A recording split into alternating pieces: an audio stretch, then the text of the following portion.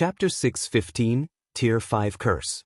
The raging black flames quickly transformed into a ferocious beast that bared its fangs and brandished its claws as it pounced on Charlinboom. At the sound of an explosion, the black flames in the air suddenly began to collapse, dissipating into nothingness. The great demon Kildred's malicious expression suddenly changed, and he no longer looked down on Charlin. Rather, he gazed at the Tier 3 divine official with solemn eyes. Even Tier 4 classes would find it difficult to deal with soul fire, yet Charlin managed to disperse it without moving in the slightest. One could just imagine what kind of power she contained. No, it wasn't the soul fire that was defeated. My mana. Kildred was horrified as he quickly discovered the true problem. His mana rapidly leaked from his body. Due to the lack of mana, he had lost control of the soul fire he had summoned, causing it to disappear. Standing at a distance, Sherfong was also shocked by Charlin's counterattack. The great demon Kildred's level plummeted, as did his tier. Level 180, level 170, level 160. In a short moment, the great demon Kildred had become a level 35 tier 2 evil spirit. He was no longer a level 180 tier 4 great demon. What have you done? Kildred asked, gaping at Charlin in abject horror. It's nothing. I just used God's Twilight, a tier 5 curse, Charlin said, smiling. While inside God's Twilight's effective area, all beings above tier 2 will be forcefully suppressed by 2 tiers. Naturally, their levels will lower as well. Upon hearing these words, Kildred instantly paled. Sherfong was similarly astonished. A tier 5 curse. This was a spell that could rival the power of a tier 6 god-ranked spell. Kildred, you can only escape this situation by defeating the adventurer before you. Otherwise, you will die here. Although Charlin's voice sounded pleasing to the ears, her words caused even a great demon like Kildred to shudder in fear. Realizing that was his cue, Sherfong unsheathed the abyssal blade and Purgatory's shadow. This should be the final test. Sherfong licked his lips as he stared at the great demon Kildred, who hovered in the air. He had always known that it would not be so easy to obtain the fragmented legendary ranked Bible of Darkness in God's domain. There was an abundance of epic items. However, fragmented legendary and legendary items that were above epic rank, were extraordinarily rare. If players wanted to obtain one, they would have to pay an unimaginable price. The fact that he had grasped a special fragmented legendary item such as the Bible of Darkness with so little trouble could already be considered a miracle in the past. To obtain a single fragmented legendary item, the various large guilds throughout God's domain would have to be busy for at least 1 to 2 months, possibly 3 to 4 months. Unless one were extremely lucky and encountered special locations such as the Star River Valley, they would have to rely on quests to obtain a fragmented legendary item. Little ant, a tier 1 swordsman like you dares to draw your sword against me, the great demon Kildred? You are indeed courageous. However, just because I have been suppressed to tier 2, you think you have a chance of defeating me? Kildred laughed angrily as he felt the sting of a deep wound to his pride. How will I know if I don't try? Sherfong laughed. He then approached the great demon one step at a time. Kildred, evil spirit great demon. Level 35. HP 1, 000, 000, 000/1, 000, 000. A tier 2 evil spirit was the equivalent of a lord-ranked monster. However, due to Kildred's intelligence, his combat power was definitely much higher than an ordinary lord. His HP, though lower than an ordinary lord, was also much higher than a player's. As Sherfong approached Kildred gradually, he suddenly discovered something fortunate. While he was under the effects of God's Twilight, all of his skills cooldowns had not only been refreshed, but they had also been reduced by half. It seems my test this time is to defeat a tier 2 evil spirit. While at my peak, Sherfong had initially been worried that he would not be able to use Blade Liberation. Now, however, it seemed that his worries were for naught. Die! The great demon Kildred roared. Suddenly, a black spear appeared in his hand. He then swooped down and jabbed the spear towards Sherfong in rapid succession. In the next moment, streaks of black light rained down on the swordsman. Tier 2 skill, Black Rain Annihilation. Sherfong did not dare to hold back. Immediately, he activated Heavenly Dragon's power and Blade Liberation. He then used the Aura of Wind's activatable skill, Wind Rider, and leaped into the air with a 280% increase to his movement speed. Shifeng's speed could rival that of a great lord. Very easily, he escaped the effective area of Black Rain Annihilation. Moreover, due to his ability to fly, he had no need to fear the great demon Kildred's ranged attacks from the air. After avoiding Kildred's Black Rain Annihilation, Shifeng proceeded to activate the Ice Blue Devil Flame, Phantom Kill, Nine Dragon Slash, Black Emperor, and Purgatory Power, instantly pushing his combat power to its peak immediately. Both sides began a fierce and deadly dance with Wind Rider active. Shifeng held an absolute advantage in terms of speed. As a result, he was able to dodge all the great demon's attacks easily. Kildred could not even make contact with Shifeng's body. On the other hand, sword lights bombarded on the scales covering Kildred's body, easily penetrating the great demon's armor chop.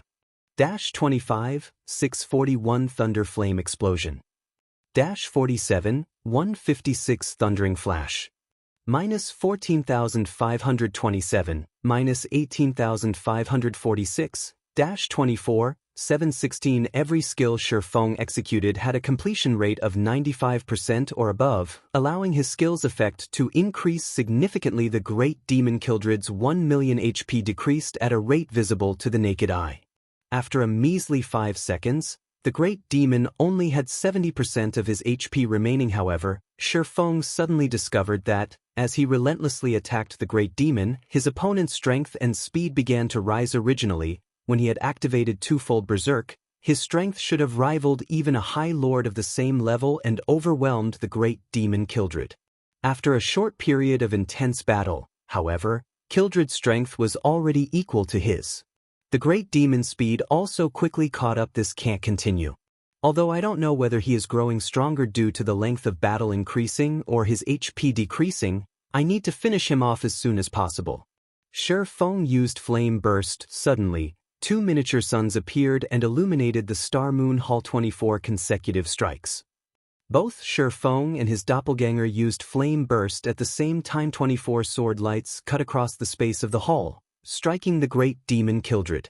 Every sword light from Shifeng dealt over -20,000 damage to the great demon. His doppelganger caused over -10,000 damage with each attack as well.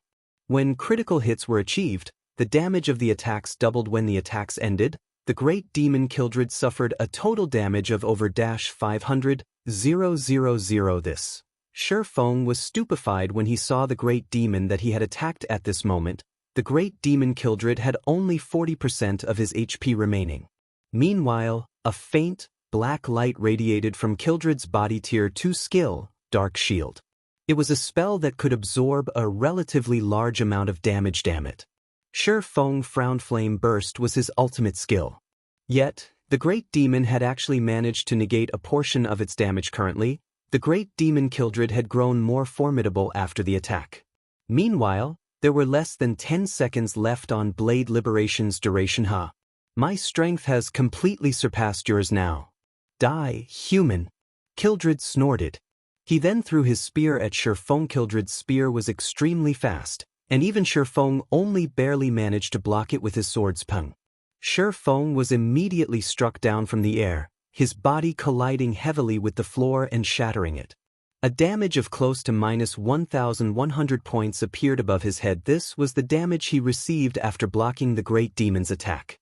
If he had failed to block the attack, he would have lost far more than a little over 1,000 HP. However, the great demon Kildred was not finished. Suddenly, Kildred split into 2 copies of himself. These 2 Kildreds looked exactly the same, and their attributes were equally frightening. In the next moment, one Kildred charged at Shifeng's doppelganger while the other charged at Shifeng. Chapter 616, Promotion to Count. 2 identical great demon Kildreds attacked Shifeng, and his doppelganger Shifeng, who had been at a disadvantage in terms of strength, had no choice but to dodge the great demon's attacks. Although Shifeng had entered the flowing water realm and could predict the trajectories of Kildred's attacks, the great demon's spear was like a venomous snake that consistently sent fatal blows towards his blind spots if any other player stood in his place. Not to mention dodging, even blocking the attacks would be difficult. Facing the unavoidable attacks, Shifeng had no choice but to block with his swords. However, The great demon Kildred's strength was simply too intense.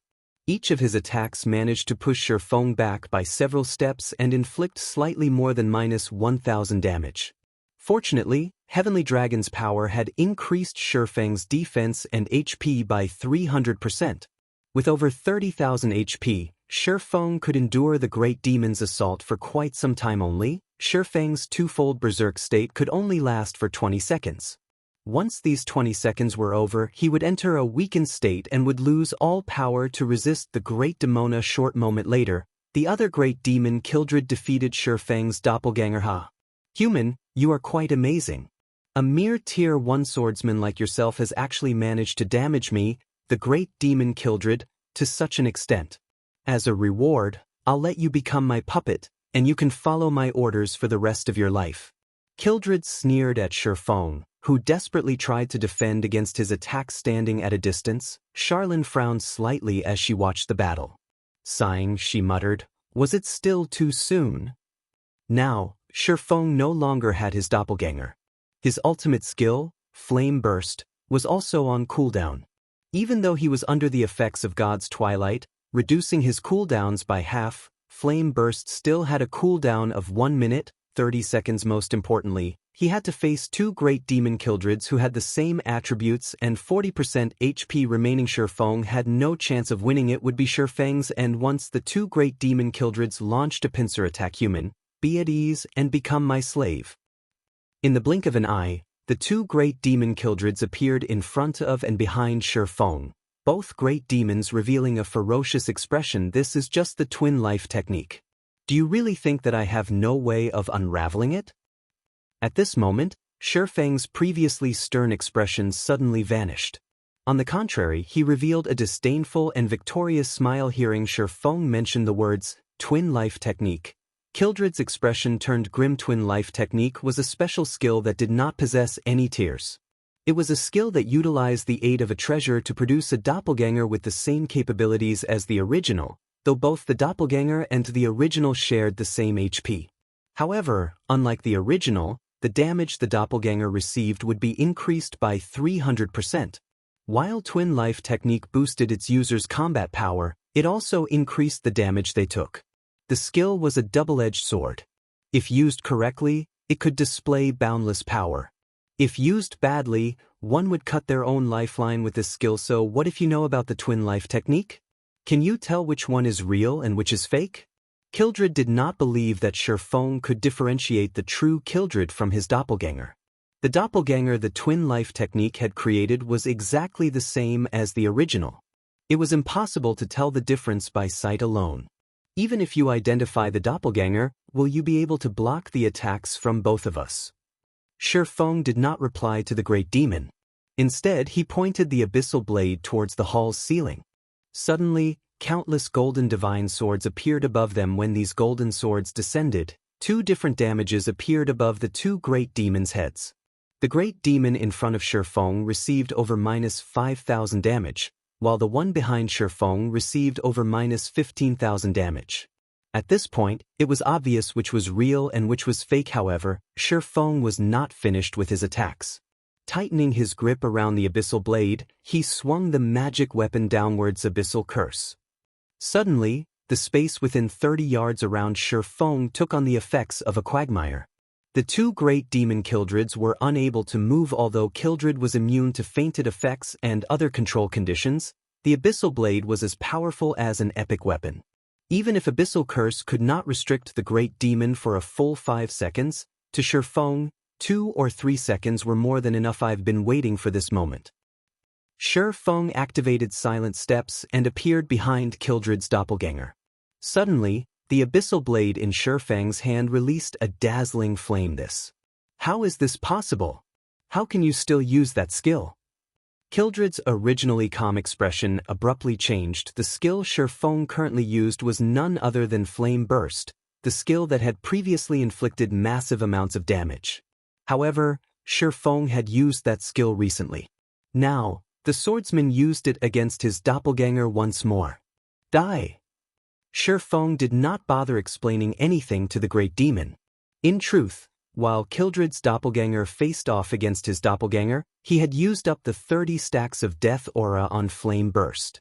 Each stack of Death Aura could reduce the cooldown of a skill by 3 seconds, and 30 stacks just happened to grant him 90 seconds.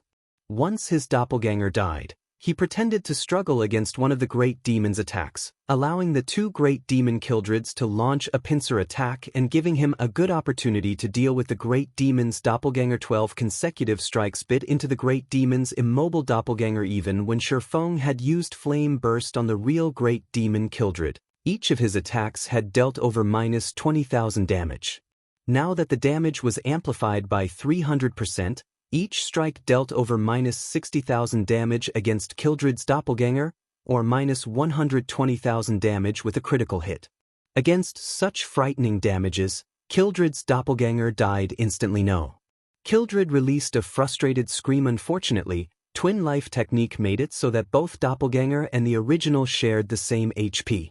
The doppelganger's death meant the original's death. The Great Demon Kildred would never have guessed that Shurfeng was a reincarnate. Not only was Shurfeng extremely familiar with many of the skills in God's domain, but he also knew the weaknesses of the various skills. After Shurfeng killed the Great Demon Kildred, a golden glow appeared around his body. Moreover, this golden glow appeared twice in a row. Shurfeng's level immediately jumped from level 32 to level 34. Such an abundant amount of EXP. Shurfeng said in shock as the class he possessed was the hidden class Blade Saint. The EXP he required to level up was double of what other players required.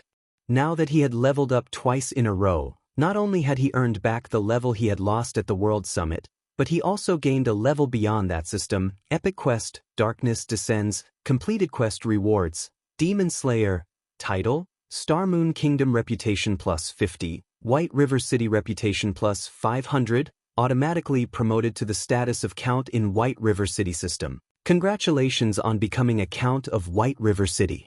You can now employ 100 guards, including 4 personal guards.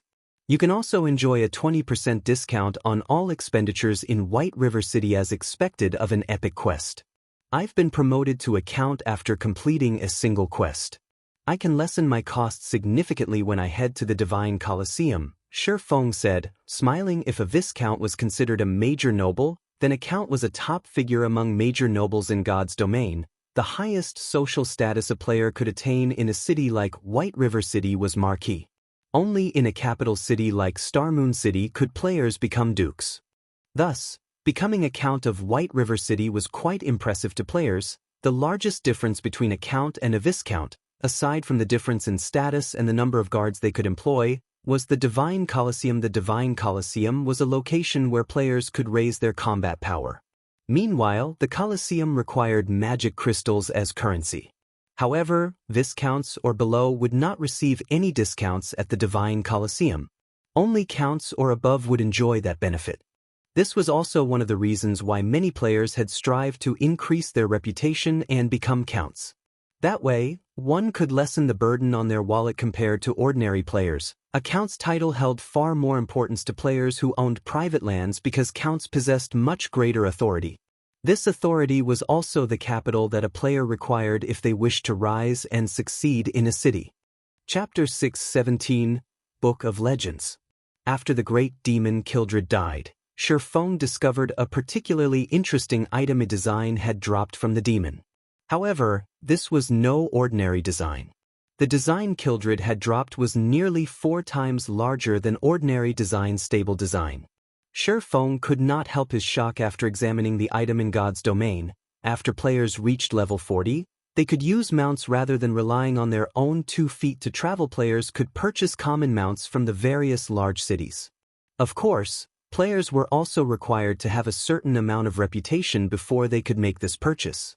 As for higher-ranking mounts, players could only obtain them through quests, raiding team dungeons, and killing high-ranking field bosses. Guild players had one other avenue to obtain a mount: the guild mount. Guild mounts were different from the generalized mounts that one could purchase from cities. They were mounts unique to guilds. They could also be considered the symbol of a guild. Not only did guild mounts possess higher movement speeds than common mounts, but they could also be upgraded. Only, upgrading a mount was very difficult. However, high-quality mounts were an ordinary player's dream. How could a guild obtain guild mounts? They could do so with the stable. In order to obtain a guild mount, a guild had to construct a stable in its residence and recruit NPCs to nurture the mount. Guild members could only purchase these mounts with guild contribution points in the past. To obtain a guild mount, many independent players had desperately tried to join a guild. As for why they were so desperate to obtain a guild mount, aside from guild mounts having higher movement speed and being upgradable, the key benefit was that the mounts had unique appearances. Guild mounts had different appearances from the common mounts one could purchase from cities, so if one rode a guild mount while roaming a city's streets, they would attract a lot of attention. Not only could a guild mount serve to raise the reputation of its rider, but they were great icebreakers. The mounts one could purchase from cities only consisted of horses. The only difference between them was their coloring. However, guild mounts were not limited to horses. There were many other rideable species. Based on Shifeng's knowledge, there were several thousand mount species in God's domain. Hence, most guilds would have their own unique mounts. Why were there so many species of guild mounts?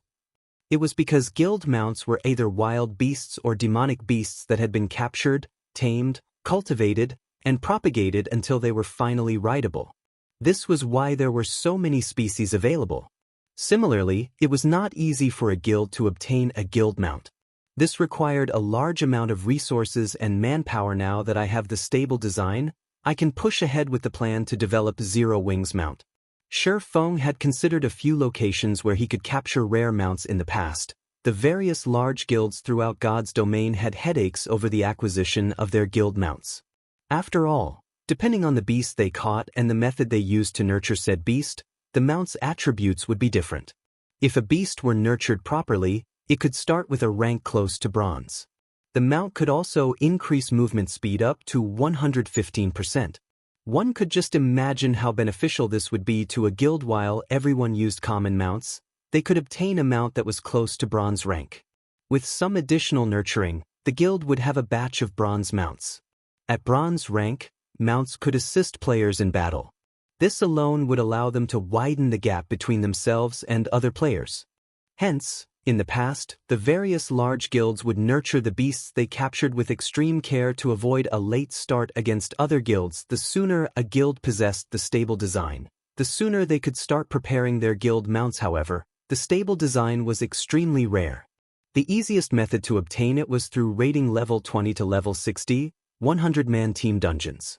Only, the drop rate for the design was abysmally low. In the past, even when guilds had offered to purchase a stable design for 5,000 or 6,000 gold, nobody was willing to sell theirs. Initially, Shifeng had planned to wait for everyone in the guild to grow stronger before raiding 100-man team dungeons. Now that the great demon Kildred had dropped this design, it had saved him plenty of time. After Shifeng stored the stable design excitedly, Charlene closed the Bible of Darkness and turned to Shifeng, saying softly, "Not bad. You actually managed to defeat the great demon Kildred. However, even though Kildred is dead, why is there still such a dense power of darkness lingering around you?" Seeing Charlene's confused expression, Shifeng quickly came to an understanding. He then retrieved Moloch's ring from his bag, saying, "This should be why." Moloch's ring. Charlene instantly recognized the ring.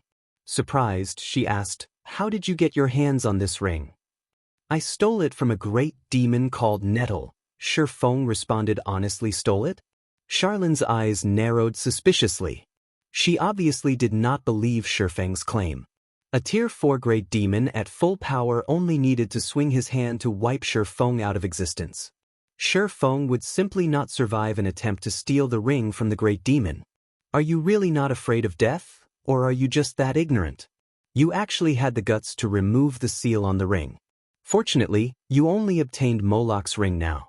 I guess you are somewhat lucky. Legend has it that Moloch's ring is related to the fall of the Lord of Balrogs. Moreover, this ring is a complete legendary item. With your strength, this ring will devour you very quickly. Devour? Shifeng thought back to when the great demon Nettle had chased after him. If not for his good luck, he would have certainly died. When I say devour, I mean it in the literal sense. Do you really think a legendary item is easily controlled? Charlene rolled her eyes at Shifeng. Based on what I know, several hundred years ago, the demon that guarded this ring was a Tier 5 Great Demon King.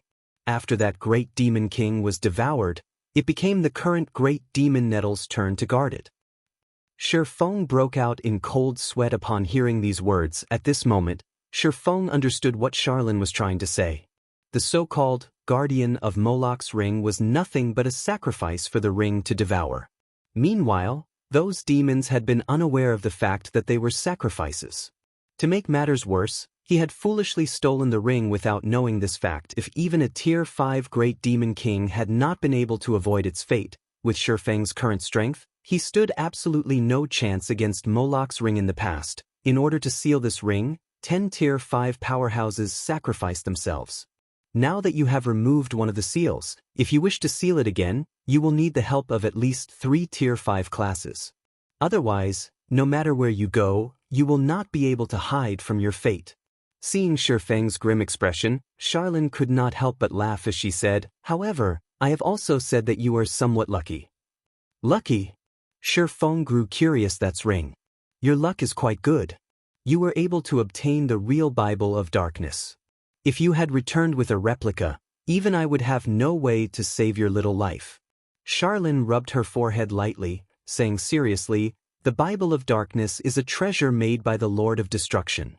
If one wields the Bible of Darkness, they can rule over every demon in existence. The Lord of Balrogs is no exception.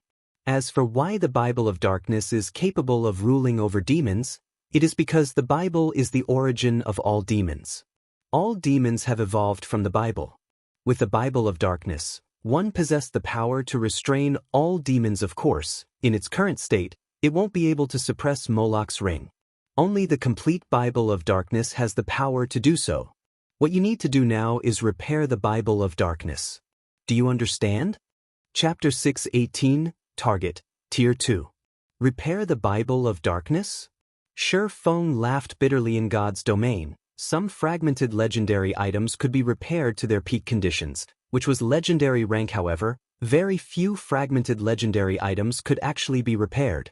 Otherwise, legendary items wouldn't have been so rare in the past. In the case of the fragmented legendary ranked Heavenly Dragon's Breath, the ring's description clearly expressed how it could be repaired. In the case of the Bible of Darkness, however, the description only provided a vague clue. How was he supposed to repair it? Of course, it won't be easy to repair the Bible of Darkness. With your current strength, you can't repair it at all. Fortunately, you have only removed one seal on Moloch's ring thus far. You still have enough time to prepare, Charlene said slowly after perceiving the current state of Moloch's ring with her magic. Lady Charlene, how long do I have? Shifeng asked rather anxiously. That depends on you. Charlene smiled as she glanced at Shifeng. Me? Shifeng was stunned. That's right. The stronger you are, the more time Moloch's ring will need to accumulate enough power to devour you. Based on your current level, you have roughly 50 to 60 days. It would be the best if you reach Tier 2 within 50 days. If you can do so, Moloch's ring will require far more power to devour you. Of course, there is a catch. If you continue releasing the seals on the ring, the speed at which the ring accumulates power will grow. Hence, the deadline depends on you. Hearing Charlene's explanation, Shifeng immediately came to a realization. In the past, the first top-tier expert to have been promoted to a Tier 2 class appeared 3 months after God's domain launched. However, Shifeng was a Blade Saint. He required twice as much EXP as ordinary classes to level up. Although he was a reincarnator, it would still be somewhat difficult for him to become a Tier 2 class within 50 days. The issue wasn't leveling speed, but that the advancement quest was too challenging and time-consuming. Hence, in the past, even top-tier experts had only obtained their Tier 2 classes 3 months after the game launched. The advancement quest for hidden classes were far more difficult, and the time required to complete them was much longer.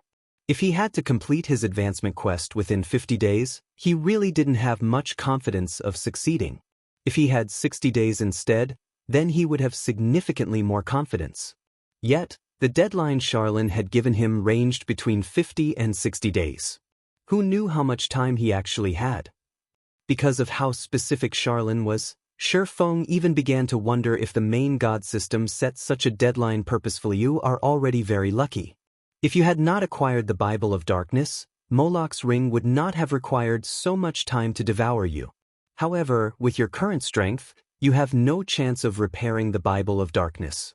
Look for me again once you are promoted to Tier 2. Charlene waved her hand lightly. The Bible of Darkness then floated to and hovered before Feng. All right. Don't forget about the task I gave you. Finished speaking, Charlene vanished. There was no trace of her throughout the Star-Moon halls. Will projection? Feng stated, shocked when he saw Charlene disappear. Will projection was not a profound skill or something similar. It was an ordinary Tier 4 skill. In the past, many Tier 4 magical class players had known how to use the skill. However, the doppelganger summoned through will projection only possessed a small portion of the original strength. The doppelganger could not be used as a fighting force. It was a skill normally used for probing and reconnaissance. Yet, it had not been Charlene who had summoned a demon gate and suppressed a Tier 4 great demon with a Tier 5 curse, but her doppelganger. Charlene had easily completed these feats by relying on a weakened copy. In terms of strength, she definitely stood at the very top among Tier 5 NPCs. When Feng recovered from his shock, he discovered that the Bible of Darkness had undergone some changes. Bible of Darkness, fragmented legendary item. The Bible of Darkness had been destroyed during the Great Destruction. However, the power of darkness contained within the Bible is extreme. If one can gather the other fragments, they can restore the Bible's power, gaining dominance over all demonic creatures and become the Lord of Demons. Skill 1. Demon Summoning summons the demon gate with the power of darkness, calling forth a random demon that is no higher than 1 tier and 10 levels than the summoner. Maximum tier cannot exceed Tier 5. The holder of the Bible of Darkness can command the summoned demon for up to 5 hours cooldown, 3 hours. Skill 2. Gate of Darkness allows teleportation to the Dark Denver. Can also be used in the Dark Den to teleport to the outside world. Can teleport a maximum of 5 people at a single time. Cooldown, 1 day. Skill 3. Light of Darkness. Strengthen a player with the power of darkness, allowing said player to wield the power of darkness. Can strengthen up to a maximum of 600 people. Every player strengthened provides 1 source of darkness to the wielder of the Bible of Darkness. Skill 4. Power of Darkness. Fill your body with the power of darkness, increasing all attributes by 60%, decreasing cooldown of all skills by 30%, and increase damage by 50%. Duration will be equal to the number of source of darkness * 1 second. Power of darkness cannot stack. Can only strengthen players up to a maximum of Tier 5 classes. Cooldown, 6 hours. So, that's the case. It's no wonder Fantasy Extinguisher had stopped using the Bible of Darkness replica after reaching Tier 4. Feng was overjoyed after seeing the Bible of Darkness's attributes in the past. There had been 2 reasons why Fantasy Extinguisher was able to become a tyrant among Tier 3 classes. One was his reliance on the demon he summoned, and the other was the power of darkness. However, the demons Fantasy Extinguisher could summon had only been as strong as their summoner, possessing the same tier.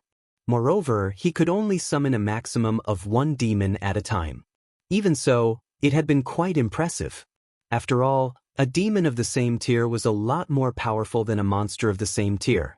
Although it still could not compare to a fine gold-ranked personal guard, demons that died could be resummoned. On the other hand, if a player's personal guard died, they would have to go through a lot of trouble to resurrect said guard. However, the Bible of Darkness replica Fantasy Extinguisher had obtained most likely could only be used up to Tier 3. On the other hand, the real article in Feng's hand could be used up to Tier 5. The gap between the real and the fake was massive. The most frightening aspect of the real Bible of Darkness was the fact that it was capable of summoning a demon that was 1 rank higher than the summoner. Feng was currently Tier 1, so he could summon a Tier 2 demon. When he reached Tier 2, he would be able to summon a Tier 3 demon. With this, who could possibly challenge him? The only unfortunate thing was that the skill summoned a random demon. There was no guarantee that he would summon a demon of a higher tier. Meanwhile, Power of Darkness was a berserk skill that was famous throughout God's domain. Although the skill did not increase one's attributes much, its duration was extremely long. It was at least 2 or 3 times longer than ordinary berserker skills. Moreover, there were no side effects. Fantasy Extinguisher's power of darkness lasted 6 minutes, while mine can last up to 10 minutes. Even the number of people I can buff has increased to 600. Shifang's heart burned with passion when he thought of forming his own Black Demon Legion, a Black Demon Legion with a total of 600 members. As long as the members of the Black Demon Legion were around the same level, they could definitely go on a crusade against a town controlled by the forces of darkness, capturing it and constructing their own guild town. Shifang then stored the Bible of Darkness. The Bible of Darkness was not equipment. It could take effect even from inside a bag. Hence, it was extremely difficult for others to plunder it. Now that Shifang had the Bible of Darkness, he would not waste any more time. He immediately departed from the library and headed towards Zero Wing's residence by way of horse carriage. On his way, Shifang contacted Aqua Rose. Aqua, have the members of the main force gather at the residence. Shifang said, Guild leader, the main force is currently raiding a dungeon. Our efforts will go down the drain if we recall them now. Many guilds in White River City have already reached the final boss. Aqua Rose did not understand Shifang's intentions. Currently, the various large guilds in White River City desperately vied for the first clear of the 50-man team dungeon, Ruins of the Crow God. If they recalled Zero Wing's main force right now, they would have wasted a lot of precious time. Relax, it won't be a problem. Shifang was very familiar with the final boss in the Ruins of the Crow God. It will not be that easy to raid. Smiling, he said, moreover, I'm calling them back to help them clear the dungeon. Guild leader, are you serious? Aqua Rose grew excited. To conquer the Ruins of the Crow God, the various large guilds had tried every hand and exhausted every ounce of brainpower they had. They have never encountered such a difficult dungeon boss before. They were truly helpless against it. Everyone could only try to force their way through the boss again and again. If they had a raiding strategy, then they would have a much easier time dominating the dungeon. Of course. When have I ever lied to you? Shifang laughed. Okay, I'll notify them right away. Aqua Rose's eyes shone with renewed passion. After disconnecting her call with Shifang, she immediately notified Zero Wing's main force. Chapter 6:19, Generation of Talents. Inside the 50-man team dungeon, the Ruins of the Crow God, a black crow that stood over 30 meters high currently spewed endless blue flames, turning the surrounding landscape into a sea of fire. Any players that came into contact with these blue flames would die within 3 seconds. This black crow was none other than the final boss of the dungeon, the Bluefire Crow King. Bluefire Crow King High Lord, level 28. HP 10, 000, 000, 000/10, 000, 000. Although a High Lord rank dungeon boss was slightly weaker than a field boss of the same level and rank, its HP was several times higher. In addition, dungeon bosses also possessed some special skills, making them much harder to take down than field bosses. It was especially true for the final boss of a dungeon. These bosses usually possessed very high intelligence, so they knew how to strike at a team's weak points. Because of this, survival demanded significantly more cooperation between players. To put it simply, the final boss of a dungeon was a test of sorts of a team's ability to work with each other. If one wished to emerge victorious against such a boss, there were only 2 ways to do so. The first was to rely on the composite strength of teamwork. The second was to rely on overwhelming power. However, to the current players in God's domains, both were extremely hard to achieve. Careful! Dodge the flames. Anyone who has touched the flames, distance yourselves from the group immediately. Fire Dance shouted sternly. These blue flames were one of the Bluefire Crow King's team wipe skills. It would have been fine if the Sea of Fire only prevented players from approaching the High Lord. However, these flames were like a plague. Players who had touched the fire would inflict -2,000 damage to other players within a radius of 10 yards once every 3 seconds. That amount of damage was more than half of a cloth armor class's HP. Moreover, this plague formed a chain reaction, jumping from player to player as they neared their teammates. If not dealt with properly, the debuff would make quick work of the entire team. Fortunately, none of the 50 players present were greenhorns. They had already fought the Bluefire Crow King dozens of times, so every one of them was extremely familiar with the High Lord's attacks. The moment the Crow King began to spew the blue flames, everyone instantly moved to dodge the attack. However, the flames still struck a few unfortunate players, so they had no choice but to distance themselves from the rest of the team. After the Bluefire Crow King stopped spewing its fire, it squinted as it focused on one of the healers standing at the rear line. Flapping its wings, it created a storm as it soared into the sky. The Crow King then spread its massive wings, blotting out the sun as it prepared to swoop down towards that healer. Damn, it's targeting Violet. Fire Dance frowned. Hurriedly she shouted, "Cola, use Iron Will." "Oh!" Cola, who was as robust as a bear, shouted. In the blink of an eye, his body began to emit a golden glow, making it impossible for others to ignore him. Cola instantly attracted the Crow King's attention. The crow wings, steel-like wings, then descended on Cola's head. Iron Will, Tier 1 skill, forces all nearby enemies to attack user and increases defense by 70% for 4 seconds. If enemy ignores user, strength increases by 70%, speed increases by 100%, and damage increases by 100% for 5 seconds. Cooldown: 2 minutes. A Guardian Knight's strength was already quite high. If Cola's strength increased by another 70% and his damage increased by another 100%, even a boss of the same level would find his attacks too much to bear. Hence, the Crow King had no choice but to attack Cola. Boom!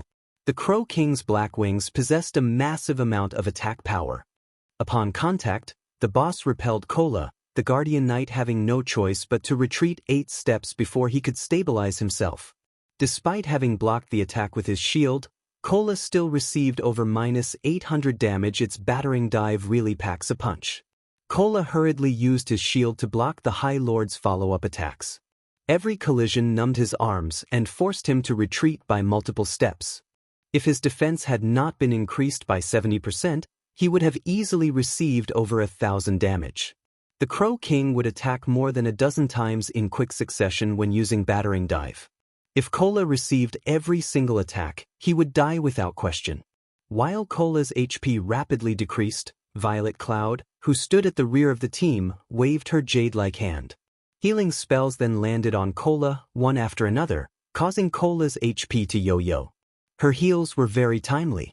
In the end, Violet Cloud managed to stabilize Cola's HP above a safe threshold, letting the Guardian Knight avoid the fate of instant death at the hands of the Bluefire Crow King. Thanks to Violet Cloud's precise and powerful healing, the entire team had an easy time dealing with the Bluefire Crow King.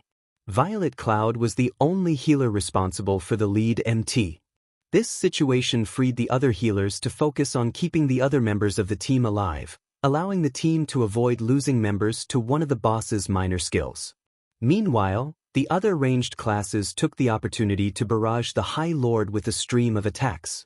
When Cola's Iron Will ended, the Bluefire Crow King shifted its focus back to Violet Cloud.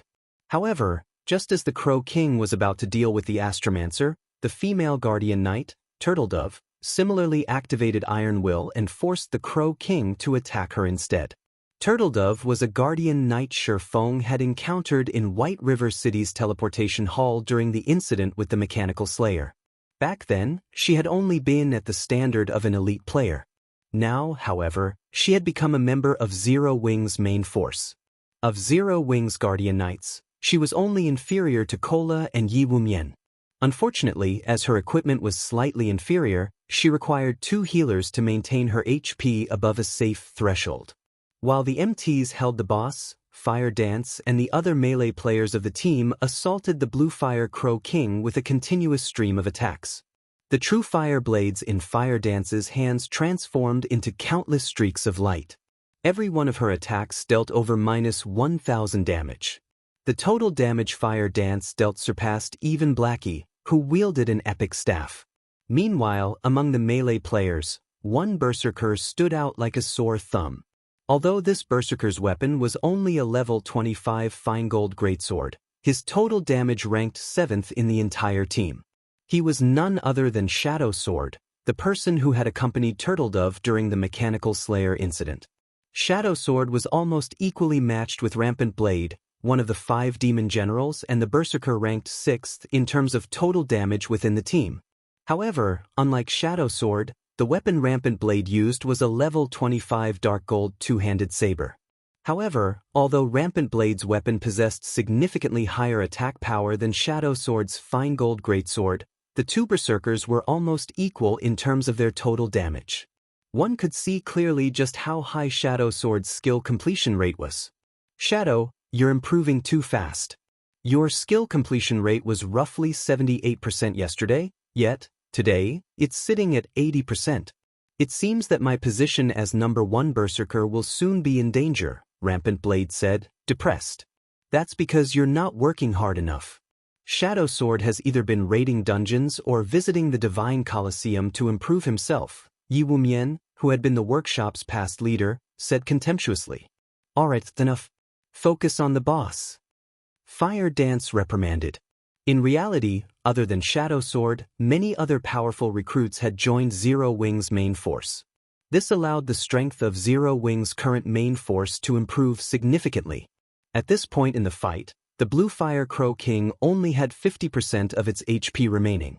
Die, intruders! The Bluefire Crow King bellowed. Koa, take care of the boss. The other MTs and melees will deal with the small mobs. Fire Dance shouted, her expression turning grim. A moment later, over a dozen 3-meter-tall Bluefire Crows descended from the sky. Every one of these Bluefire Crows was a level 28 special elite, each with 300,000 HP. It would be extremely difficult with them all. If players did not dispatch these Bluefire Crows swiftly, these monsters would grow using the only skill they possessed, growth. When the Bluefire Crows used this skill, they would instantly become chieftain-ranked monsters, their maximum HPs reaching 700,000. If the battle dragged on for too long, they could even become lords that possessed 1,500,000 HP. Even a more powerful team could not contend with a high lord in addition to over a dozen lords. A few minutes later, a group of players emerged from the ruins of the Crow God's Resurrection Point. Meanwhile, quite a few teams took this chance to relax around the Resurrection Point. Among them were the various large guilds of White River City. The Bluefire Crow King had wiped them all out. When everyone saw this new group of players appear, they all could not help but gaze at these players with admiration. This group was none other than Zero Wing's main force. They were the team with the best equipment of all the teams in White River City. Those Bluefire Crows are too difficult to deal with. Our overall DPS is still too low, Blackie stated dispiritedly. It would be awesome if Guild Leader joined us. With his DPS, we can breeze through this boss. The other members of Zero Wing's main force nodded in agreement. In their opinion, Shifeng was no longer a human. He alone could serve as an entire team. Suddenly, Fire Dance received a call from Aqua Rose. After exchanging a few words, joy appeared on Fire Dance's face. Let's head back to the city and rest for a bit, Fire Dance said through the team chat. Return? Aren't we supposed to try 5 or 6 more times today? Blackie asked, surprised. Didn't you want Guild Leader to raid with us? Fire Dance grinned. Guild Leader has just returned, and he's telling us to head back to the residence immediately. He says that he has something to tell us and that it's related to the dungeon. Really? Everyone was suddenly excited. We'll know once we get back. Saying so, Fire Dance took out a return scroll and began chanting. Everyone else followed her example, one after another. Look, Zero Wing's main force is leaving. Are they giving up on the dungeon? Probably. The final boss of the ruins of the Crow God is really too powerful. They must have guessed that no team will clear it anytime soon, so why bother wasting their time here? Many teams that had watched Zero Wing carefully before chatting among themselves. Chapter 6:20 Frightening Power of Darkness. After Zero Wing's main force left the ruins of the Crow God, the news spread like wildfire. If one were to point out which guild in White River City had the highest chances of obtaining the first clear of the ruins of the Crow God, it would undoubtedly be Zero Wing. Not only did Zero Wing's team possess excellent equipment, but it also had plenty of experts. Following Zero Wing would be Overwhelming Smile and the other guilds. It was especially true for the recently established guild, Heaven's Burial. The new guild's rating speed was only slightly slower than Zero Wing and Overwhelming Smile leader. It seems that Zero Wing has left. A level 28 ranger in gray reported to a youth in white robes. Everyone's already at the point of clearing the dungeon, yet Zero Wing has given up? The white-robed youth pondered the situation. He was greatly confused about Zero Wing's actions. Leader, Zero Wing must have determined that they aren't able to raid the final boss and gave up. A gorgeous woman wearing low-cut crimson robes commented, smirking. Everyone talks about how Zero Wing has so many experts. Now, however, it seems that they only amount to this. Despite our Heaven's Burial having such a late start, we still caught up to Zero Wing's raid progression of the ruins of the Crow God, reaching the third phase of the final boss. As long as we familiarize ourselves with the boss's third phase, today might be the day we surpass Zero Wing and become the first guild in White River City to reach the fourth phase of the final boss. Hearing this beautiful woman's words, pride appeared on every face in the team. Leader, just ignore Zero Wing. We are the experts the company has recruited. Zero Wing arrived in White River City only a few days before us. If we had arrived earlier, Zero Wing would not necessarily be White River City's overlord, a tall and robust level 28 berserker said, laughing. Although Heaven's Burial was a newly established guild, the power backing the guild was much stronger than even the power behind Overwhelming Smile. Moreover, their company had paid a huge price to recruit quite a few well-known experts in the virtual gaming world. Among them, the commander of Heaven's Burial's main force, Flame Blood, had been crowned as one of the top 10 newcomers of the virtual gaming world during the previous year. He had once been an expert who had become an overlord in a large-scale virtual reality game. Now that Flame Blood and so many other experts have arrived in White River City, if they could not surpass Zero Wing, they would have wasted their many years of playing virtual reality games indeed. Regardless of what Zero Wing does, we will be the ones to obtain the first clear of the ruins of the Crow God, Flame Blood said, revealing a refreshing smile. Soon, Ghost Shadow and the others will arrive. At that time, Heaven's Burial will claim the ruins of the Crow God in one fell swoop. Hearing the name, Ghost Shadow, a hint of reverence appeared in everyone's eyes. The Ghost Shadow Workshop was one of the industry's first-rate gaming workshop. It had came conflicted with super guilds in many virtual reality games before. The strength of the workshop's core members was extraordinary.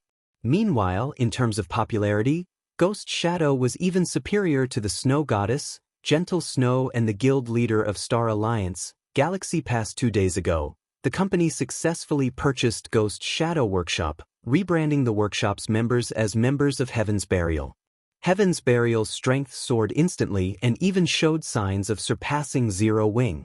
Aside from Heaven's Burial, Overwhelming Smile had also made ample preparations in order to conquer the ruins of the Crow God. Warwolf, who had been based in Maple City, had come to White River City. In addition, he brought with him a group of experts with domineering auras. If Sher Feng were present, he would definitely be shocked, as a few of Warwolf's team actually consisted of Ouroboros's top combatants. Among them was the gifted Soaring Snake, who had undergone a massive change. Not only had he reached level 29, but he also carried 2 blue longswords whose quality could not be determined. The 2 longswords looked identical, and it was obvious that they were a set. Brother Wolf, now that Zero Wing has given up, the rest will be up to you. Feng Xianyang addressed Warwolf respectfully after facing a series of failures. Feng Xuanyang's position in Underworld had fallen significantly. However, he had not given up. As long as Overwhelming Smile obtained the first clear of the ruins of the Crow God, he still had a chance to make a comeback. Hence, he had specifically invited Warwolf and the others to help him. Young Master Feng, you can rest assured. God's domain is not a one-man game. Even if Black Flame is more powerful, his capabilities inside a large-scale dungeon are limited. With Boss Wolf taking the lead with our expert support, the ruins of the Crow God's first clear will be ours for the taking, an elementalist said confidently. Warwolf only nodded silently. After the third evolution of God's domain, the powers backing the various large guilds had begun placing importance on the experts in God's domain. As Warwolf possessed extraordinary strength, his position in Underworld rose rapidly. Not only did Underworld supply him and his team with all sorts of resources, but the organization had also mobilized the guilds under their control in order to gear up Warwolf and the others. In terms of equipment, their team was only slightly inferior to Zero Wing's main force right now. While Overwhelming Smile and Heaven's Burial prepared to go all out in raiding the ruins of the Crow God, things were getting extraordinarily lively in Zero Wing's residence in White River City. Guild leader is finally willing to lead us in a dungeon. I want to see just what sort of reaction those bastards from Overwhelming Smile will have once we leave them in our dust. Kola laughed loudly. Guild leader said that he would lead us in a dungeon the last time.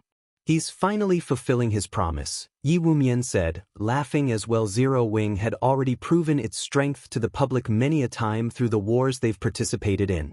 However, regardless of how capable a guild was in PvP, their ability to raid large-scale dungeons was far more important. Only when they obtained the first clear of the ruins of the Crow God would they truly stabilize their position as White River City's overlords. Otherwise, other guilds would always try to rise up and overtake Zero Wing. However, compared to White River City's overlord position, what everyone truly anticipated was for Shifeng to lead them in a large-scale dungeon personally. That way, they could learn far more from him. It would be a huge help towards improving their own strength. A moment later, the doors of the meeting room abruptly opened. Shifeng slowly entered the room. He had already used the demon mask to recover Black Flame's appearance. Although there were no changes to Black Flame's character, his aura was much stronger than before. Everyone was shocked by this change. Originally, Shifeng's aura had been contained, making him seem like only an ordinary passerby. However, after undergoing a series of challenges that pushed him to his very limits, his strength had improved vastly. At this moment, his previous strength could not compare. He would require some time before he could sheath his aura once more. Taking his seat on the guild leader's throne, Shifeng swept a glance over everyone present and said slowly, "The reason why I've called you guys back is to notify you of one thing. You could also say that this is a core secret of Zero Wing." Upon hearing the words core secret, everyone immediately fell silent. "There's no point in just telling you. I'll give you a demonstration," Shifeng announced, smiling faintly. He then shifted his gaze to the Berserker Shadow Sword, saying, "Shadow Sword, come over here for a moment."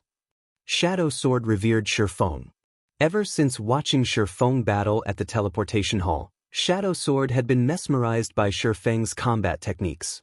He had watched and learned from Shifeng's battle videos repeatedly, hoping to grasp even the tiniest fraction of Shifeng's techniques. Hearing Shifeng call for him, despite his normal calm, he involuntarily grew excited. Immediately, he walked up to his guild leader. Shifeng stretched out his hand, a black ball the size of a fist suddenly condensing in his palm. The center of the ball looked like a miniature universe. It was fascinating. Shifeng snapped his fingers. This black ball then melded into Shadow Sword's body. When this black ball vanished into Shadow Sword's body, the Berserker's aura changed. Suddenly, Shadow Sword released a frightening aura resembling that of a demonic beast. This is... Shadow Sword looked at himself in shock. He had never experienced such a strong force before. With Shadow Sword's astounded reaction, there was no need to mention everyone else's, who possessed acute 5 senses so strong. Fire Dance faintly felt a sense of danger when she looked at Shadow Sword. Chapter 621, Sensation. As the commander of Zero Wing's main force, Fire Dance had a very clear understanding of every member's strength. Although Shadow Sword had improved quite significantly during this period, his combat power only ranked slightly above average for the team. He was not capable of making her feel even the slightest hint of danger. However, the Shadow Sword standing before her was vastly different. It was as if he had transformed into an ancient beast, dangerous and threatening. In the blink of an eye, after receiving Lei Bao and Shifeng's continuous guidance, Fire Dance had mostly learned how to control her body's power. She had already taken half a step into the refinement realm. Her skill completion rates hovered around 85% as a result. She was considered a true top-tier expert after factoring in the powerful attributes of her Tier 1 set equipment, the Dark Melody set equipment. Very few players could triumph over her. Only monsters like Shifeng could possibly defeat her. Now, Fire Dance felt that Shadow Sword had a chance against her. One could just imagine how massive of a buff Shadow Sword had received Guild Leader. What is going on here? Aqua Rose fixed her gaze on Shifeng. She very much wanted to know what had just happened. Everyone present turned to Shifeng as well, all of them sharing the same thought as Aqua Rose. If a few more of their team members suddenly become as strong as Shadow Sword, they would no longer be stuck at the Bluefire Crow King's third phase. Every player here was a core member of Zero Wing. To ordinary players, they were considered absolute experts. Not only did they possess incomparably acute senses, but their intuitions were also very sensitive. Only by sheathing one's aura perfectly could they fool these players. Shifeng during their previous encounter was an example. Before this, he could hide his aura completely and disguise himself as an ordinary passerby. Players only realized what a monster Shifeng actually was after he took action. Seeing the fervent gazes directed at him, Shifeng could not help but laugh as he said, "I obtained an item that can increase a player's strength. As for how much of an improvement it grants, you guys can see that for yourselves." The power of darkness could increase a player's basic attributes by 30%. An increase of 30% was the equivalent of a player's combat power reaching a whole new level. For example, if a player possessed Tier 1 intermediate combat power, after their attributes increased by 30%, their combat power would approach the peak of Tier 1. Shadow Sword was currently level 28, and his strength was near the top of Tier 1 intermediate. He was close to approaching Tier 1 advanced. After the power of darkness's enhancement, his combat power would rise to the peak of Tier 1. Meanwhile, Fire Dance, who was currently level 30, already possessed combat power at the peak of Tier 1. Facing Shadow Sword, who similarly possessed combat power at the peak of Tier 1, it was only natural for Fire Dance to feel some danger from the Berserker. Of course, the power of darkness did not permanently increase a player's attributes. Rather, it gave players a Berserk skill that they could activate freely. Only, this Berserker skill had a slightly longer duration than ordinary Berserk skills.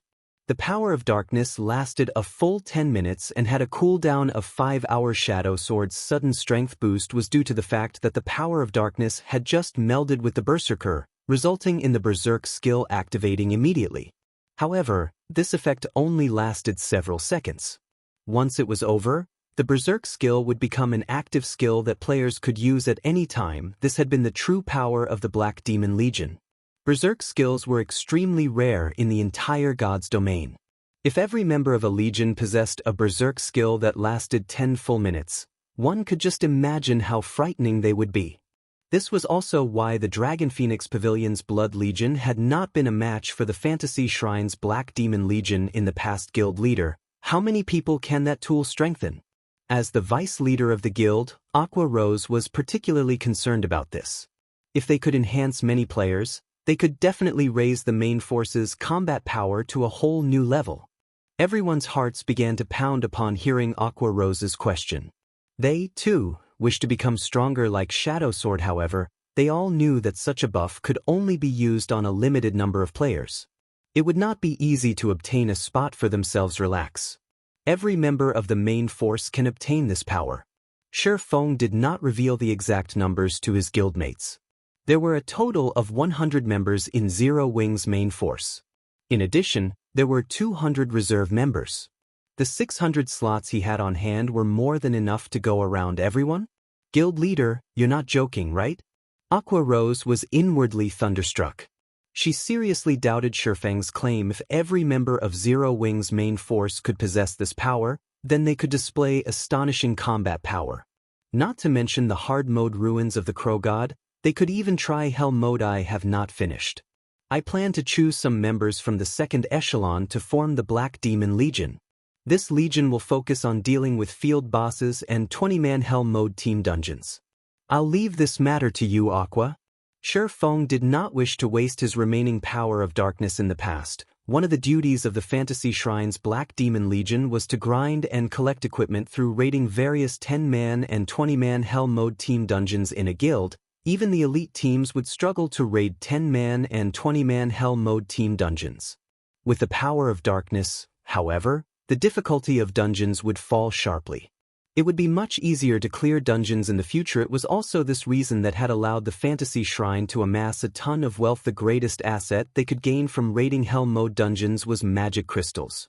Normal mode dungeons very rarely dropped magic crystals. However, it was a different story for Hell Mode dungeons. The drop rate in Hell Mode dungeons was more than 10 times that of normal mode. The magic crystals could then be used to train the guild's elites and experts. Hence, Fantasy Shrine's overall strength had steadily increased in the past.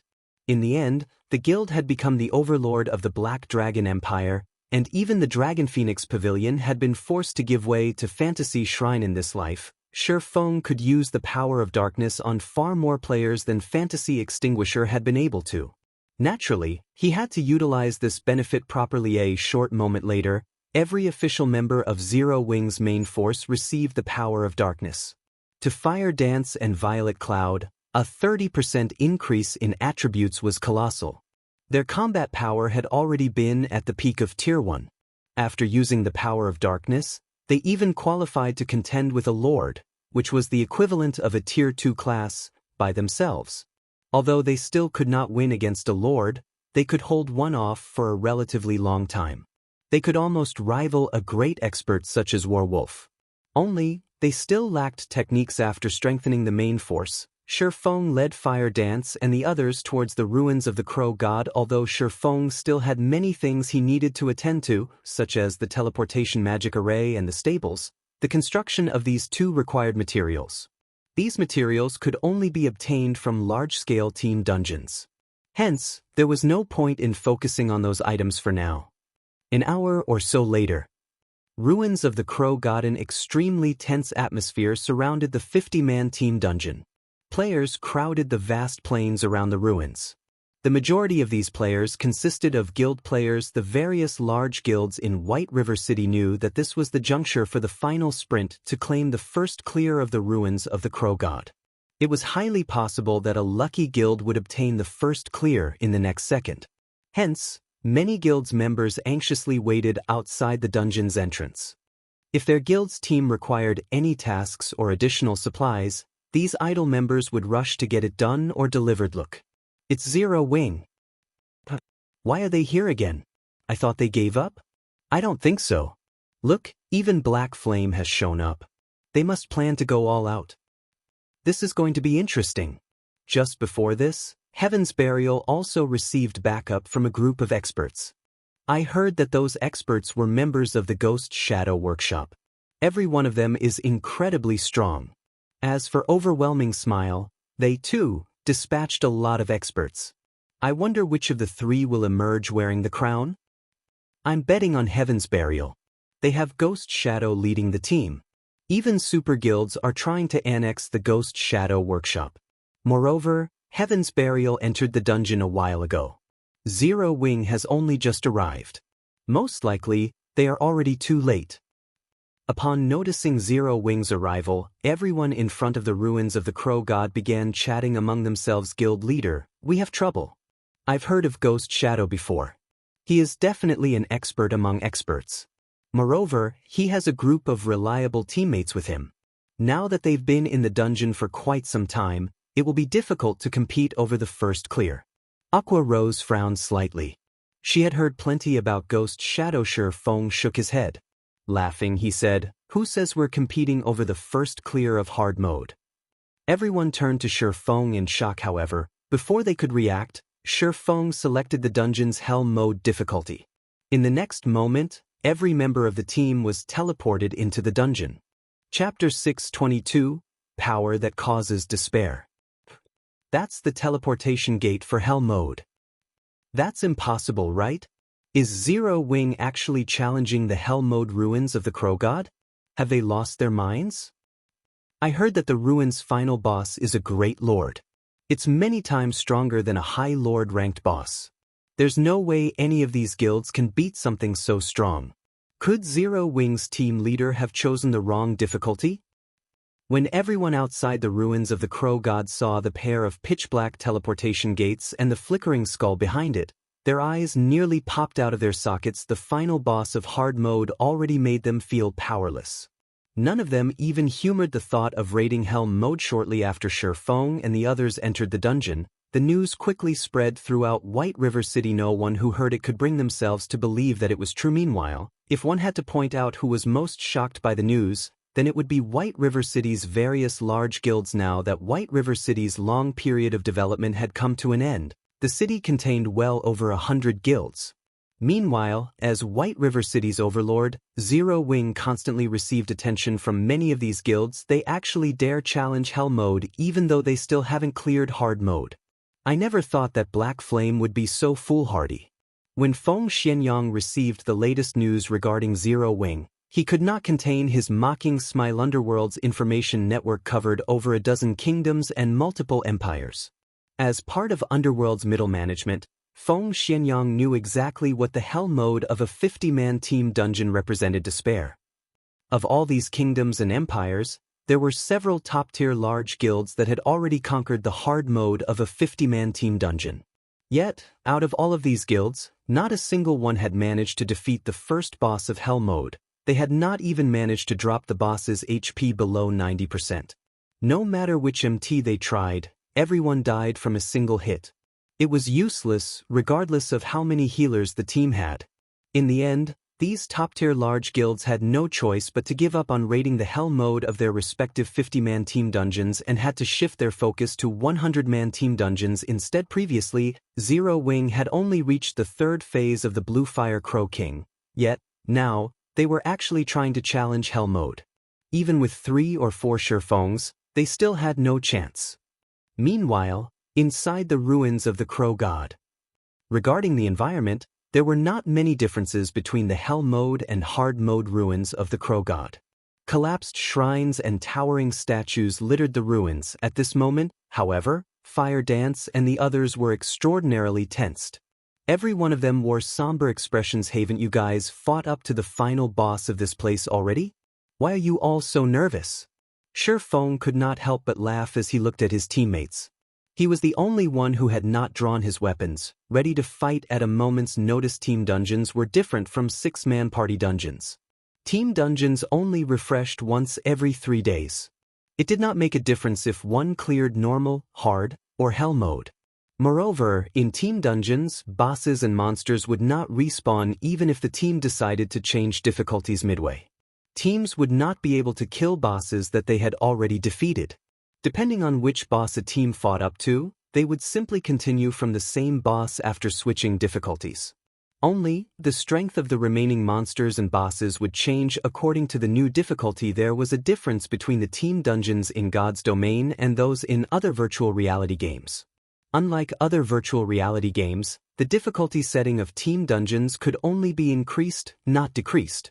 In other words, if a team raided hard mode and defeated the first boss, but failed to defeat the second boss, they were not allowed to lower the difficulty to normal mode to continue raiding the dungeon from there. If they wished to change the difficulty of the dungeon, they could only raise it to Hell mode. Previously, Fire Dance and the others had fought up to the final boss. Now that they had selected Hell mode difficulty, the path to the final boss was quite safe. Everyone felt a little embarrassed when they heard Feng's questions. They had an instinctive fear of Hell mode. Alright, let's take a look at the Bluefire Crow King, Feng said, laughing. Fire Dance then led the way towards the final boss's nest. Meanwhile, as Feng followed, he called up the system interface. He was currently level 34 and was already far above the maximum level limit, level 30, to obtain the dungeon's first clear. He needed to reduce his level. Moreover, the Hell mode Bluefire Crow King was not a trivial opponent.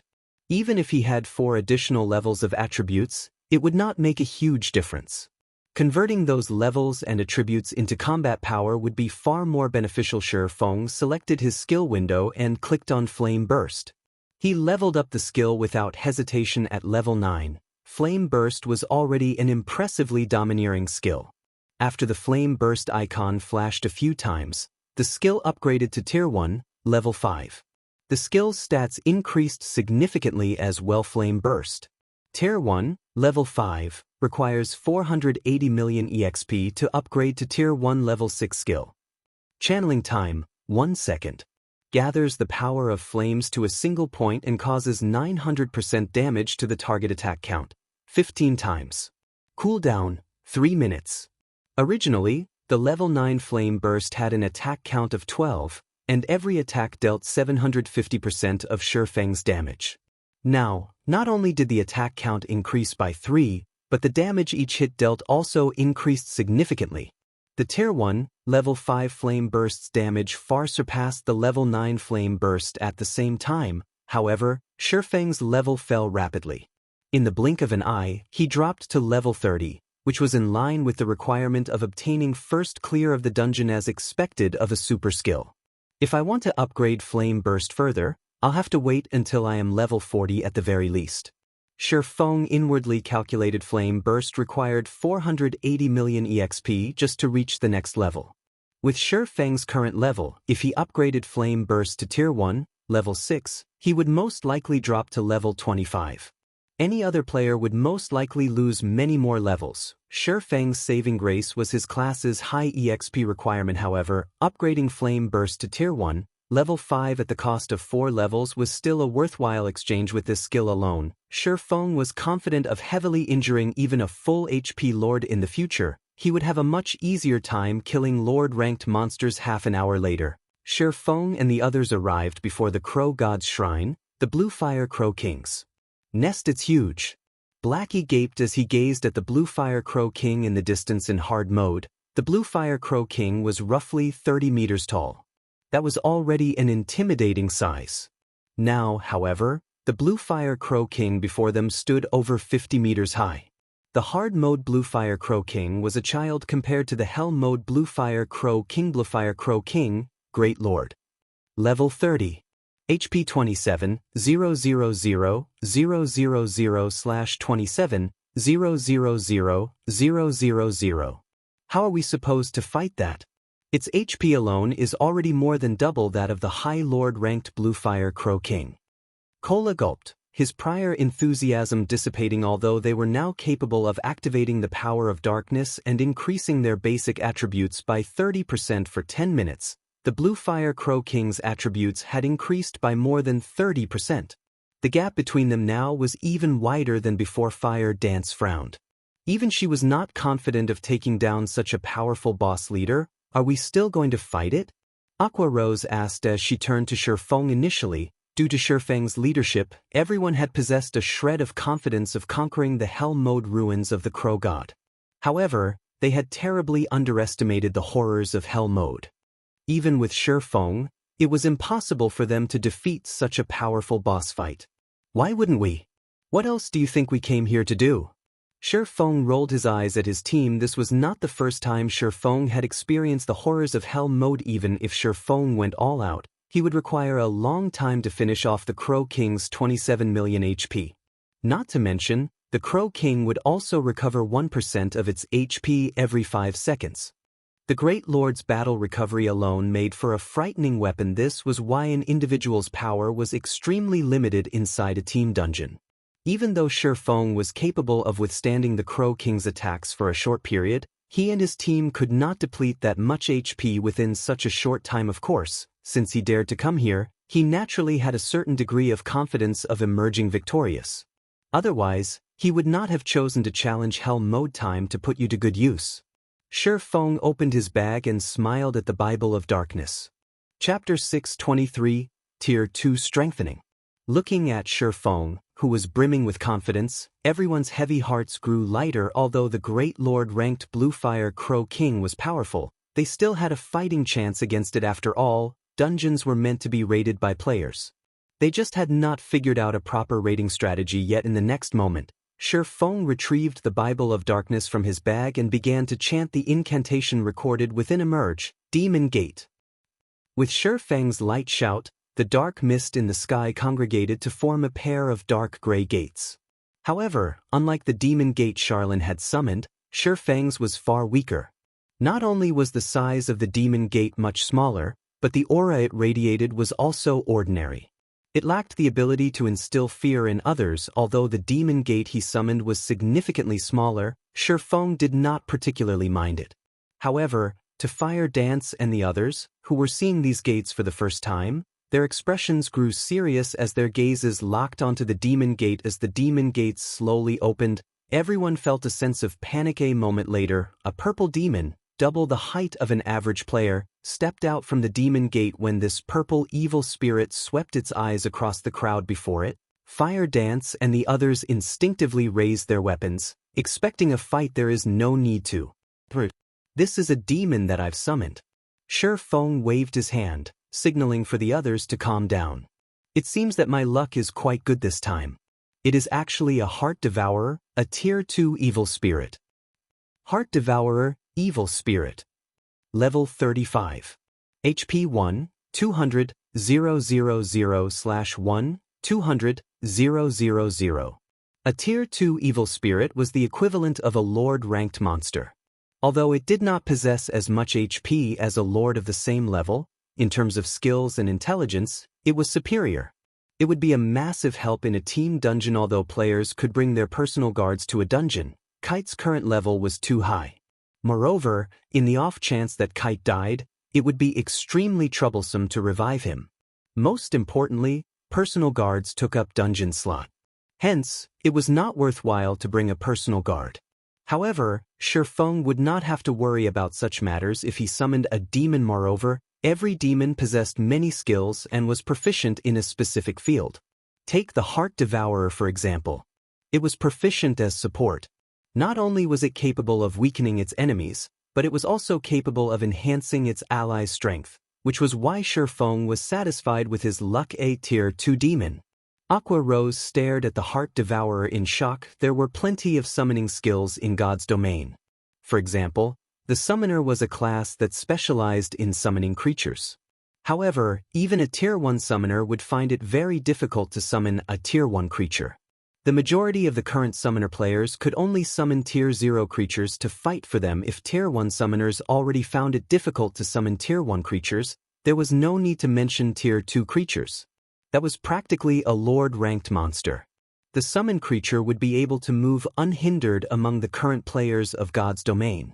It could even display unimaginable strength in current dungeons. Alright, everyone get into positions. Maintain a distance of 10 yards between each other. Fight the Bluefire Crow King as you would the hard mode boss. Feng immediately began to issue commands, not wanting to waste any more time. In the past, Feng had raided the Hell mode ruins of the Crow Gods so often that he found it tiresome. Only, at that time, he had conquered the dungeon by relying on level suppression. Every one of his team members had been above level 40. The equipment they wore had also been secret silver rank or higher. There were not many differences between the Hell mode and hard mode ruins of the Crow God. Only, the basic attributes and skills of the monsters had been greatly enhanced. The dungeon's bosses had not received any additional skills, and no new traps had been added into the dungeon. The ruins of the Crow God could be considered to be a large-scale team dungeon of intermediate difficulty. Heart Devourer, support spells. Feng commanded the demon once everyone was in position. Nodding, the Heart Devourer began drawing line after line of runes in the air with its sharp claws. Tier 2 spell, Iron Wall Reinforcement. Tier 2 spell, Blood Radiance. Tier 2 spell, Magic Power Increase. Tier 2 spell, Mad Cow's Power. The Heart Devourer's Tier 2 spells significantly increased the strength of the entire team. It was especially true for Cola's defense and HP. Not only had his defense doubled, but his HP also increased by 60%. Cola's HP was now over 16,000. As for Yi Wumian, the second-ranking MT on the team, his HP was also close to reaching 15,000 due to the significant increase in defense, HP, and strength. It was no longer possible for the Great Lord-ranked Bluefire Crow King to kill them with a single hit. Damn, having Tier 2 support spells is just too awesome. Blackie grew excited as he discovered that the magic damage he dealt and healing effects he received had increased by 20%. With this, the team's damage and healing rose to a whole new level. Everyone finally understood why Feng wanted to challenge Hell mode. With the assistance of these Tier 2 spells, it would be child's play to fight the hard mode Bluefire Crow King attack. Feng shouted as he unsheathed the Abyssal Blade. Cola and Yi Wumian immediately took the lead and charged towards the Great Lord when there was still a distance of 150 yards between the two MTs and the Bluefire Crow King. The Great Lord noticed Cola and Yi Wumian. The Crow King's cry echoed throughout the shrine. It flapped its wings, sending black feathers, which were as large as the players themselves, flying at the two MTs. The densely packed feathers descended on the two MTs like raindrops, giving them no opportunity to dodge the attacks. Immediately, Kola and Yiwumian both raised their shields to defend against the attacks. These feathers deal a lot of damage. Kola stated, aghast in hard mode. The Crow King's feather attack only dealt around -200 to -300 damage per feather. However, due to the high number of feathers, Kola would receive more than -1000 damage per second, so the overall damage was relatively high. However, the Great Lord ranked Bluefire Crow King's feathers each dealt nearly -400 damage, and this was after his defense had doubled. If he did not have the assistance of the Heart Devourer's Tier 2 spells, he would most likely have received around -800 damage from each feather. When Kola and Yiwumian were still 50 yards from the Bluefire Crow King, the Great Lord halted its feather attack. It then condensed a ball of blue fire in its mouth, launching it at the Guardian Knight Kola and the Shield Warrior Yiwumian. Kola and Yiwumian had long since familiarized themselves with dodging these flames. Immediately, they both threw themselves to the ground, dodging the blue flames and taking the opportunity to charge at the Great Lord Shield Bash. -1042 Violent Strike.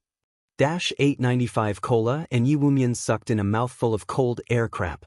Why is its defense so strong? Kola's eyes widened in shock when he saw the damage he had caused after being strengthened by Mad Cow's power. His strength increased by 15%. His damage should have significantly increased as well.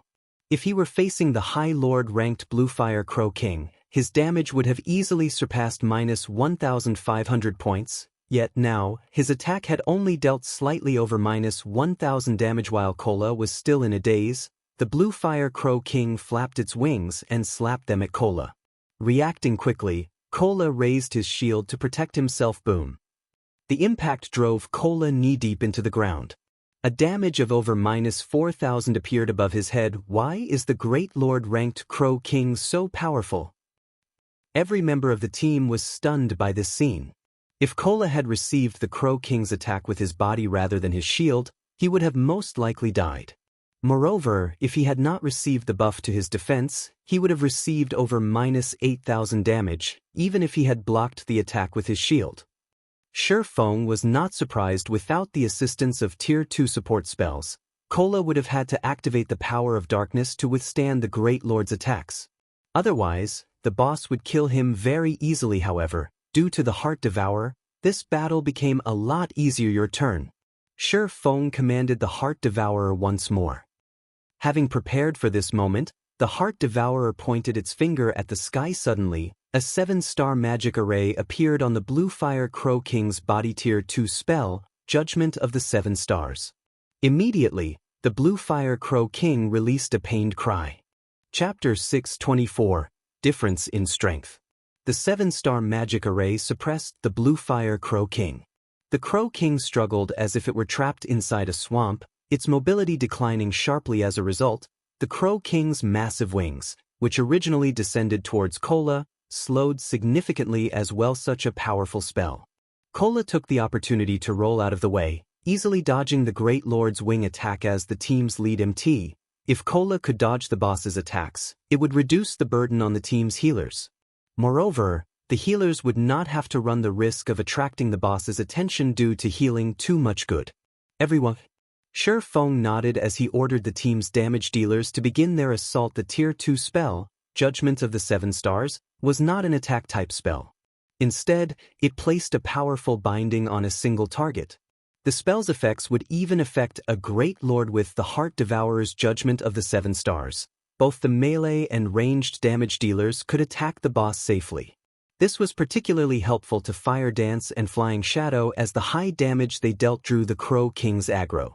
With the boss's restricted movements, they could dodge its attacks easily, not having to worry about pulling aggro at all. This was just like the time Blue Frost's team had used the Demon's Sealing Barrier on the Great Lord Noya. However, even though the Demon's Sealing Barrier's restraining effects were far more powerful than the Judgment of the 7 Stars, players could not maintain the barrier for too long due to a lack of mana. On the other hand, there was no need to worry about such problems when it came to the Judgment of the 7 Stars. The Heart Devourer was a Tier 2 evil spirit. It possessed an abundance of mana, more than a dozen times that of a player of the same level. Hence, the evil spirit could maintain the Tier 2 spell for a very long time, long enough to last until the end of the battle. Moreover, the team would not have to sacrifice any combat power by using the Judgment of the 7 Stars. They were not required to partition a portion of the team to maintain the magic array. Hence, the overall effect of the Judgment of the 7 Stars was much stronger than the demon's sealing barrier. The Bible of Darkness really is impressive. It is no wonder why Fantasy Extinguisher had been able to lead his team into large-scale team dungeons, one after another, in the past. Shi Feng was extremely satisfied with the Bible of Darkness. Ordinary fragmented legendary items could not compare it at all. Following which, Shi Feng joined in the attack on the boss as well. No matter what was said or done, the Bluefire Crow King was a great lord. Although various spells buffed their team, everyone's total damage was still considerably low. Currently, the team's number 1 DPS was Fire Dance. Each of the female assassins' normal attacks dealt roughly -900 damage. She could inflict over -2000 damage if she used her skills. Even when she used Absolute Strike, the most powerful burst skill available to a Tier 1 assassin, she only managed to deal around -5000 damage to the Great Lord. As for everyone else, the majority of their normal attacks only dealt around -600 to -700 damage. They were only able to deal more than -1000 damage if they used skills, and very few among them could deal more than -2000 damage to the Bluefire Crow King, which had 27 million HP. That damage was practically negligible thanks to its battle recovery. The Bluefire Crow King could recover up to 270,000 HP every 5 seconds. It was the equivalent of recovering 54,000 HP every second. The Crow King's battle recovery alone negated most of the damage everyone dealt. Moreover, this was a battle inside a dungeon, not a shooting range where one could stand still and attack freely. Everyone had to focus attention on dodging the Crow King's attacks, so it was impossible for them to attack constantly. In other words, if their damage output was insufficient, it was impossible for them to kill the Bluefire Crow King. Rather, the Great Lord would exhaust them to death. First Shi Feng then activated Windwalk and circled to the Crow King's side. After activating the aura of Fire, Purgatory Power, Phantom Kill, and 9 Dragon Slash, Shi Feng began his assault on the Great Lord. As the Crow King's mobility was restricted, it could not avoid Shi Feng's attacks. Every one of Shi Feng's normal attack dealt over -1500 damage or -3000 damage with a critical hit. Due to the Abyssal Blade, he had a 50% chance of achieving a critical hit. The Abyssal Blade also increased the damage he dealt with each successful hit. After landing his 10th attack, his subsequent normal attacks began dealing over -1800 damage, over -3600 damage if it were a critical. As for his doppelganger, although it only possessed 70% of Shi Feng's attributes, it had activated Blade Liberation, increasing its strength and agility by 90%. The damage the doppelganger currently dealt was actually higher than Shi Feng's. Each of its normal attacks dealt over -2400 damage, while its critical hits deal nearly -5000 damage. The doppelganger's attack speed was also slightly faster than Shi Feng. Shi Feng's normal attack damage was already several times higher than Fire Dance's, not to mention his skill's double chop. -11420-15, 432 Double Thunder Flame Explosion. -14266-20, 164 damages of over -10,000 appeared above the Bluefire Crow King's head, one after another, the Great Lord repeatedly crying out in pain as its HP bar decreased. Everyone's jaws hit the floor when they saw these damages. Guild Leader, are you cheating? Guild Leader, you're not giving us a chance. Everyone's eyes twitched every time they saw Shi Feng's attacks deal over -10,000 damage. It would have been fine if that was the only issue, but there were also the occasional -20,000 or even -30,000 hits. Shi Feng's damage was over a dozen times higher than theirs. Their attacks were on entirely different levels. Originally, everyone had already treated Fire Dance as if she were a monster, as every time they raided a dungeon, Fire Dance's total damage always ranked at the top of the team. Moreover, her total damage was over 50% higher than the second place yet. What about Shifeng? Despite having only attacked for a short time, his damage had already surpassed Fire Dance by more than 8 times. His damage was the equivalent of half the team's total damage. None of them understood how Shifeng had achieved such a feat. Guild leader, can't you give us some tips on how to increase our damage? Blackie felt as if this were the first time he had ever met Shifeng. Shifeng's damage simply defied common sense. Suddenly, Shifeng was the center of attention. It's simple. Increase your skill completion rates, Shifeng said. He could not help but laugh at everyone's serious expressions. His skill completion rate hovered around 95%, so he could increase his skill's effects by an additional 50% or so. In addition to the various powerful items he wore, his damage would naturally be greatly superior to the members of Zero Wing's main force. Guild leader, how high is your skill completion rate? Aqua Rose asked curiously. She knew full well that Shifeng's skill completion rate was very high. However, her skill completion rate was not low either. After a period of arduous training, she had managed to maintain it between 83% to 85%.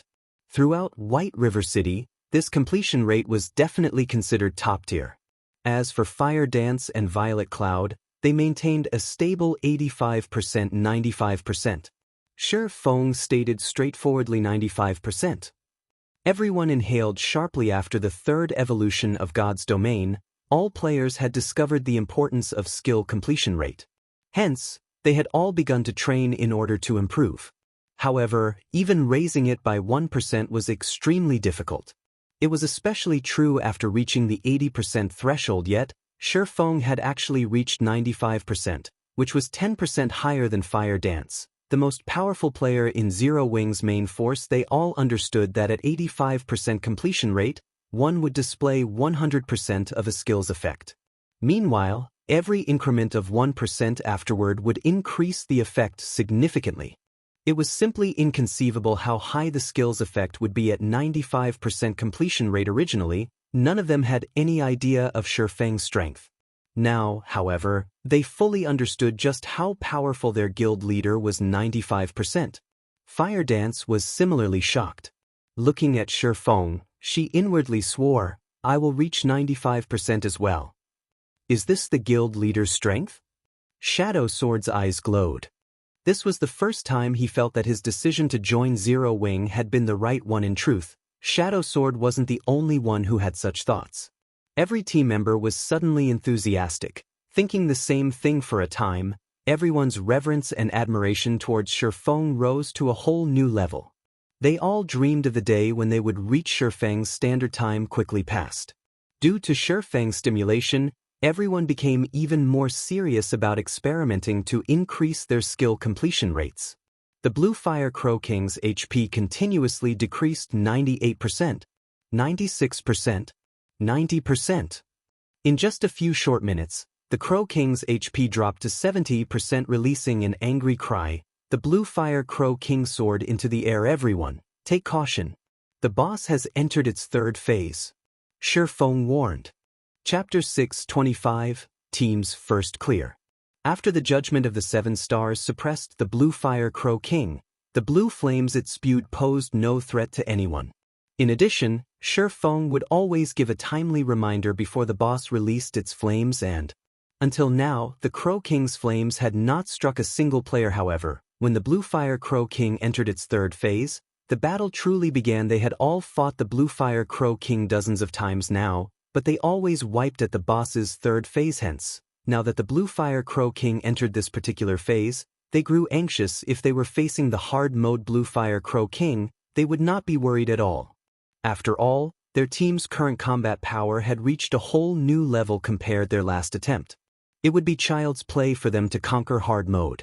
However, they were currently in the hell mode ruins of the Crow God. The Bluefire Crow King's skills would be far more powerful than before. After the Crow King released an angry cry, 18 Bluefire Crows descended from the sky. Not only had the hell mode Bluefire Crow King entered its third phase at 70% HP, but the Bluefire Crows it summoned also started out at chieftain rank right off the bat. In hard mode, the Bluefire Crows only started out as special elites. Every member of the main force was capable of soloing one on their own. However, chieftains were different. There were less than 10 players on the team capable of soloing chieftain. Moreover, the chieftain-ranked Bluefire crows of Hell mode each had 900,000 HP, 200,000 more than hard mode. This raised the burden on the team's DPS to devastating levels. The Bluefire crows activated their growth skill once every 2 minutes. In other words, if they did not die in 2 minutes, they would become lords. At that time, they would be far more difficult to deal with. However, the 18 chieftain-ranked Bluefire crows had a total of 16,200,000 HP. This boss is bullshit. Blackie's expression turned grim. If this were hard mode, the Stars of Light skill he had saved would still be of some help. However, against chieftains with 900,000 HP, even Stars of Light would not do much against them. Everyone, activate the power of darkness. Hearing Shifeng's command, everyone did as he said, their basic attributes increasing by 30% as the lead MT. Cola's HP instantly soared to slightly over 20,000. The shield warrior Yi Wumian's HP had also increased to more than 19,000. Both of their damages and reaction speeds had also improved. Turtledove, pull the Bluefire crow's aggro. All mages, get ready to cast your AoE skills on my command, Shifeng said unhurriedly. Immediately, Turtledove, a guardian knight with over 17,000 HP, charged into the group of Bluefire crows and activated Iron Will. All 18 Bluefire crows were caught within the skill's range and were forced to focus on Turtledove, following which, Turtledove activated Protection Blessing. The Tier 1 Protection Blessing could reduce its target's damage taken by 70%, 20% more than the Tier 0 version of the skill. The skill's duration was also slightly longer, lasting up to 20 seconds. However, the chieftain-ranked Bluefire crows were no trivial matter. Every one of their beak attacks dealt nearly -500 damage to Turtledove. Fortunately, although Turtledove had aggroed all 18 chieftains, only 6 could attack her at a single time. In other words, the Guardian Knight took nearly -3,000 damage with each wave of attacks. To Turtledove, who had over 17,000 HP, this damage was no threat, following which, Turtledove received one heal after another, each heal recovering 1 or 2,000 HP for the Guardian Knight. The healers could easily stabilize Turtledove's HP. However, Protection Blessing only lasted for 20 seconds. Once the buff expired, she could not endure the simultaneous attack of 6 Bluefire crows. Good. Shifeng smiled. After finding a good location, he activated Skywheel Sword. As golden divine swords rained down from the sky, the 18 Bluefire crows were immediately trapped within the skill's effective area. Immediately, damages of over -4,000 points appeared above the crows' heads. Of course, Turtledove, who stood in the center of this onslaught, received damage from Skywheel Sword as well. This was why AoE skills were not suited for dungeons. However, thanks to Protection Blessing and Iron Will, the Guardian Knight only received slightly more than -700 damage from Shifeng's attack. However, Shifeng was far from satisfied. Blackie, cast Guardian of Light on Turtledove. Shifeng said Guardian of Light was one of Mavis's guard's additional skills. When cast, the target of the skill would become immune to all magic damage. The physical damage they received would also reduce by 80%, and they would recover 5% HP every second for 20 seconds. It was definitely a super life-saving skill. When Blackie waved his staff, a golden glow wrapped around Turtledove's body. Once she received the proper buffs, Shifeng no longer held back as he activated Heavenly Dragon's power. After his strength increased by 100%, he activated the Aura of Fire's skill, Firestorm. Just before the roaring flames devoured Turtledove, Shifeng switched the Aura of Fire to the Aura of Water, casting Life Bloom on her. Due to the Aura of Water increasing healing effects by 100%, Turtledove could recover up to 60% of her HP every second for 40 seconds. With Turtledove's HP, she was practically immortal for the moment. Although Firestorm dealt over -40,000 damage to the Bluefire crows every second, the spell was ineffective against Turtledove as she was immune to all magic damage. Moreover, she had Life Bloom, which recovered over 10,000 HP for her every second, the healer's attention, and the cleric's truth shield. As a result, the damage the Bluefire crows dealt was not even a scratch to her. Even if she stood still and did nothing, her life would not be in any danger. Everyone was immediately stupefied watching the female guardian night turtledove fight the many Bluefire crows amidst the raging inferno. It seemed as if these destructive flames were no different than a breeze, safe and harmless. The more turtledove fought, the more valiant she became. At this moment, she seemed like a goddess of war and fire, demanding reverence. Everyone, use your AoE skills. Feng commanded. A moment later, the team's mages cast their AoE skills. Although they were not as powerful as large-scale destruction spells, these AoE skills still dealt several thousand damage to the Bluefire crows. Among them, Blackie's stars of light caused massive amounts of damage to the chieftains. The first wave alone dealt over -4,000 damage to each crow. The damage of every subsequent wave increased by 10%, lasting for a total of 15 seconds. Feng also looked for opportunities to use Dragon Breath, Thundering Flame, Flame God's Fury, Earth Splitter, Thunder Flame Explosion, and other AoE skills. 15 seconds later, the Bluefire crows were in a half-crippled state, possessing less than 5% of their total HPs.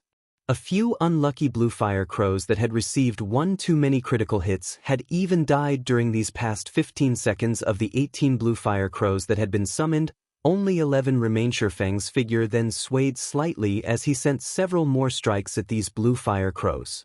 Adding in the team's damage, they dealt with the remaining 11 Bluefire crows in less than 10 seconds. Once the Bluefire crows had been annihilated, it became much easier to deal with the Bluefire Crow King. Moreover, now that Feng had activated Heavenly Dragon's power, his damage against the Great Lord doubled within 3 minutes. The Bluefire Crow King only had slightly more than 1 million HP remaining. It's finally here. Feng smiled calmly. The Bluefire Crow King had a total of 4 phases. Everyone had thought that the most difficult phase was the 3rd phase. However, what everyone did not know was that the Crow King used its true trump card during its 4th phase. The Bluefire Crow King would only enter its 4th phase when its HP fell below 1 million. That was also when the entire raiding team would be the most tired and relaxed.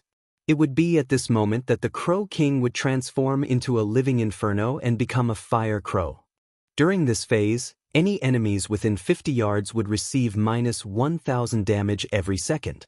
However, that was only in the case of hard mode. In hell mode, players received -1,600 damage every second. If the raiding team could not deal 1 million damage to the Bluefire Crow King before every member died, they would team wipe. In the past, countless teams had repeatedly died at the 4th phase and had been unable to clear the dungeon, all because they had lacked a true ultimate skill. Just as the Bluefire Crow King's HP was about to fall below the 1 million threshold, Feng activated Blade Liberation, increasing both his strength and agility by 90%.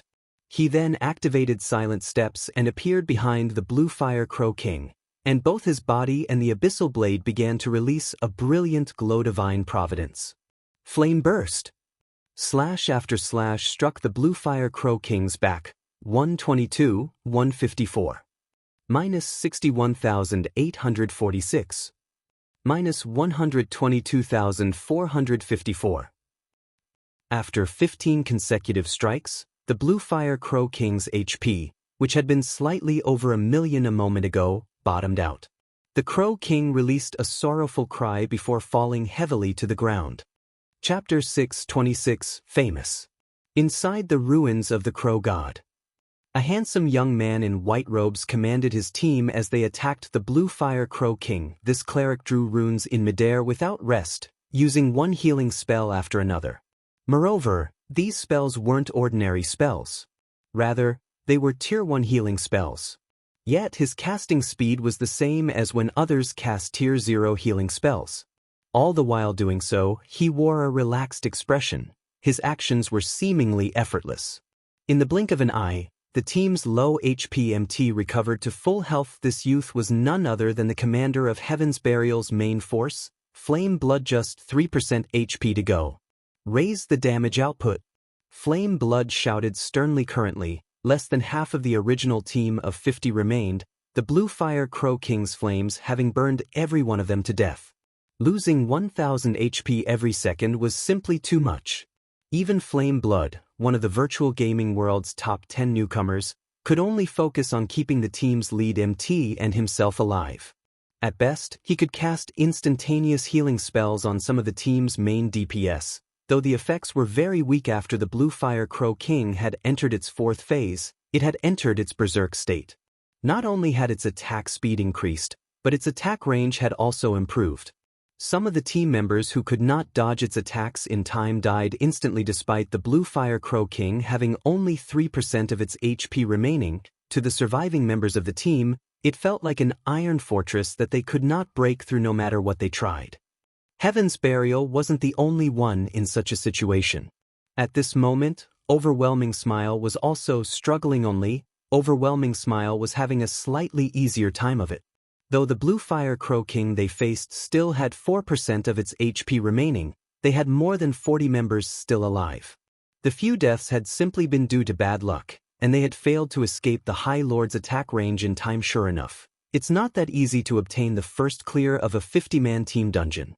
Warwolf dodged the Bluefire Crow King's attacks to the best of his ability by relying on Omnivision, the technique he was extremely proficient with. Although he could not dodge all of the High Lord's attacks, he was still capable of evading 1/3 of them.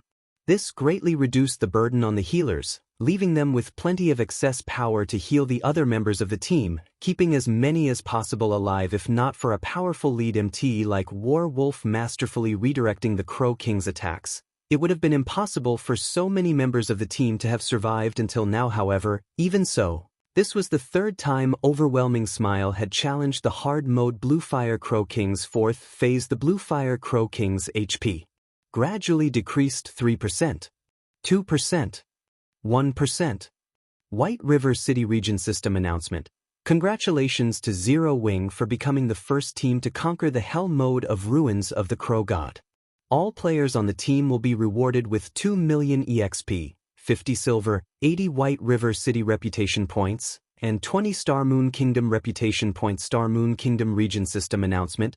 Congratulations to Zero Wing for becoming the first team to conquer the Hell mode of Ruins of the Crow God. All players on the team will be rewarded with 3 million EXP, 3 Tier 2 gemstones of random attributes, 100 White River City reputation points, and 50 Star Moon Kingdom reputation points. God's Domain Southern Continent System Announcement. Congratulations to Zero Wing for becoming the first team to conquer the Hell mode of Ruins of the Crow God.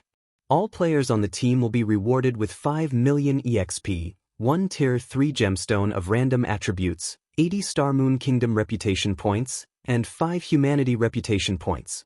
The system announcement echoed in everyone's ears 3 times. How is this possible?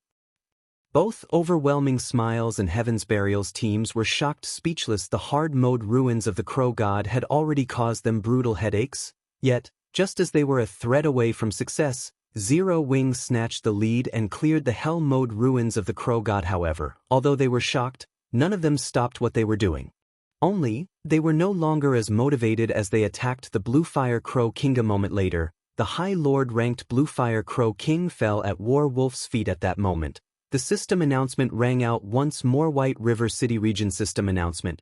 Congratulations to Overwhelming Smile for becoming the first team to conquer the hard mode of Ruins of the Crow God.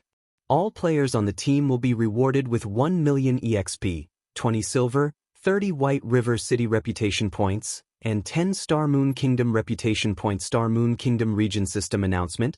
Congratulations to Overwhelming Smile for becoming the first team to conquer the hard mode of Ruins of the Crow God. All players on the team will be rewarded with 2 million EXP, 1 Tier 2 gemstones of random attributes, 50 White River City reputation points, and 20 Star Moon Kingdom reputation points. Compared to the previous system announcement, however, this announcement was meaningless. Zero Wing had already cleared Hell mode. On the other hand, Overwhelming Smile had only managed to clear hard mode. Rather than gaining glory, Overwhelming Smile had become a laughingstock. One could clearly see the gap between the two guilds. However, this gap was not due to Overwhelming Smile's weakness. Zero Wing was just too powerful. In the end, we still lost. A bitter smile appeared on Warwolf's pale face. Before this, he had received news stating that Black Flame had led Zero Wing's main force into the Hell mode Ruins of the Crow God. Although he felt that there was a possibility that Zero Wing would conquer Hell mode, he had never expected that they would clear it so quickly. On Heaven's Burial side, The guild's main force also defeated the Bluefire Crow King. Sure enough, Zero Wing is not White River City's overlord for nothing. However, Heaven's Burial will not let this rest. Sooner or later, we will catch up to them. Fighting spirit filled Flameblood's eyes. That is only a matter of course. It has been a long time since I've encountered such an opponent. It seems that Black Flame is quite formidable. The assassin with flowing straight hair beside Flameblood was similarly enthusiastic. However, there was an undetectable coldness hidden in his gaze. He seemed like a beast that had just found new prey. Glancing at the assassin youth beside him, Flameblood laughed and said humorously, "It seems that Black Flame is in for a tragedy." He actually attracted the attention of the famous Ghost Shadow. Heaven's Burial's future development in White River City will progress much more smoothly. Although I wish to exchange a few moves with him, I am still too weak. Once I complete my quest, I can definitely test Black Flame's skills. Ghost Shadow shook his head in response to Flameblood's words. He then sheathed his pair of pitch-black short swords and took out a return scroll. He was not the slightest bit interested in the Bluefire Flame King's loot.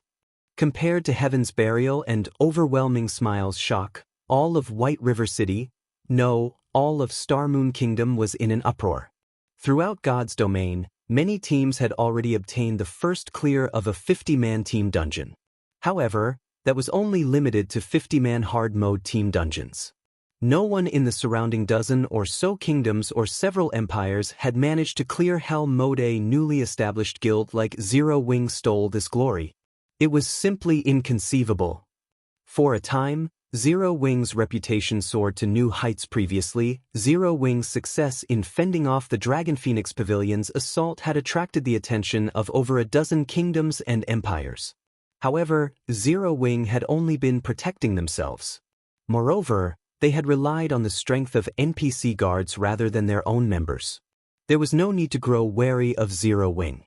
Now, however, things had changed completely. Claiming the first clear of a 50-man hell mode team dungeon showed that the guild's overall strength should not be underestimated. Zero Wing. Phoenix Rain could not help but smile upon hearing the system notification. It seems that I have underestimated Black Flame's abilities. Fragrance, prepare to head to White River City. Miss, why are we going to White River City? Pantheon's guild leader will arrive shortly, the pretty woman named Pure Fragrance asked. Confused, we are going to meet that mysterious Black Flame, of course. Phoenix Rain laughed. Black Flame? Pure Fragrance could not help her curiosity. Who was Black Flame? Could he possibly compare to the guild leader of the Super Guild Pantheon? Chapter 627, Divine Bluefire Shield. As the outside world reacted to Zero Wing's achievement, Sherfong busied himself with arranging the Bluefire Crow King's loot system. Hell mode Ruins of the Crow God has been cleared for the first time. Loot increased by 100%. Divine Providence would already increase the loot from the Bluefire Crow King. Now that the loot had doubled, items covered the ground.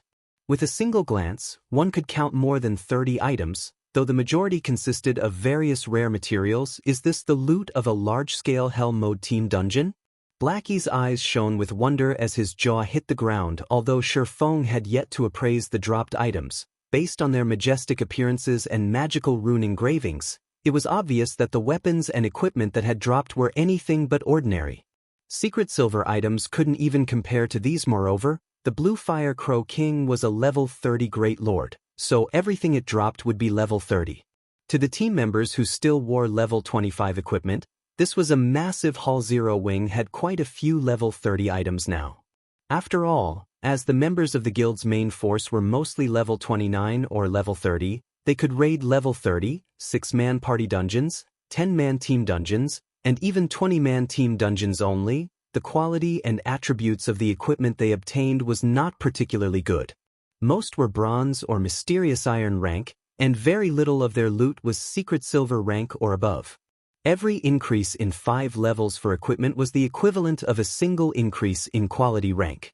If one could equip a piece of level 30 fine gold equipment, it would be the equivalent of equipping a piece of level 25 dark gold equipment. If they equipped a piece of level 30 dark gold equipment, that was the equivalent of wearing a level 25 item with attributes that were extremely close to epic rank currently. Most of the top-tier weapons and equipment the various large guilds possessed was level 25 fine gold rank. Very few had any dark gold items. In addition, there were also level 30 secret silver rank and extremely few fine gold items. If Zero Wing had level 30 dark gold equipment, it would be considered the best equipment beneath epic equipment and tier 1 set equipment. Although combat techniques were important, a player's basic attributes were equally so. Meanwhile, not only had their team just defeated a level 30 Great Lord, but its drop rate had also increased by 100%. It was natural for the boss to drop a few level 30 dark gold equipment after picking up all of the loot. Sure Feng began appraising the weapons and equipment. Meanwhile, Aqua Rose began distributing the guild contribution points for successfully raiding the dungeon. All raid members would get priority to purchase the weapons and equipment from their dungeon raids with guild contribution points. If nobody wanted the items, only then would they occupy the guild warehouse with a reasonably high price tag, allowing other guild members to purchase them. After successfully raiding a Great Lord ranked boss, everyone received a bounty of guild contribution points. However, no one paid attention to the points they had just earned. Instead, their attention was focused on Sure Feng. Every one of them prepared to go for broke today within Zero Wing's main force. Aside from players such as Fire Dance, Aqua Rose, Violet Cloud, Cola, Yi Wumian, Blackie, Minor Wind, and a few others, none of their items could compare to the dropped equipment from a large-scale Hell Mode team dungeon. This was because Sure Feng had given Fire Dance and the others a complete Tier 1 set equipment, the best equipment available for Tier 1 classes that was only inferior to Epic set equipment. Hence, until they became a Tier 2 class, they would not need to replace their equipment unless they procured a set of Epic set equipment for themselves. A short moment later, Sure Feng finished appraising the loot. A total of 33 items had dropped, and among them, 19 were materials such as magic crystals, 100 beast wood, which was required to construct stables, essence of mana, which was required to construct teleportation magic arrays, and several other super rare materials. Normally, one would not obtain these materials even if they defeated Great Lord ranked bosses. Now, however, they had actually gained 2 or 3 of each. The benefits of obtaining the first clear of Hell Mode are impressive, Sure Feng stated. He could not help but smile as he gazed at the weapons and equipment inside his bag. Guild leader, what items dropped to make you this happy? Aqua Rose knew of Sure Feng's tastes. Items that could excite Sure Feng would definitely be something extraordinarily good. That's right. Guild leader, share the stats. Although Blackie wielded an epic staff, he still liked seeing the attributes of excellent weapons and equipment. I won't waste your time. Here, look at this item first then. Sure Feng took out a deep red two-handed sword that emitted pale blue flames. Not only was the weapon extremely attractive, but it also felt as if it possessed extraordinary power. Bluefire double-edged sword, two-handed sword, dark gold rank. Level 30, level 35. Attack power plus 702, currently level 30. Strength plus 54, agility plus 41, endurance plus 44. Attack speed plus 2. Ignore levels plus 10. Attacks have 30% chance to trigger Bluefire attack, causing an additional 120% flame damage to the target and reducing the target's defense by 30% for 7 seconds, 20% chance to cause 200% damage, 10% chance to trigger Bluefire dance, causing 300% flame damage in a cone. Although the Bluefire double-edged sword did not have any active skills, it had plenty of passive skills. Its attack power alone was more impressive than the level 30 Abyssal Blade. It was a weapon made for violence. Everyone sucked in a breath of cold air upon seeing the Bluefire double-edged sword's attributes. Crap. Even epic weapons aren't any better than this. Blackie was stunned. He possessed an epic weapon himself, so he could tell just how excellent of a weapon the Bluefire double-edged sword was. It was of the same caliber as the True Fire Blade's Fire Dance wielded. If one of the team's berserkers equipped this two-handed sword, their DPS would soar by several levels.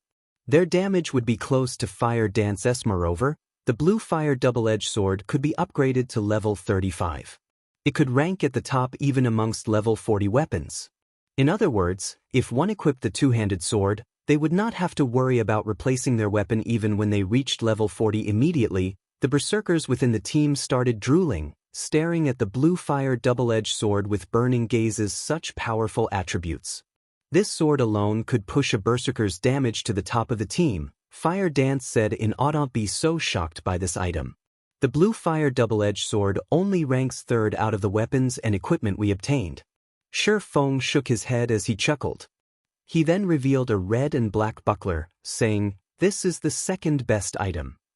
Hearing Feng's claim, everyone was surprised. Such an excellent weapon was not the best piece of equipment that dropped. The red and black buckler was only 1/3 the size of an ordinary shield. However, the image of the Bluefire Crow King had been engraved onto the shield, surrounded by many runes. With a single glance, one could tell that this buckler was extraordinary. Divine Bluefire Shield, dark gold rank. Level 30, level 35. Defense plus 1950, currently level 30. Equipment requirement, strength 220. Defense plus 550. Block rate, 42%. Strength plus 31, endurance plus 47. Evasion plus 15. Attack speed plus 2. Additional passive skill dash. Bluefire Shield absorbs 30% of the damage taken and converts it into Bluefire. When accumulated damage reaches 5,000 points, causes 150% damage to an area of 3 by 10 yards in front of user. Additional active skill dash. Rising Fire. When activated, sacrifice 20% HP to transform Bluefire into the Armor of Flames, increasing defense by 150% and strength by 40% for 30 seconds. Cooldown, 30 minutes. Chapter 628, Guild Mount. The moment the Divine Bluefire Shield appeared, hunger burned in the eyes of every MT on the team. Even Cola drooled. The shield was crucial to any MT. It was the equivalent of half of an MT's life. Not a single MT would pass up an excellent shield. The best shield Zero Wing currently had was a level 25 dark gold shield. However, compared to the Divine Bluefire Shield, it was no more than scrap metal. Not only did the Divine Bluefire Shield possess extremely high defense, but it also had a powerful attack skill and berserk skill. If an MT equipped it, they would no longer be just a meat shield. The damage they could deal would be no less than what a normal DPS classes could do. This Divine Bluefire Shield's attributes are better than even the current first-ranking shield, the Blue Dawn. Aqua Rose was greatly shocked when she examined the red-black buckler. Most likely, this is the best shield currently available throughout God's domain. As the manager of a guild, Aqua Rose normally collected information on the various large guilds throughout God's domain. For example, she knew which guilds had been active recently, members of the main force of various large guilds, experts, and the latest powerful equipment. Blue Dawn was a level 30 dark gold shield. However, a super guild had obtained this shield through a quest, and it had made many other super guilds jealous. Many corporations had even offered an astronomical price of 1,000 gold for it. On the other hand, the Divine Bluefire Shield was a dark gold shield that would improve to level 35. Setting aside its basic attributes, just the passive skill Bluefire Shield and active skill Rising Fire were excellent skills. The Bluefire Shield was clearly more valuable than the Blue Dawn. Not including epic shields, it would not be an exaggeration to call it the most powerful shield currently available in God's domain. However, Aqua Rose very quickly realized something. If the Divine Bluefire Shield, something that was so important to a guild, only ranked 2nd among the loot they had obtained, what kind of item ranked first? Very quickly, the rest of the team reached the same conclusion. Their gazes darted back to Feng, expectation written all over their faces. Then I'll unveil the first-ranking item.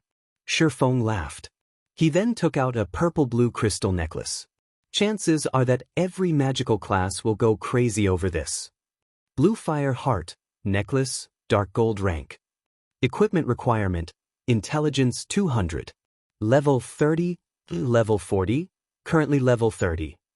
Strength plus 10, agility plus 10, endurance plus 10, intelligence plus 40, vitality plus 35. Casting speed increased by 20%, magic damage and healing effects increased by 20%. Passive skill dash. Mana Heart, maximum mana increased by 15% and mana recovery rate increased by 50%. Active skill 1 dash. Bluefire Devour, Burn 30% of your mana in exchange for the power of Bluefire, increasing all skill effects by 200% and mana consumption rate by 200% for 30 seconds cooldown, 30 minutes. Active skill 2 dash. Bluefire Summon. Summons 3 elite-ranked Bluefire crows to battle for you for 30 minutes cooldown, 5 hours. The Bluefire Heart's basic attributes were average at best. However, the necklace's skills increased its value tremendously. The skills almost made up for all of the weaknesses a magical class possessed and enhanced their firepower. Most importantly, the Bluefire Heart was a necklace. Ornament-type items were extremely rare in God's domain. The value of one was multiple times that of a weapon or other equipment of the same quality and level. In the case of the Bluefire Heart, even a Tier 3 class would continue to use it. Hence, it was significantly more valuable than the Divine Bluefire Shield. Since you have seen the items for yourselves, you can start bidding for them, Shifeng said, grinning at everyone's dumbfounded expressions. First up is the Bluefire Double-Edged Sword. The starting price is 20,000 GCP. Currently, Zero Wings contribution points were worth roughly 30 copper per point. In other words, 20,000 contribution points was around 60 gold. However, this price didn't surprise any of them for a weapon of the Bluefire Double-Edged Sword's caliber. This was considerably cheap. If it were on the auction house, it would sell for at least 200 or 300 gold. 21,000. 24,000. 26,000. For a time, the berserkers and swordsmen began fervently outbidding each other. As the members of the guild's main force, they frequently raided dungeons, especially small-scale team dungeons. Furthermore, they were the guild's frontline when it came to pioneering team dungeons. They would exchange most of their unwanted equipment for guild contribution points. In addition, they also completed the various high-level guild quests. Hence, they had accumulated quite a lot of guild contribution points in the end. However, the guild's current number 1 berserker, Rampant Blade, won the weapon for 40,000 contribution points. Cola won the second item, the Divine Bluefire Shield, for 90,000 contribution points. However, this was practically Cola's entire fortune. It would be some time before he could compete with others for equipment. Aqua Rose bought the third item, the Bluefire Heart, using 150,000 contribution points. As the guild's vice leader, Aqua Rose enjoyed certain benefits. In addition, she also frequently participated in dungeon raids and guild quests, so she had accumulated an extraordinarily high number of guild contribution points. Not even the commander of Zero Wings' main force, Fire Dance, could hold a candle to Aqua Rose. In Zero Wing, only Shifeng was a match for the woman. Everyone on the team envied these 3 players. These 3 pieces of equipment were definitely among the best currently available in God's domain. Equipping them would significantly boost their combat power. After all, no other guild in God's domain had managed to clear the hell mode of a 50-man team dungeon, following which, various members of the team purchased other dark gold and fine gold equipment, increasing the overall strength of the entire team significantly. As for the other materials, he stored them in the guild warehouse. Everyone, head back to the city and get some rest. Our next goal is to challenge a 100-man team dungeon, Shifeng said slowly. Blackie, Fire Dance, Cola, Violet, and Aqua, stay behind. I'll need you guys to accompany me on a quest. Quest. Everyone could not help but grow interested. Shifeng was the publicly acknowledged number 1 expert in Star Moon Kingdom. Just what kind of quest would he need help with? However, everyone only wondered about it. None of them volunteered to assist. After all, weaklings like them would never survive a quest that even Shifeng would need help to complete. They needed a certain amount of strength before they could embark on such a quest. Otherwise, Shifeng would not have called the top-ranking experts of the guild to join him after everyone else returned to the city. Blackie, who could no longer hold back his curiosity, asked, "Guild leader, what kind of quest are we doing? Why the need for such secrecy?" "Guild leader, is it an epic quest? I've been wanting to give an epic quest a try." Cola's eyes glowed. Epic quests. No one, other than Shifeng, in the guild had taken on an epic quest yet. First of all, ignoring how rare an epic quest was, they were simply too difficult. Moreover, in the event that one failed an epic quest, the consequences would be extremely severe. However, if one completed the quest, the rewards would be astonishing. Although I call it a quest, I need help capturing a wild beast. Feng shook his head and laughed. Capturing a wild beast? Everyone grew confused. It was possible to capture wild beasts in God's domain. However, capture was far more difficult than simply killing it for EXP. Even if one captured a wild beast, there was nothing they could do with it. At most, they could leave it in a corner and look at it. Most importantly, players had to spend a lot of money to capture a wild beast. Hence, at present, nobody was willing to spend their time on something so costly. Don't you want to capture a wild beast and ride it as a mount? Feng said, smiling upon hearing these words. A hint of anticipation flashed in everyone's eyes. However, I heard that, in order to capture a wild beast to tame it into a mount, a guild first needs a stable, Aqua Rose stated. Guild leader, we don't have a stable. We'll have to challenge 100-man team dungeons to obtain one. Feng simply laughed without offering a reply. Guild leader, don't tell me that you already have the design. Aqua Rose asked in disbelief, her beautiful eyes widening as she stared at Feng. Chapter 629, 5-Star Mount. Aside from Aqua Rose, no one understood the value of the stable design. However, this was expected of those present, aside from Aqua Rose, who was the guild's manager, and Blackie, who managed the workshop's affairs. Everyone had immersed themselves in improving their combat techniques. Why would they have noticed the guild's potential constructions? Seeing Feng silently nodded his head, Aqua Rose involuntarily began trembling. In the past, why had various large guilds desperately tried to raid large-scale team dungeons, going so far as to invest massive sums of money into gearing up their respective guilds' MTs and utilizing all items capable of assisting their raid of a large-scale team dungeon? There was only one main reason: guild mounts. God's Domain's maps were extremely large.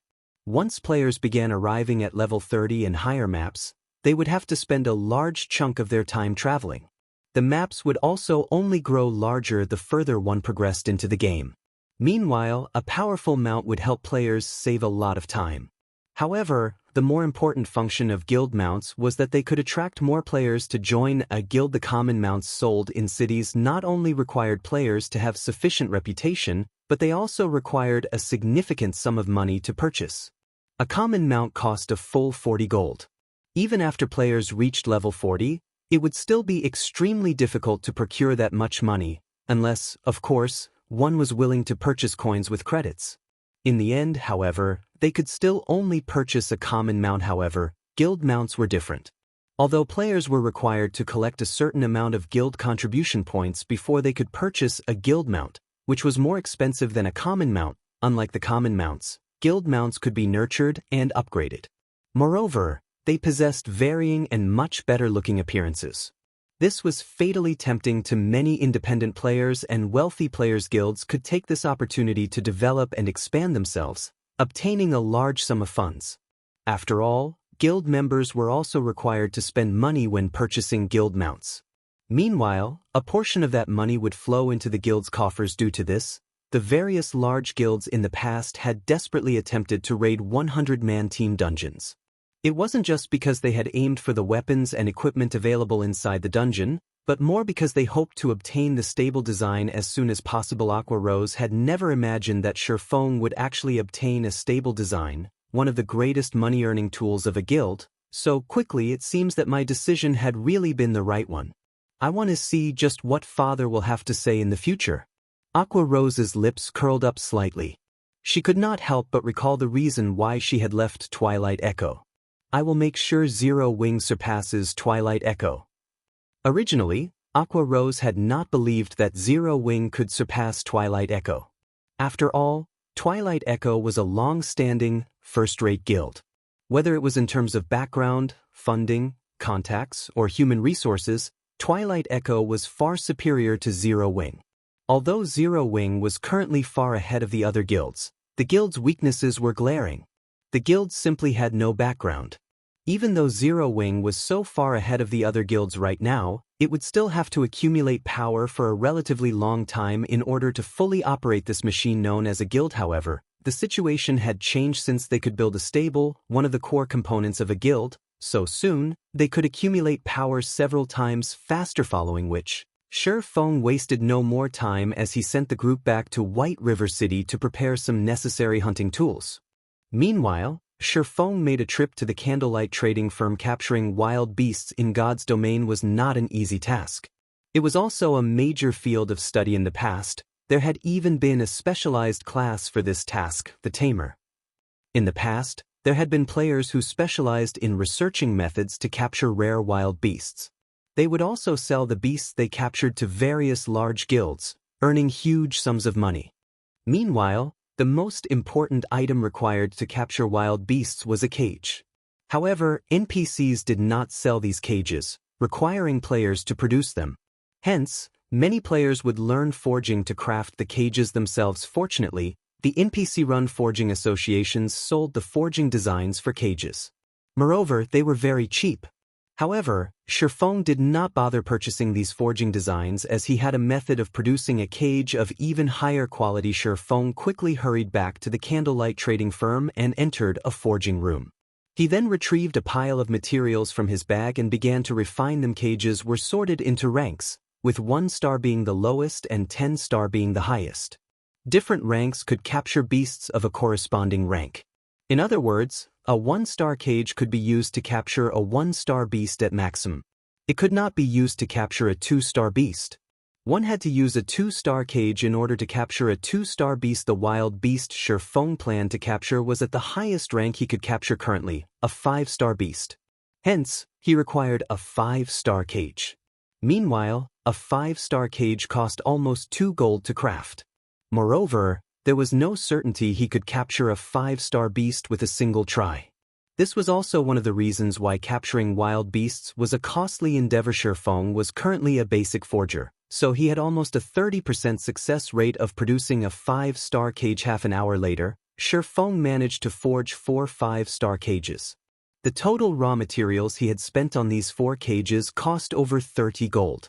He had also instructed Aqua Rose and the others to purchase a large number of hunting scrolls and storage space scrolls, both costing more than 3 gold. Just as Feng was about to leave the forging room, the sound of his communicator reached his ears. Phoenix Rain?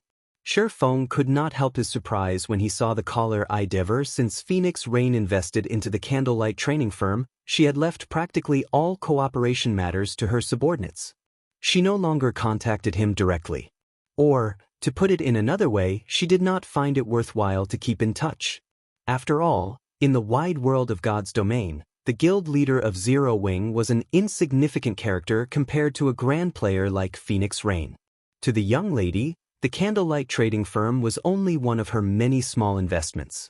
Since her business with the trading firm had been completed, she would not bother entangling herself in the matter anymore. Guild leader Black Flame, congratulations on obtaining the first clear of the hell mode ruins of the Crow God, Phoenix Rain said as she laughed softly. I had jumped in surprise when I heard the system announcement. I had not realized that you had hidden your strengths so deeply. It's nothing. Feng laughed as well. Doing away with pleasantries, he asked. Since Miss Phoenix is contacting me personally, do you have some business you wish to discuss? Sure enough, Guild leader Black Flame understands people well. Would you be free to meet up at the Blueberry restaurant? Phoenix Rain smiled mysteriously. Guild leader Black Flame might receive another boon. Feng was surprised when he heard her mention the Blueberry restaurant. Blueberry restaurant was one of White River City's ordinary restaurants. This meant that Phoenix Rain had personally made a trip to White River City. It was clear that she wished to discuss something quite important. Okay, I'll head over there now. Feng agreed. During his previous meeting with Phoenix Rain, the latter had brought him an epic chest and allowed him to earn a hefty profit.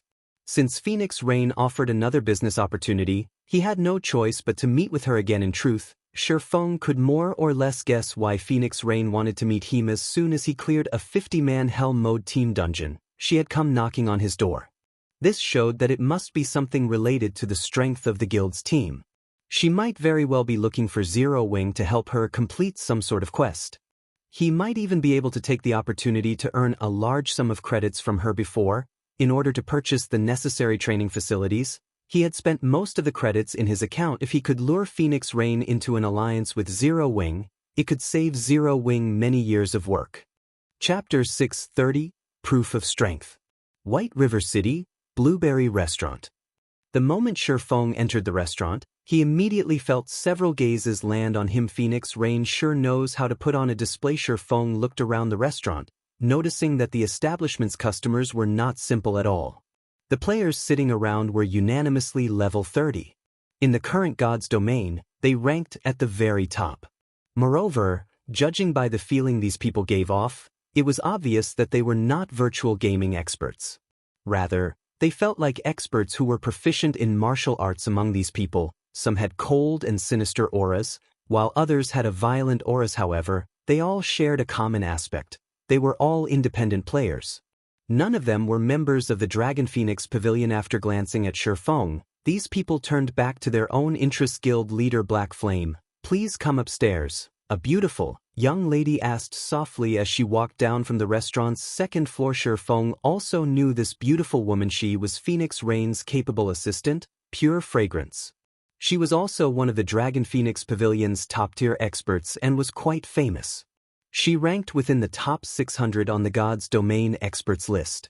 Not only did she possess impressive strength, but she was also quite talented.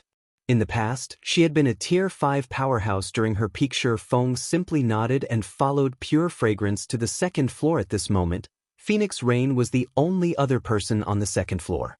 She sat at a table near the window, quietly overlooking the street outside as she toyed with a black leather book. Miss Phoenix, may I know what you wish to discuss with me? Feng asked in response. Phoenix Rain smiled leisurely as she handed the black leather book to Feng. Guild leader Black Flame, please take a look at this, Phoenix Rain said unhurriedly. The black leather book was not a quest prop or anything similar. Instead, it contained the written records of players. However, after reading through a few pages, Feng's surprise grew as he continued to read. This black leather book contained information on the Dark Arena. To be precise, the book held information regarding the official members of the many battle teams participating in the Dark Arena. Moreover, the information was extremely detailed, so much so that even the participants' life stories had been recorded. There was even a brief introduction to their current equipment. Beyond that, there was an assessment of every battle team member's combat power. These assessments were also very detailed. These players' strengths and weaknesses had been recorded in detail. Guild leader Black Flame, how do you feel about this information? Phoenix Rain asked gently, a pleasant smile on her face. Miss Phoenix, why are you giving me this information? Feng was slightly confused about Phoenix Rain's intentions. I've heard that your guild has been in contact with the Glorious Lions battle team, so I believe that guild leader Black Flame should understand the Dark Arena's value by now. Phoenix Rain smiled sweetly as she collected the leather book from Feng. Unfortunately, ordinary players do not qualify to participate in this game. However, I am, so I hope to establish a battle team myself to have some fun in the Dark Arena. Initially, I intended to seek cooperation with Pantheon's guild leader, but I suddenly changed my mind. Now, I wish to cooperate with guild leader Black Flame instead. May I know if you are interested in cooperating with this young lady? Miss Phoenix must be joking. How could Zero Wing possibly hope to compare with a super guild? Wouldn't working with Pantheon be a better choice? Although Feng was so calm on the surface, inwardly, he was stunned. He had not expected Phoenix Rain to be capable of obtaining the participation rights to the Dark Arena. However, Feng did not believe that Phoenix Rain would hand over such an opportunity so easily. After all, the Dragon Phoenix Pavilion had countless experts, not to mention a super guild like Pantheon. It would be child's play for Phoenix Rain to gather 10 Apex experts. Why would she need Zero Wing? I sought you out precisely because Zero Wing is not very famous. That way, the opposing team will not bother to investigate you in detail. With guild leader Black Flame's power, it should not be hard to earn some achievements in the Dark Arena, Phoenix Rain said, smiling. After all, it should not be that easy to obtain the first clear of the Hell Mode ruins of the Crow God. Phoenix Rain had personally entered a 50-man Hell Mode team dungeon before, so she understood just how difficult raiding one was. Even a super guild's main force had zero chance of raiding a 50-man Hell Mode team dungeon successfully, much less the Dragon Phoenix Pavilion. Raiding a dungeon was different from PvP. Successfully raiding a 50-man Hell Mode team dungeon was proof of one's strength. Moreover, she had conducted an investigation of Zero Wing's experts. Not to mention Hell mode, even clearing hard mode would be a challenging endeavor, yet Zero Wing had done just that. What did this mean? Black Flame was not as simple as he appeared, hence, she had abruptly changed her plans and immediately made her way to White River City. I presume that guild leader Black Flame has already seen the experts downstairs. None of them were professional gamers before God's Domain launched. They are experts that I have nurtured secretly, and none of the other battle teams have any information on these people. With the element of surprise, we might be able to compete for the top 100 rankings. As for the remuneration, Guild Leader Black Flame will earn 10% of all of our winnings. If you lead the team into the top 100 spots, I'll give you 20% of the winnings. What do you think? Phoenix Rain's offer was extremely generous. It was much better than Everlasting Wars. Most importantly, there were no restrictions on his freedom. He would only partner with Phoenix Rain. Phoenix Rain would provide the participation qualifications, while he would fight the Dark Arena's battles were the fastest method to earn credits. Moreover, after he gained fame in the Dark Arena, he could form plenty of influential connections. In the future, he would have a much easier time purchasing S-rank nutrient fluids, various training materials, and virtual gaming cabins. Most importantly, the Dark Arena was the perfect place to improve one's strength. Even the Divine Colosseum could not compare. After all, the Divine Colosseum was a place for ordinary players to battle each other or the system. Compared to battles against experts, players gained fewer benefits in the Divine Colosseum. What if I get us into the top 30?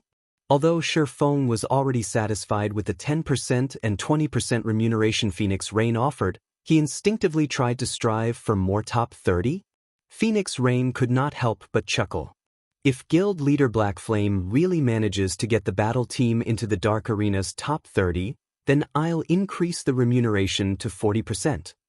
In Phoenix Rain's opinion, entering the top 100 would be extremely difficult, not to mention the top 30. After all, this was a competition between the battle teams that various major international corporations had formed. None of those teams could be underestimated. Okay, let's see a contract, then. Shifeng grinned.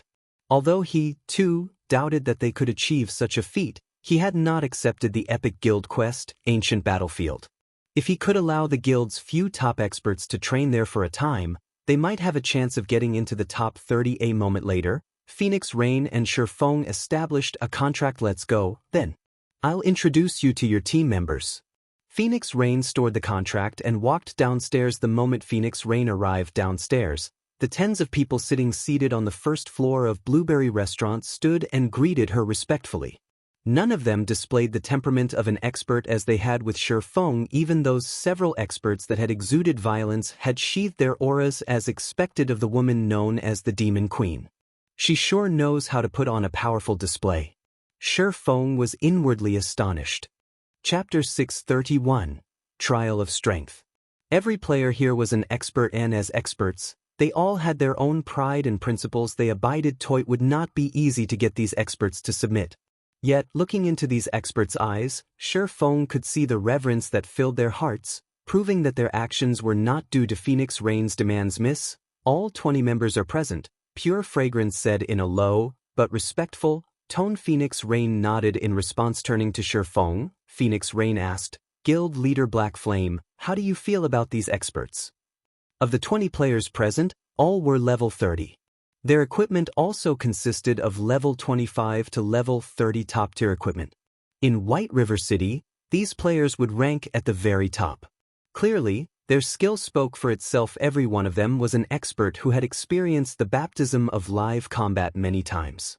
Noobs like Fire Dance and Zero Wing's other core members, who had only gained their strength through arduous training, could not compare to these experts. One could feel the hostility they radiated from far away. Amazing. You will not find many in Starmoon Kingdom who can match them, Shifeng replied truthfully. However, Shifeng's words instantly earned the ire of these 20 people. They glared at Shifeng, killing intent filling their eyes. They were all experts who Phoenix Rain had carefully nurtured. How could the lowly experts of Starmoon Kingdom possibly hope to be their equals? Guild Leader Black Flame, you may not realize this, but despite none of these people having any fame, They are not much weaker than the experts on the God's Domain experts list. They are even stronger than some of those experts.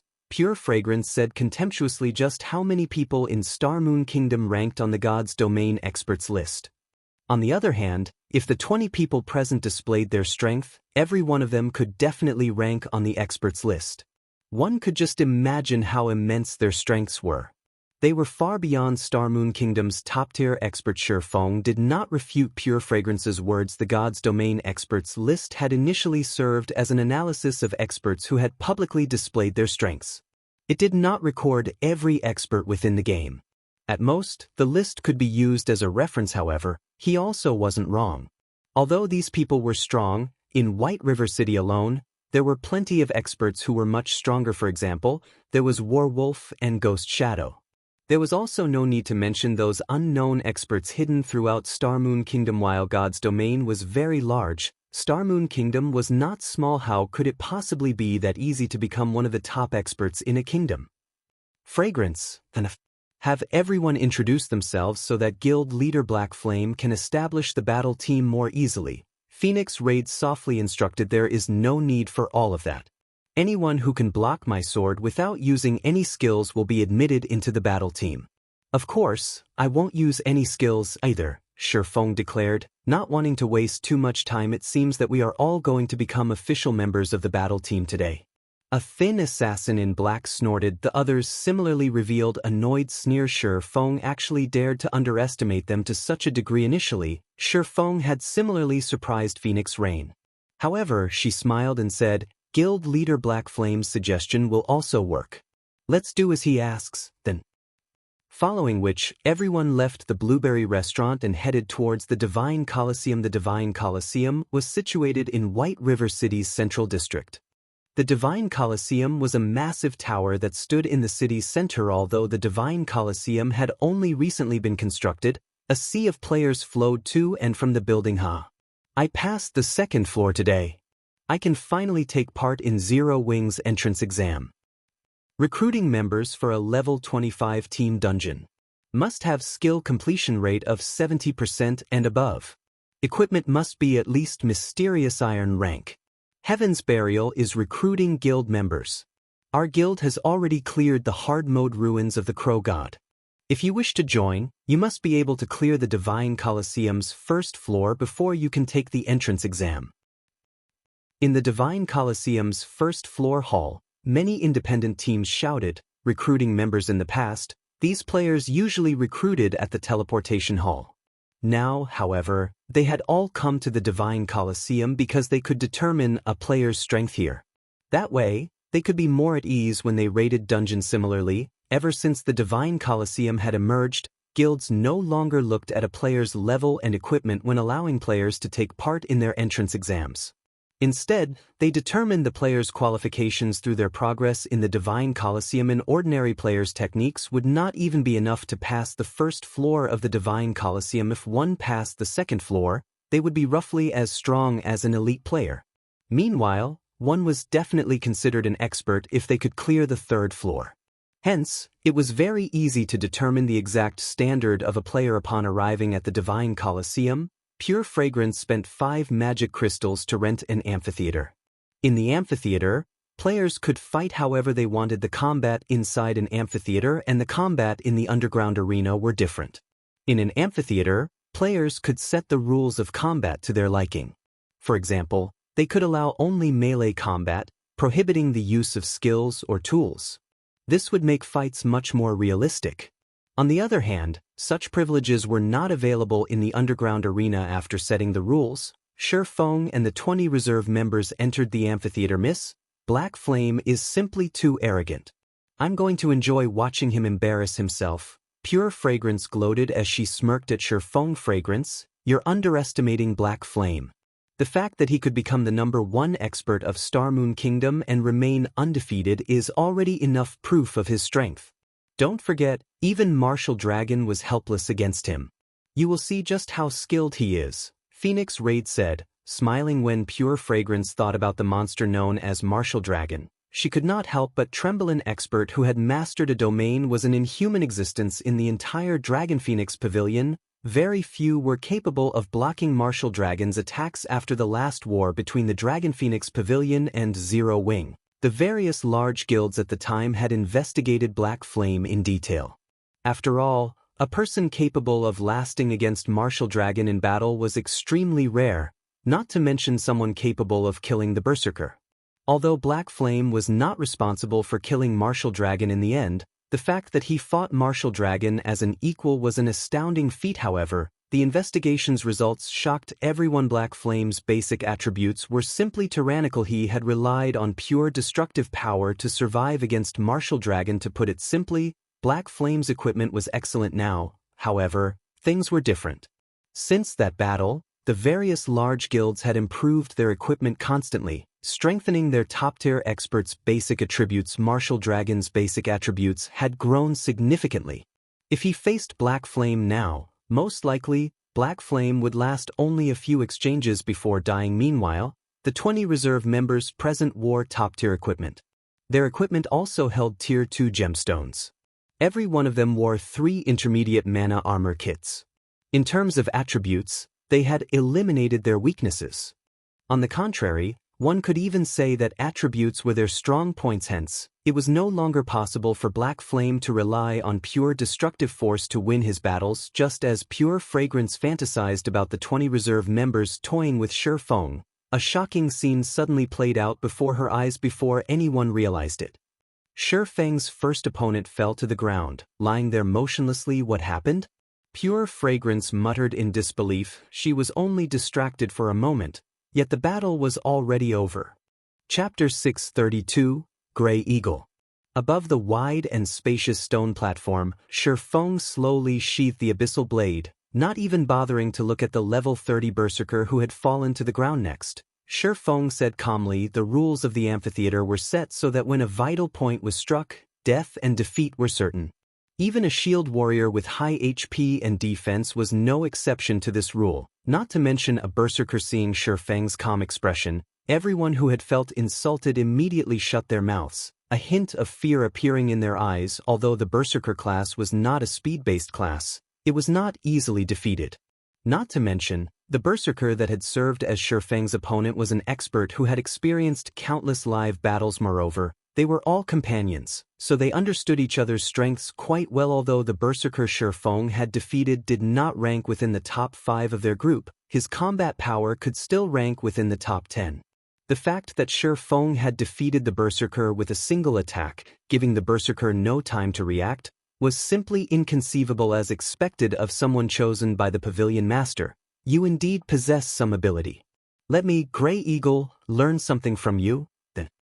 A middle-aged man with a lean body and eyes as sharp as an eagle stepped out from the crowd. When the crowd saw the berserker named Grey Eagle step forward, the shock from Shifeng's one-sided victory immediately dissipated. Their arrogance and confidence returning. Eagle, we're counting on you.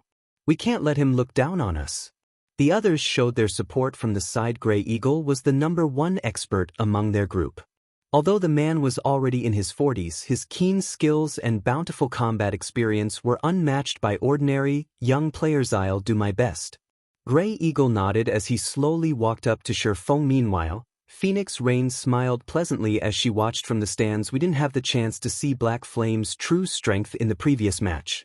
Now that Grey Eagle has stepped forward, we should get to see his limits, Phoenix Rain said, smiling as she watched a playback video of Shifeng's prior battle miss. Even in the Dragon Phoenix Pavilion, Grey Eagle is an expert who ranks at the very top. He has a good chance of defeating anyone among the younger generation, other than Martial Dragon. How could he not be a match for Black Flame? Pure Fragrance could not help her surprise when she heard Phoenix Rain's words. Pure Fragrance believed that Phoenix Rain overestimated Shifeng's strength. She had not been paying attention, so she had not seen the moment when Shifeng had drawn his sword.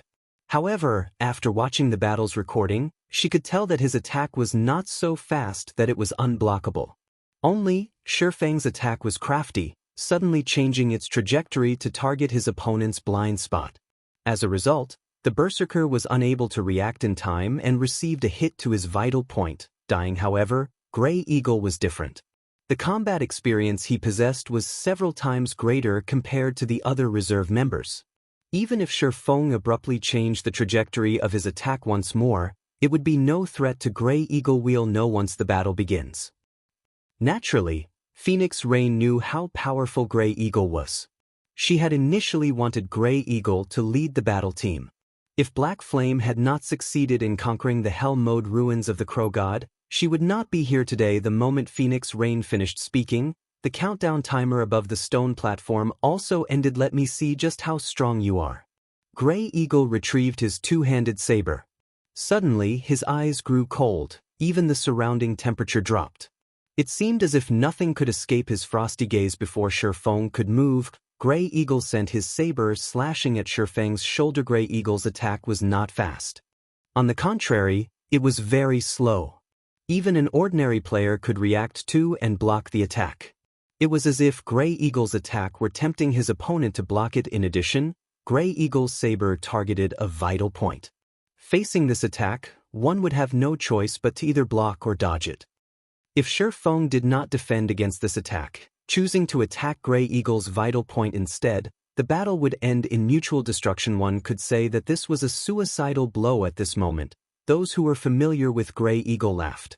They all knew that Grey Eagle was not trying to pit his life against his opponent's. Rather, he was using this attack to probe for his opponent's weaknesses. Normally, experts rarely had any weak points when they were on guard. However, the instant they launched an attack, they would reveal their greatest weak point.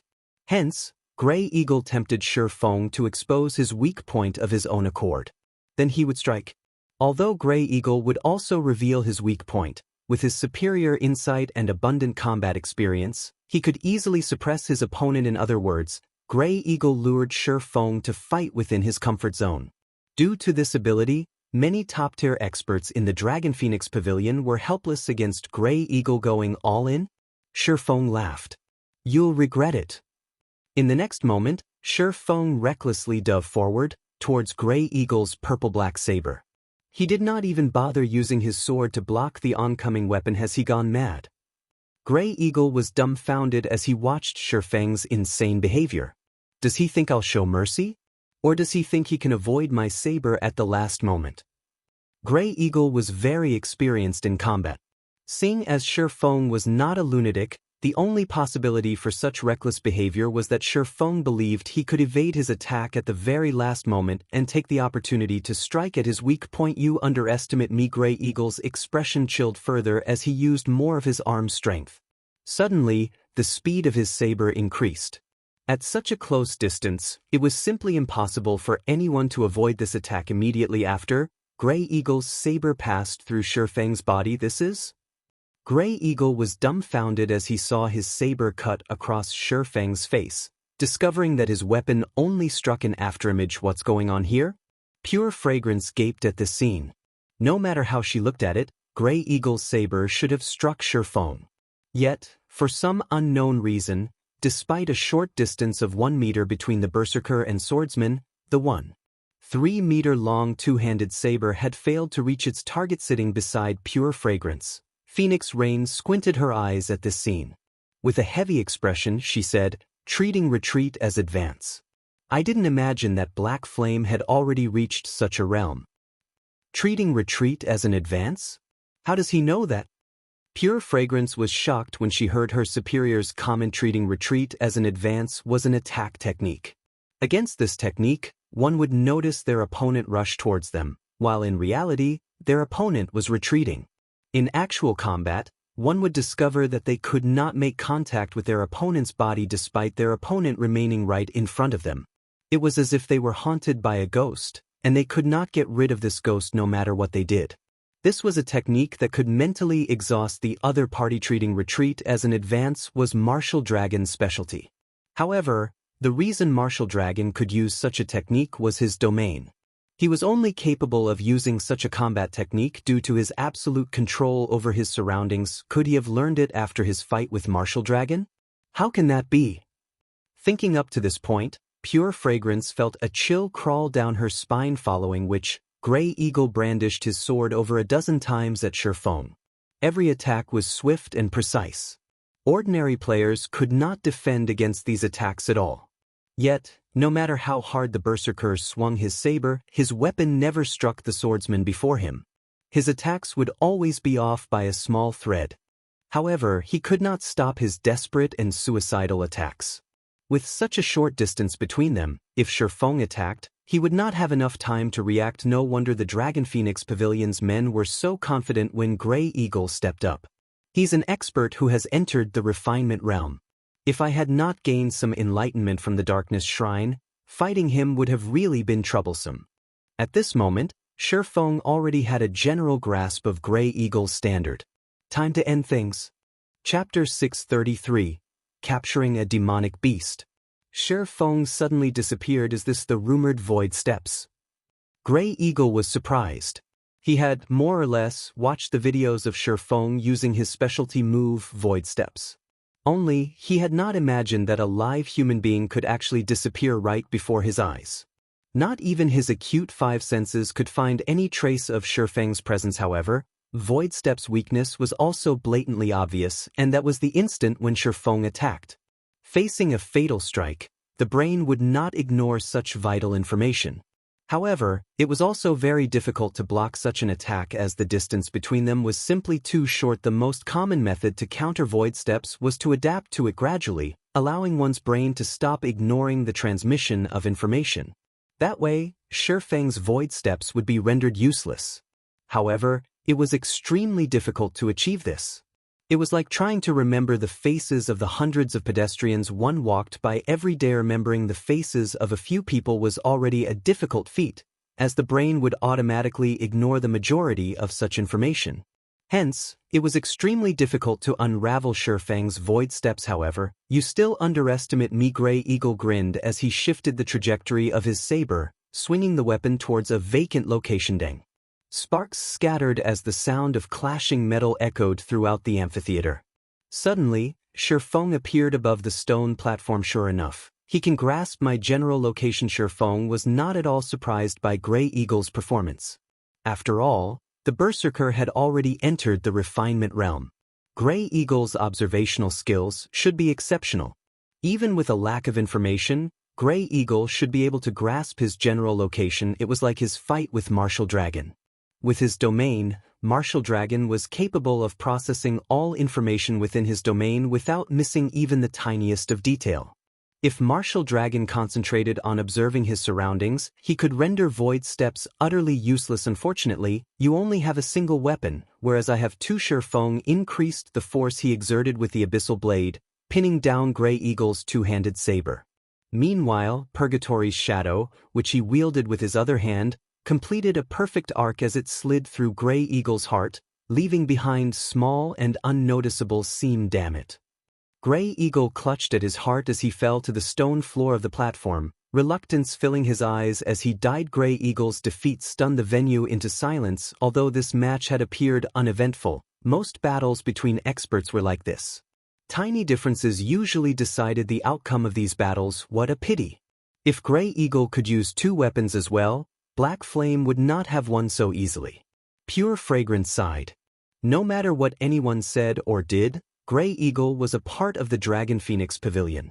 The fact that Grey Eagle was defeated so easily was not a good thing for the pavilion's reputation. Would two weapons really solve the problem? Phoenix Rain wore a complex expression as she watched Shifeng. He really is a hateful person. Grey Eagle was a berserker, a class that was known for its strength. The class's strength growth was the highest of any class, yet Shifeng had suppressed Grey Eagle with a single hand. This was enough to show just how high Shifeng's strength attribute was. With such an advantage, Shifeng could easily decide the outcome the moment the battle began. Still, Shifeng had chosen to waste so much time with Grey Eagle. Why? There could only be one explanation. He wanted to determine Grey Eagle's strength. Originally, Phoenix Rain had thought to use Grey Eagle to uncover the depths of Shifeng's strength. However, not only had they failed to do so, but they had also allowed Shifeng to study them in turn, following which, Shifeng proceeded with testing the remaining 18 reserve members, and sure enough, not a single one passed. Shifeng finished off everyone with a single hit. Miss Phoenix, I'm sorry to say this, but none of these people passed. It seems that I can only recruit members on my own, Shifeng said, smiling at Phoenix Rain. Hearing Shifeng's declaration, the reserve members instantly paled. Shifeng had extinguished their previous arrogance and confidence. They could not even bring themselves to muster a retort. If none of them passed, it can't be helped. I still have to deal with some procedures regarding the participation rights. As for the battle team members, I'll leave it to guild leader Black Flame. Phoenix Rain inwardly rolled her eyes at Shifeng. It was obvious that Shifeng had no intentions of letting her subordinates join the battle team. Finished speaking, Phoenix Rain left the Divine Coliseum with her group. Meanwhile, Shifeng hailed a horse carriage and hurried towards White River City's teleportation hall. Phoenix Rain can't be underestimated. She was actually able to recruit 3 refinement realm experts. It seems that I'll have to hasten Fire Dance and the others' training. Shifeng had a clear understanding of his companion's strength. If not for his intention to widen the guild's core members' horizons in the Dark Arena, Phoenix Rain's top 3 reserve members definitely qualified to become official members. After all, refinement realm experts were rare in God's domain. A battle team with 3 of such experts could definitely rank in the middle among all battle teams participating in the Dark Arena. This was also why Phoenix Rain believed that the battle team had the chance to rank within the top 100. Of course, that was not to say that Fire Dance and the others were weaker than Grey Eagle's Group A players'. Combat power could not be determined by combat techniques alone. Attributes and skills also made up a rather large ratio. Upon arriving at the teleportation hall, Shifeng quickly discovered Fire Dance and the others, who had been waiting for him for quite some time. Guild leader, we brought what you asked for. However, haven't we bought a few too many? Aqua Rose asked, feeling a slight sting to her heart. Hunting scrolls and storage space scrolls were already very expensive. A single hunting scroll cost 3 gold, 50 silver, whereas a storage space scroll cost a full 5 gold. If they only needed to purchase a few, Aqua Rose would not have minded. After all, the guild's member count had increased significantly in recent days. The money a 2-star guild could earn through guild quests was quite significant as well. In addition, they also had the profits from the candlelight trading firm. Hence, spending 100 or 200 gold wouldn't be an issue. However, Shifeng had requested 100 hunting scrolls and 50 storage space scrolls. Furthermore, hunting required other items as well. In total, they had spent more than 800 gold to prepare for this hunting trip. Not even a bronze mount costs that much. You'll understand when the time comes. This amount is nothing considerable. Shifeng laughed. In the past, to obtain a slightly better guild mount, various large guilds had spent astronomical sums of money. In comparison, they had only spent around 800 gold. Aqua Rose grew frustrated by Shifeng's response. Fortunately, Zero Wing still had the candlelight trading firm to support it. Otherwise, this hunting trip would have punched a huge hole in the guild's finances. Let's head to the Great Forest of Soria. Saying so, Shifeng approached the teleportation magic array. Upon discovering their destination, everyone involuntarily trembled. The Great Forest of Soria. Anyone who researched high-level maps knew that the Great Forest of Soria was a level 50 map. To current players, it was a death trap. Furthermore, the Great Forest of Soria was different from ordinary leveling maps. It was a forbidden land for the human race. Chapter 634, Starfall City. Very quickly, Shifeng paid the party's teleportation fees. Each person cost 80 silver for a total of 4 gold, 80 silver for the whole party.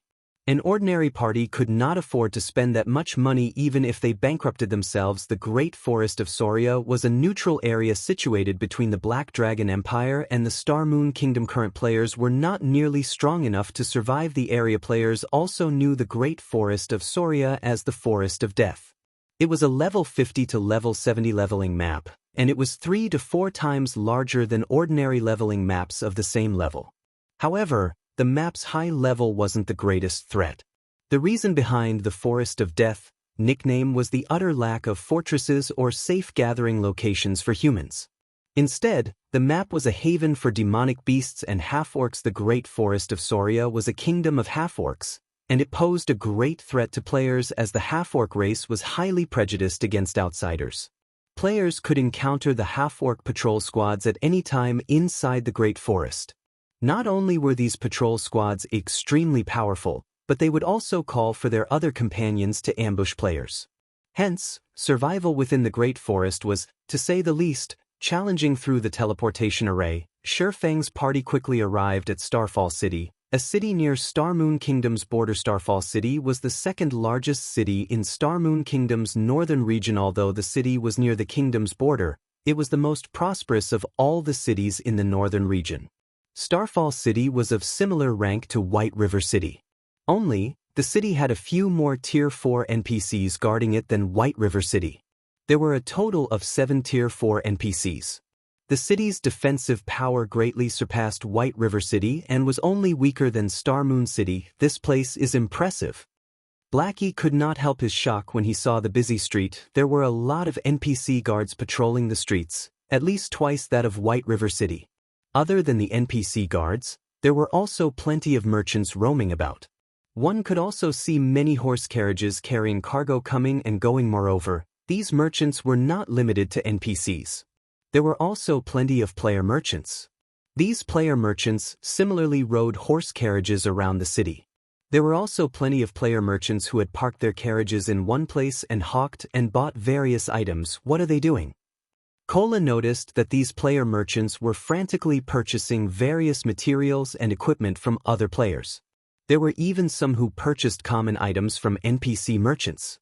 Moreover, these player merchants purchased these common items in large quantities, costing up to dozens, or even more than 100 gold. Such an amount would be enough to fund a small guild for a relatively long time. None of White River City's players would be so insane as to purchase so many common items from NPC merchants. Those people are reselling goods and making a profit through the price differences. Shurfang explained. Making a profit through the price differences? Blackie was confused. But the NPC's prices are the same throughout Starmoon Kingdom. Only some unique items can be resold for a profit. Even so, there aren't usually many of those items available for sale, and normally, when the NPCs restock, large guilds usually buy everything, keeping them for their own use. Who are they planning to sell these common items to? To players, of course, Shurfang said, laughing. Although NPCs' common items in Starmoon Kingdom have uniform prices, the prices may be different in other kingdoms and empires. Some items sold in Starmoon Kingdom might be more expensive in the Black Dragon Empire, while some items might be cheaper. Meanwhile, these people are trying to make a profit through the difference in prices. Then, aren't there teleportation arrays? Wouldn't it be easier just to deliver their products using teleportation arrays? Blackie asked curiously. Why must they use horse carriages? Very simple. The transportation fees would be too high if they used the teleportation arrays. Moreover, only the capital city has an array that enables teleportation between other kingdoms and empires, and each teleportation would cost more than 1 gold. Their profit margin is not high. Moreover, a player can't carry enough items. They might even incur losses if they use teleportation arrays to conduct their trades. Meanwhile, a horse carriage can carry more than a dozen times that of players. Some good horse carriages can even carry up to 20 or 30 times. Although one may waste some time and encounter some dangers if they travel to the Black Dragon Empire via a horse carriage, in general, they can earn a lot of money with a single trip. These player merchants earn even more money than our guild's elite players. Shurfang had some knowledge regarding the merchant subclass.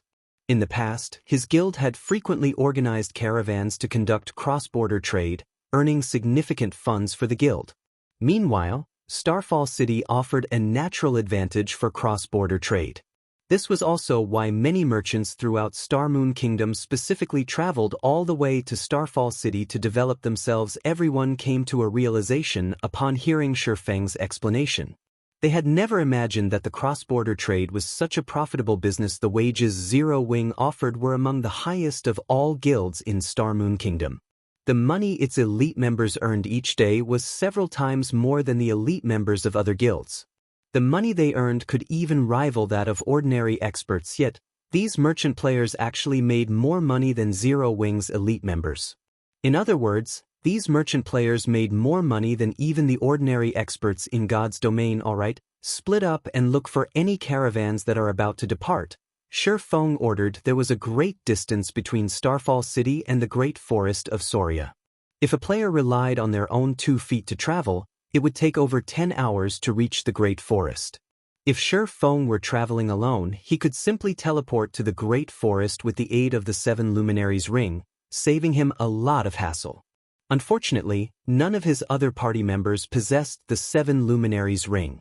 Hence, they would have no choice but to travel to the Great Forest on foot. Meanwhile, if a caravan were about to embark from Starfall City to the Black Dragon Empire, they would have to pass through the outermost region of the Great Forest of Soria. If one traveled via horse carriage, the journey to the Great Forest would only take 3 or 4 hours. It was much faster than even common mounts. However, the road to the Black Dragon Empire was not easy for a caravan. A caravan normally required an escort of guards. Meanwhile, powerful players would often accept such escort quests as they were extremely profitable. The money one could earn from these quests was several times higher than ordinary high-level quests. Only, one would have to invest a lot of time to complete the quest. A dozen minutes or so later, Aqua Rose located a caravan that was about to depart for the Black Dragon Empire. This caravan was not particularly large. In total, there were only a dozen or so horse carriages. Moreover, it was a caravan that consisted entirely of players. It was far less safe than NPC caravans. After leaving the city, caravans could encounter all sorts of trouble such as monster attacks and player robberies. In the past, Feng had even tragically been mugged by a Tier 4 Sword Emperor NPC. Meanwhile, in an NPC-organized caravan, there would usually be some NPC guards escorting the caravan. Ordinary players would not dare consider robbing such caravans. Monsters offered the greatest danger. These caravans. Player-organized caravans, on the other hand, were often the targets of players who had joined the dark forces. Of course, with risk comes opportunity. If player merchants joined an NPC-organized caravan, their profits would decrease sharply. The maximum amount of money they could earn from a single trade was only 1/3 of the money they could make if they joined a player-organized caravan. Of course, even this was still a significant amount of money to an ordinary player. In other words, a player-organized caravan's profits were 3 times that of an NPC-organized caravan. Naturally, courageous or strong players would take this risk. Our Red Rain caravan is not some weak caravan. We don't welcome weaklings here. Not to mention, you guys are only planning to join us to the Great Forest of Soria. You will occupy our guard slots for nothing. A female ranger with a charming and flirtatious look sneered. This female ranger had black, shoulder-length hair and wore a black and red tight-fitting leather jacket. Chapter 635, Rainless Sword. Just as the female ranger had said, the Red Rain caravan's strength could not be underestimated. Although the Red Rain caravan was slightly weaker than the other caravans that consisted of over 30 horse carriages, their horse carriages were of higher quality. 2 horses pulled the Red Rain caravan's carriages, unlike the normal horse carriages that other caravans used, which were only pulled by 1 horse. Not only were the Red Rain caravan's carriages faster, but they could also hold considerably more cargo, with each carriage holding up to 24 times that of an ordinary player's bag space. Moreover, due to the horse carriages being of a higher rank, they could hire 2 more guards than ordinary carriages. Forming such a powerful caravan at this stage of the game displayed the great capability of this player group. Guild leader, although there are several other caravans that are about to leave, will have to wait for another 3 to 4 hours for them to resupply before they set out.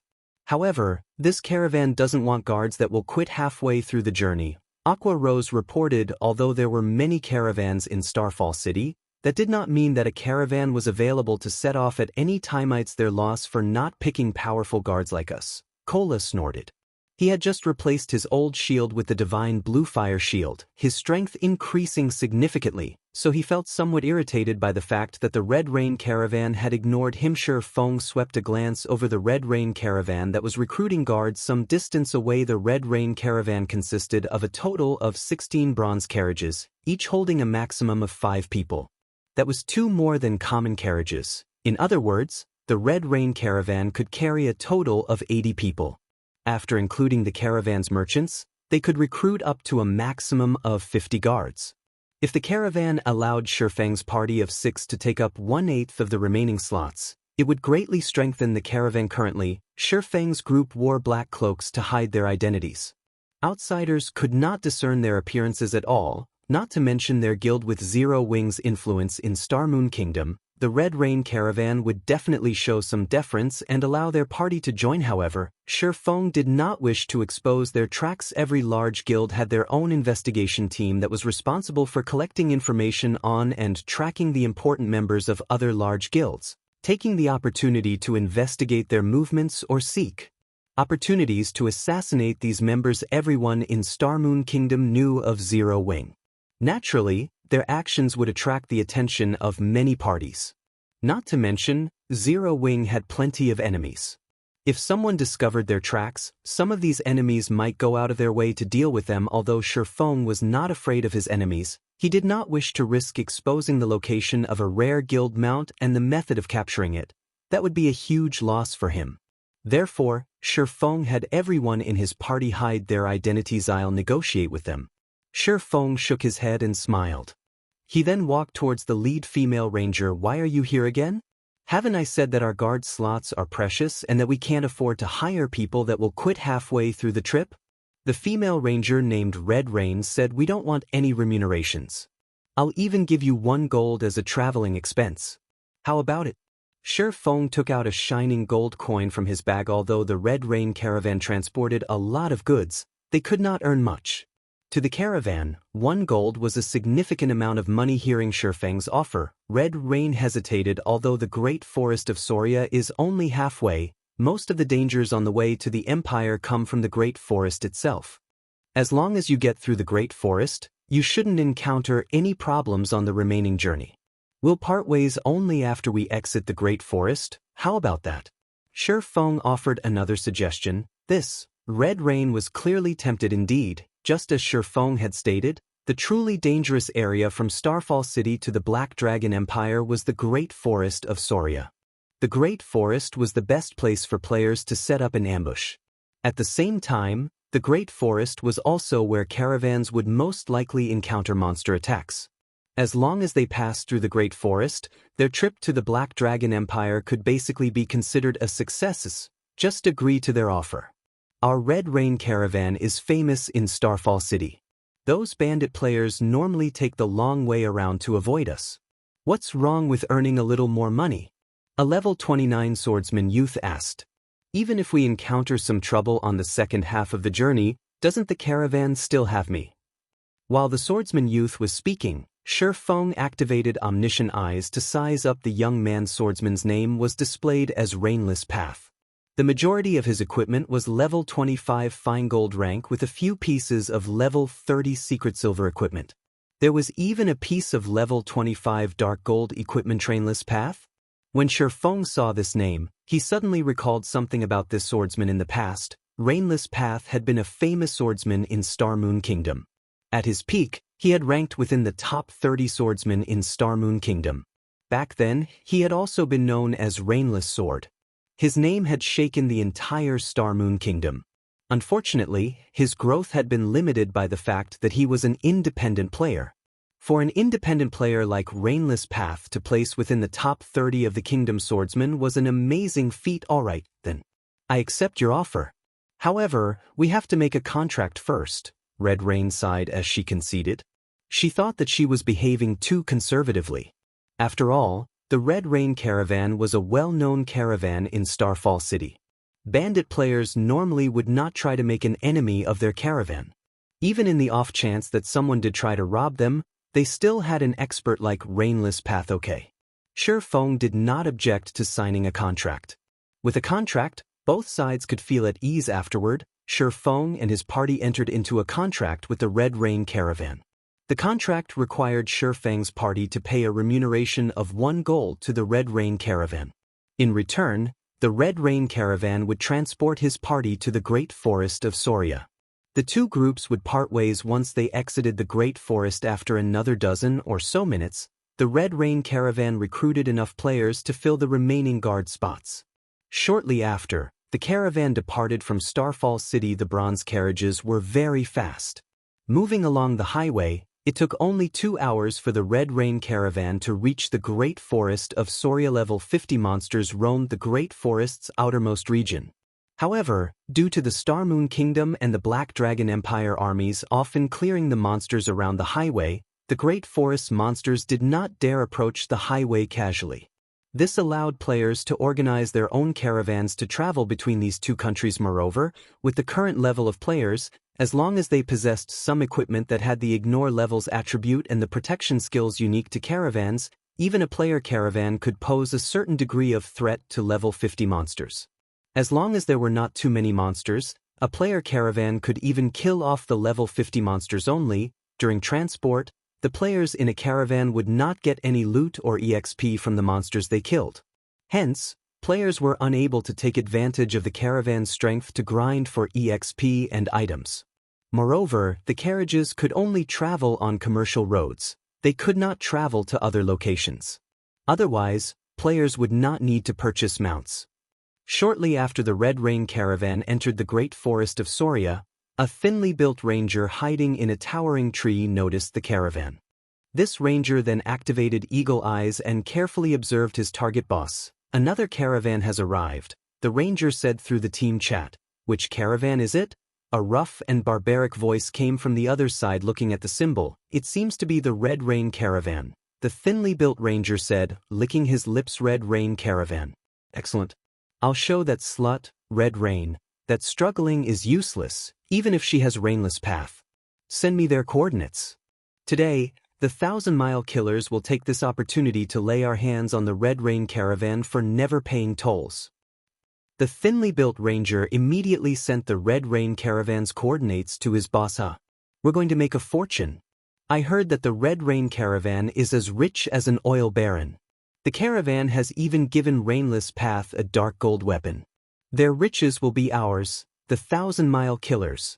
The thinly built ranger drooled as he watched the bronze carriages of the Red Rain caravan. Chapter 636, Dark Guild. The Red Rain caravan did not have an easy journey through the great forest of Soria. They oftentimes encountered attacks from 1 or 2 level 50 wind leopards, forcing the caravan to halt their advance and face these demonic beasts. Wind leopard, demonic beast, common rank. Level 50. HP 50, 000/50, 000. Although the wind leopard was only a common monster and its HP was very low, its speed and damage could rival even that of a level 30 chieftain. Ordinary players would not survive more than 3 hits from this monster. If an ordinary player encountered a wind leopard, only death awaited them. They would not even have a chance to escape. However, when a caravan was in the process of delivering goods, it gained special skills. There was no need for players to risk their lives to defend their cargo. They could deal significant damage to these monsters just by relying on the bronze carriage's attack skills.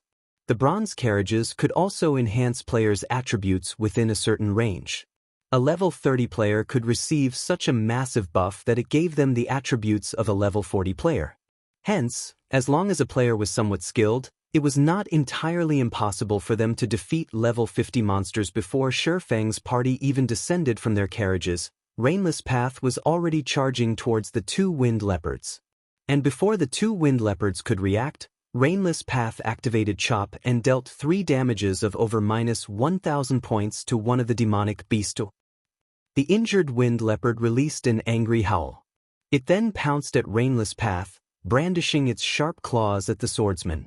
At the same time, the other wind leopard darted towards Rainless path with its fangs bared. However, before the 2 wind leopards could touch Rainless path, the 6 frontmost bronze carriages each fired a blue beam at the 2 monsters. The beams were extremely fast, and in the blink of an eye, they struck the wind leopards, knocking them back.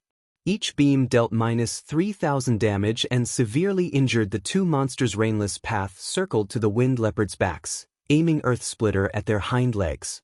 The keen edge of a dark gold longsword was extraordinary. Immediately, Rainless path's weapon sliced through the leopard's thick hide, damaging the tendons and greatly reducing the monster's mobility, following which, the other bronze carriages fired beams as well, and in a short moment, the 2 wind leopards were dead. Meanwhile, Rainless path had even not received a single point of damage. The coordination between player and carriages was perfect. Shurfang and the other guards had no chance to display their skill at all. Sheathing his long sword, Rainless path leaped back onto his carriage and said, "Let's go." This scene shocked many of the caravan's guards. Rainless Path was able to defeat 2 level 50 wind leopards without suffering any damage.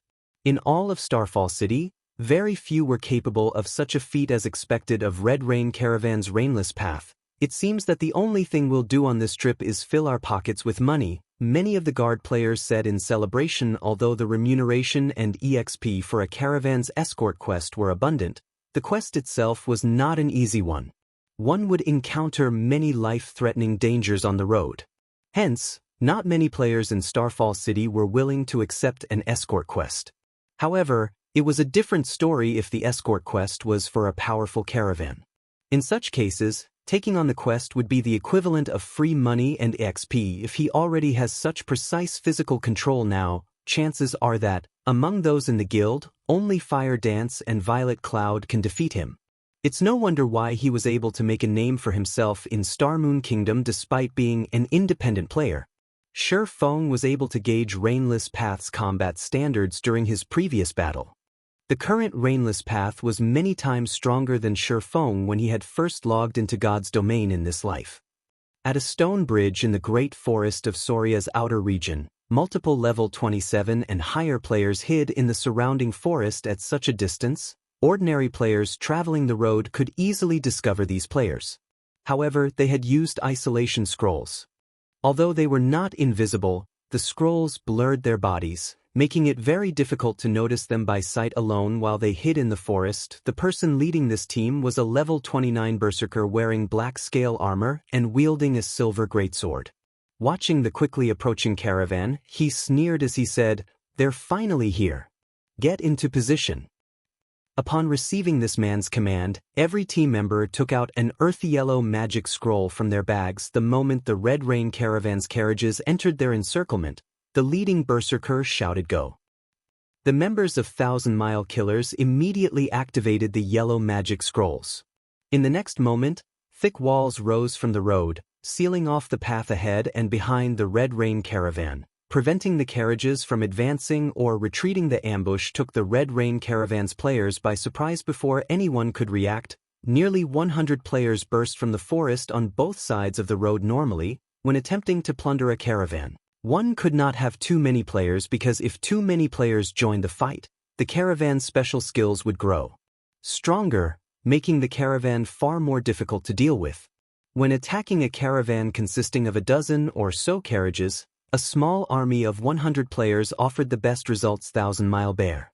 Red Rain's expression sank, her beautiful eyes glaring at the berserker amidst the crowd. "We have never interfered with each other's business.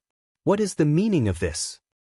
The Thousand Mile Killers was a red name team that had already plundered countless caravans. Thousand Mile Bear was their leader. However, the Thousand Mile Killers had never attempted to rob Starfall City's famous caravans. Hence, the various famous caravans had never bothered to join hands to deal with the Thousand Mile Killers. Red Rain had never thought that Thousand Mile Bear would break the unwritten rule after all this time and target their Red Rain caravan. "Red Rain, do you really think that I don't normally target you guys because I am afraid of you?" Thousand Mile Bear grinned. Coldly, he said, "Hand over 1 piece of dark gold equipment and 5 pieces of fine gold equipment. Oh, and leave your carriages behind. Otherwise, none of you will leave here alive." Thousand Mile Bear, do you think that our Red Rain caravan is that easy to bully? If you're strong enough, take it yourself. Red Rain unslung the dark blue longbow from her back and fired multiple arrows consecutively at the level 29 berserker. Although an arrow was not as powerful as a spell, it was much faster. Rainless Path also unsheathed his long sword and swiftly charged towards Thousand Mile Bear. In order to round up bandits, one must first catch their ringleader. If Thousand Mile Bear died, the other members of his team would fall into disarray. Since you don't know when to give up, don't blame me for not showing mercy. Thousand Mile Bear swung his great sword, deflecting the incoming arrows.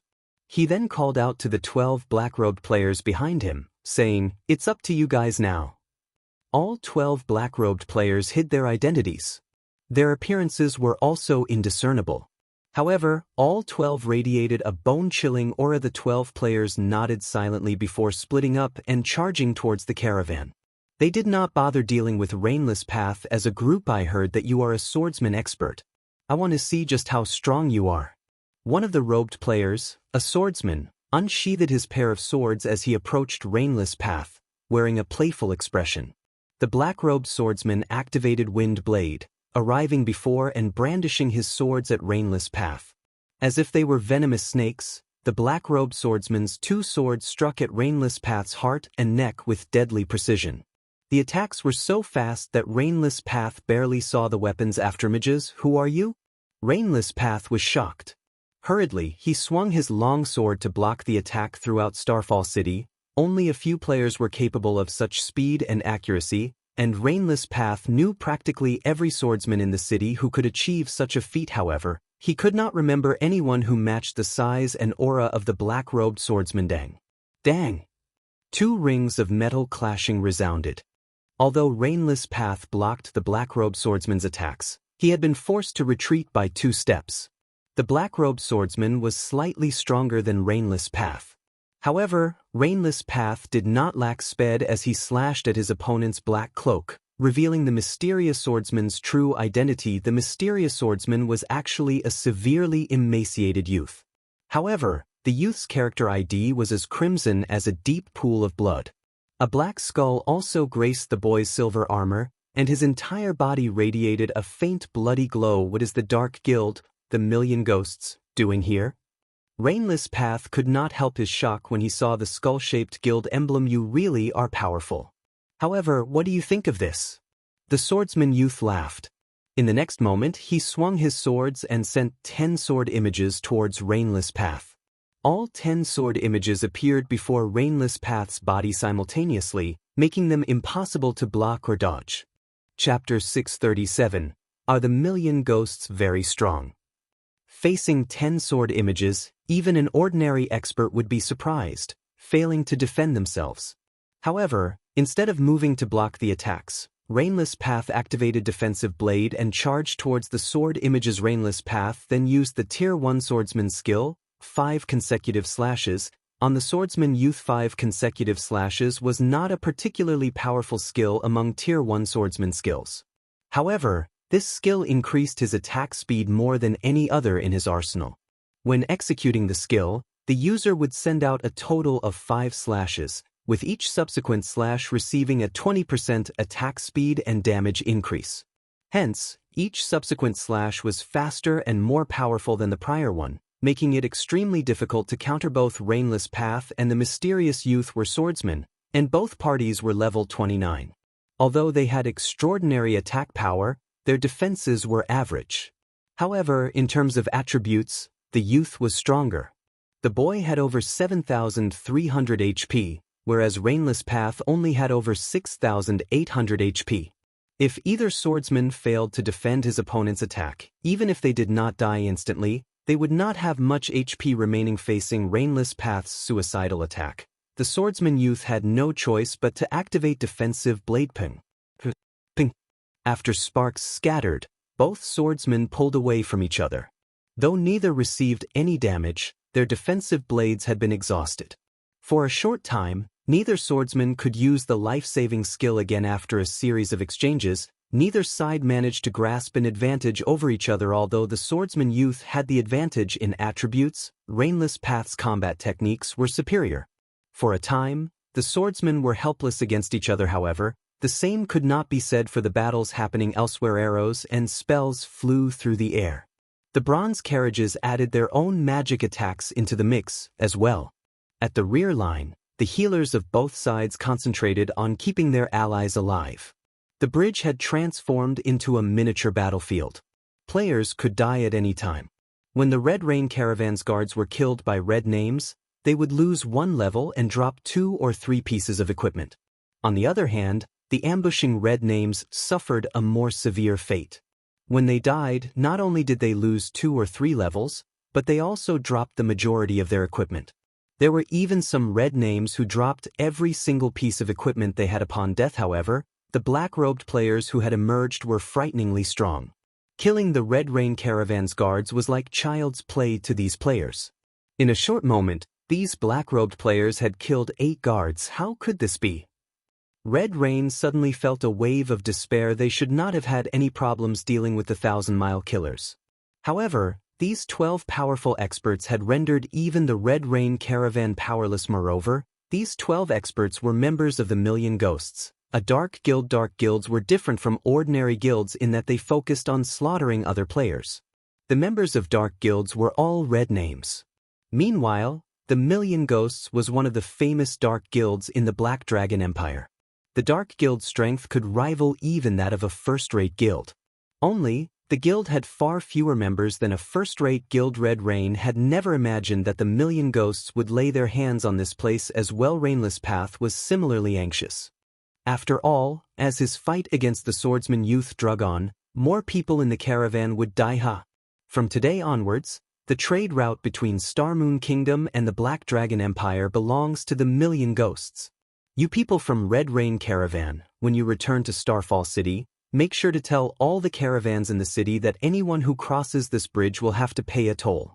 Otherwise, they will share your fate.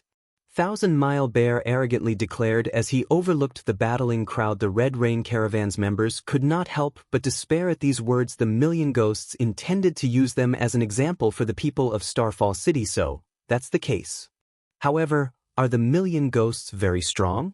Shi Feng asked, chuckling as he looked down on the level 29 Berserker. Dark guilds would normally occupy some high-traffic routes, making a fortune in tolls. However, Shi Feng had never imagined that the Million Ghosts Guild would discover the importance of trade routes and begin claiming them so quickly. It was just like how the Candlelight trading firm was charged an export fee when selling their products in other cities. If they exported products to other countries, however, the fees were much higher, charging 30% of the item's price. Hence, once players established a shop in other countries, they normally formed their own caravans to transport their goods, saving a lot on travel expenses. The Candlelight trading firm already possessed shops in a few cities within the Black Dragon Empire.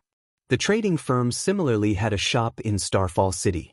However, as the level of current players was still somewhat low, Shi Feng had not planned to establish his own caravan just yet. Since the Million Ghosts was already eyeing trade routes, Shi Feng could not sit idle and do nothing. How dare you provoke the Million Ghosts? A level 29 black-robed berserker charged towards Shi Feng, sending a heavy strike at Shi Feng's head. In response, Shi Feng remained motionless as he allowed the berserker's axe to descend on him. Before anyone knew it, Fire Dance appeared beside a black-robed berserker and used sneak attack, forcing the berserker into a fainted state for 3 seconds. Immediately after, she used the most powerful burst skill an assassin had, Absolute Strike. When her dagger penetrated the berserker's back, the attack threw the latter forward by 10-yard system. Absolute Strike completion rate 85%, resulting in 100% of skill's effect. Skill proficiency plus 3 to 12,056. The black-robed berserker, who had less than 8,000 HP, dropped like a stone as the berserker slammed heavily into the ground. He dropped 3 pieces of equipment. Since the berserker was a member of a dark guild, even though he was a red name and his name was nearly black, his punishment from the system would not be too severe.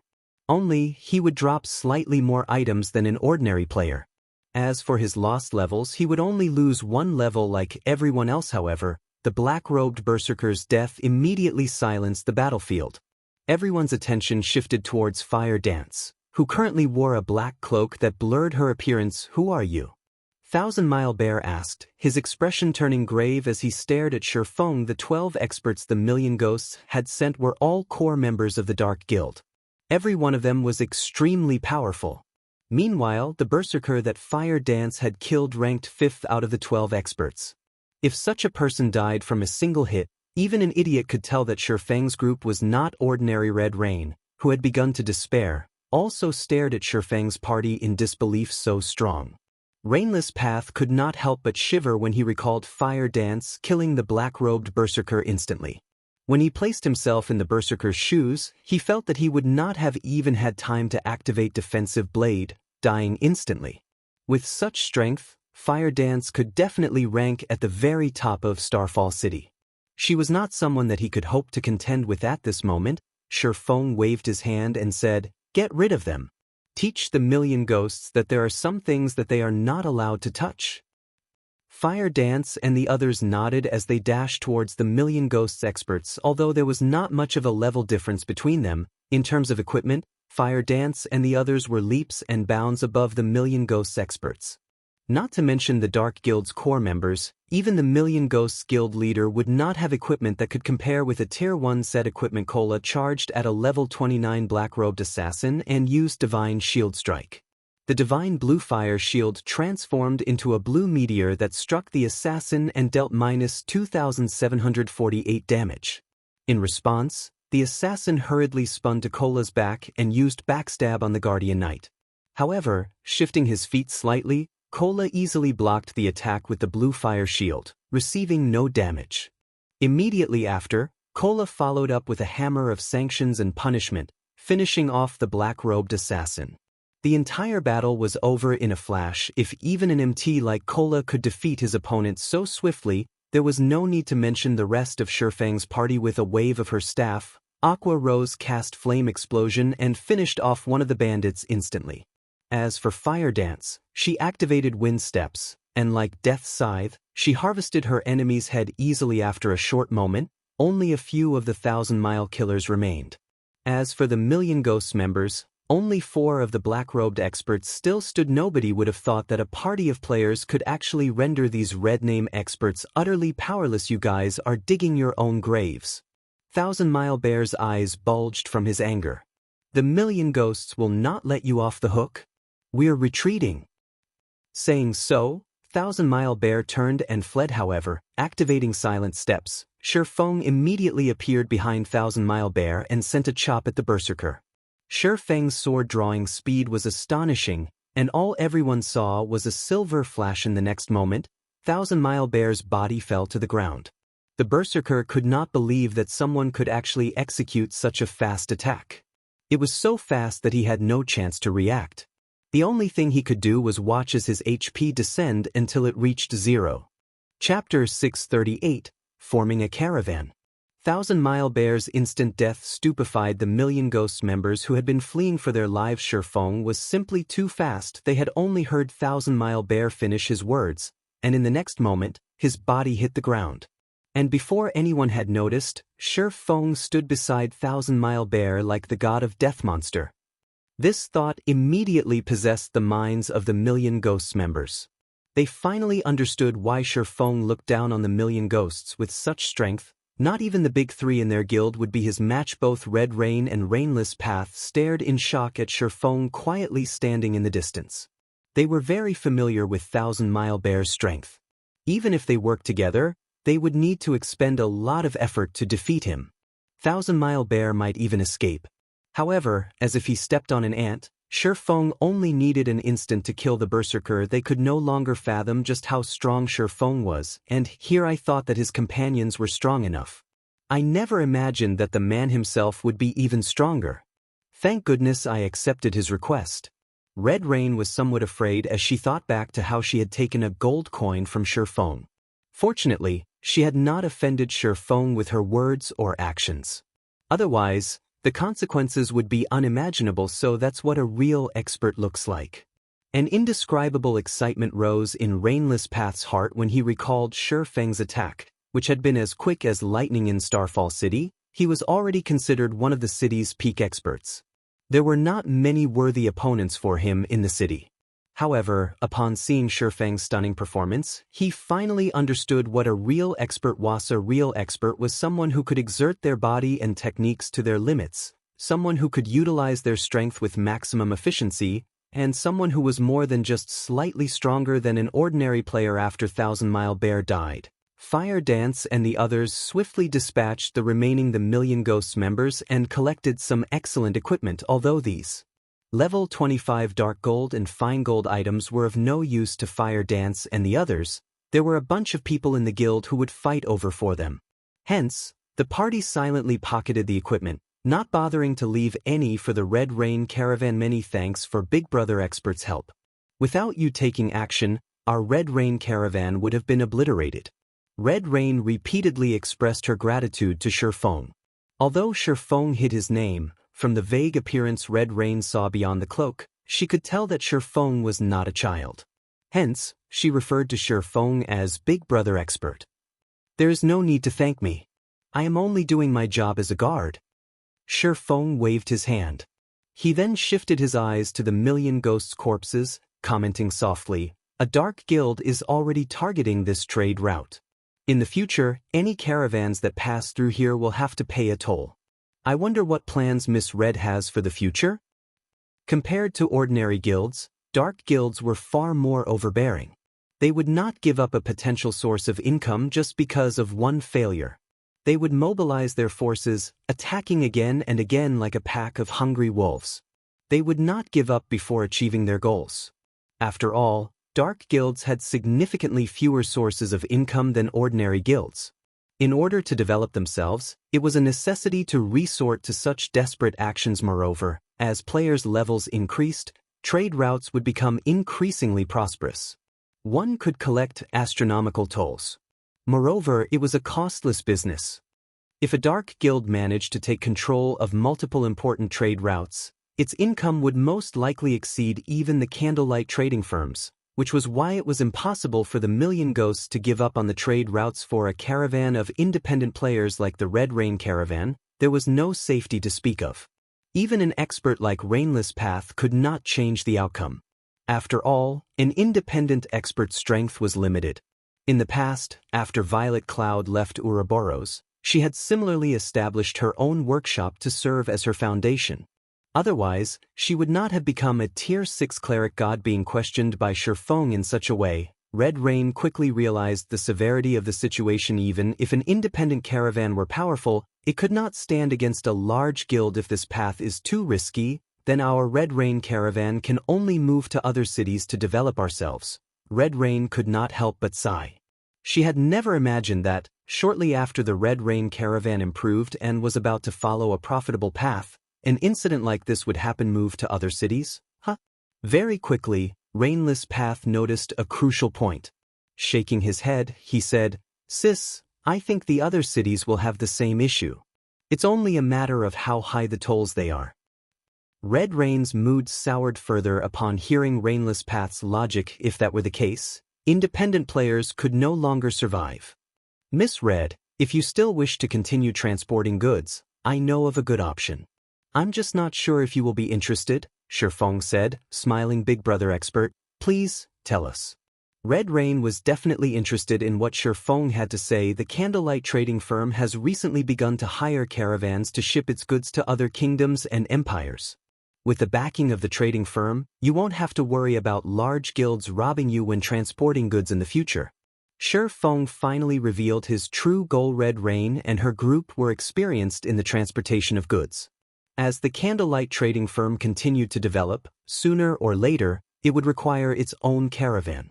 By recruiting the Red Rain Caravan, not only would he establish a foundation for the trading firm in advance, but he could also deepen his connection with Red Rain and Rainless Path. The candlelight trading firm? Is that the famous trading firm that Zero Wing established? Red Rain's breathing grew a little rushed. If the candlelight trading firm were really hiring caravans to transport goods, this would be a heaven-sent opportunity for them. With the support of the trading firm, they would gain an additional layer of protection. The only issue was that they would have to prioritize the candlelight trading firm's goods. However, in the future, the Red Rain Caravan would no longer have to worry about robbery. Zero Wing was currently like the midday sun throughout Starmoon Kingdom.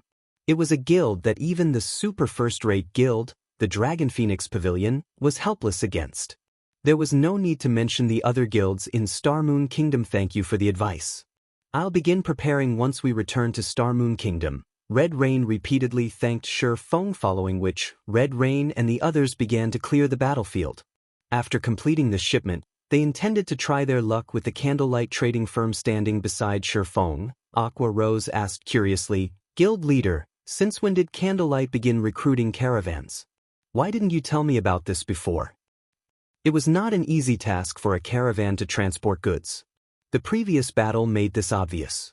There were many problems involved in such an operation, and they were extremely troublesome to deal with. "I just decided it." Shifeng laughed. Aqua Rose was speechless. She could not help but shift her gaze towards Red Rain, before returning her gaze to Shifeng, a meaningful smile appearing on her face. She looked at Shifeng as if saying, "I see." Half an hour later, the Red Rain Caravan arrived at the exit of the Great Forest of Soria. Reaching this point, Feng and the others had fulfilled their agreement. After parting with Red Rain and the others, the party advanced into the inner regions of the Great Forest. Roughly 4 hours later, Feng's party arrived at a small lake. In the forest. Guild leader, aren't we trying to capture a guild mount? Why aren't there any monsters here?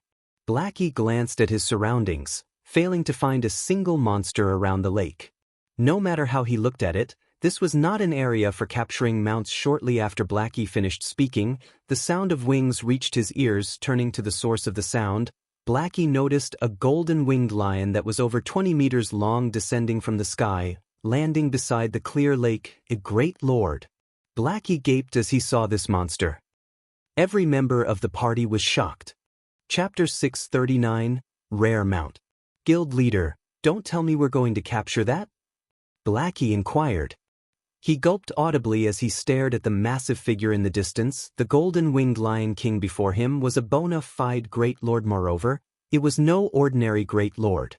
It was a level 60 Great Lord. It was definitely part of the ruling class of monsters. It could obliterate them with a sneeze. Golden-winged Lion King, demonic beast, Great Lord. Level 60. HP 30, 000, 000/30, 000, 000. Capture it? Feng rolled his eyes at Blackie, saying, "You must be crazy." Although the golden-winged Lion King could be captured, it was a level 60 Great Lord. He wasn't that good. Unless they had a 100-man team of level 70 Tier 2 players or above, they had absolutely no chance of capturing the Great Lord. Feng's reply left Blackie speechless. However, the other members of the party released a sigh of relief. Capturing a monster was several times more difficult than killing one wheelhead over once it leaves. Feng said in the team chat this golden-winged Lion King was this area's overlord. Hence, no other monsters dared to approach the area around the lake. However, nobody would have thought that not only was the golden-winged Lion King a field boss, but it was also a guardian boss. It was a boss specifically tasked with guarding a treasure in the past. After Fantasy Extinguisher led a team of players to exterminate this golden-winged Lion King, they discovered a secret. When that secret got out, it shocked the various large guilds throughout God's domain. Back then, even ordinary players had their own mounts. The various large guilds had also realized the importance of rare mounts and constantly searched for their own unique monster. The commotion these guilds caused as a result had disrupted God's domain's peace and tranquility. However, nobody would have imagined that the Fantasy Shrine had actually managed to obtain a 5-star mount. The star ranking of a mount represented its growth potential. A guild mount's rank could be upgraded when properly nurtured. Furthermore, with a higher star rank, a mount had a higher promotion success rate. The majority of the guild mounts throughout God's domain were 1-star mounts. A 1-star mount started out as a common mount. It was a general mount, and most guilds would not capture a 1-star mount for a guild mount as there was only a 10% chance for it to become a bronze mount. A 2-star mount started out slightly stronger than a 1-star mount, and there was a 20% chance that it could become a bronze mount. As long as guild members were willing to pay the price, they could nurture their 2-star mount into a bronze mount. It was much cheaper than just purchasing a bronze mount. As for 3-star mounts, they were rarely seen. Not only could the additional movement speed they provided initially reach 110%, but there was also a 30% chance that they could nurture them to become bronze mounts. However, few guilds were capable of obtaining 3-star mounts. A 4-star mount was a rare mount. Not only could its initial movement speed reach 115%, but there was also a 50% chance for it to become a bronze mount.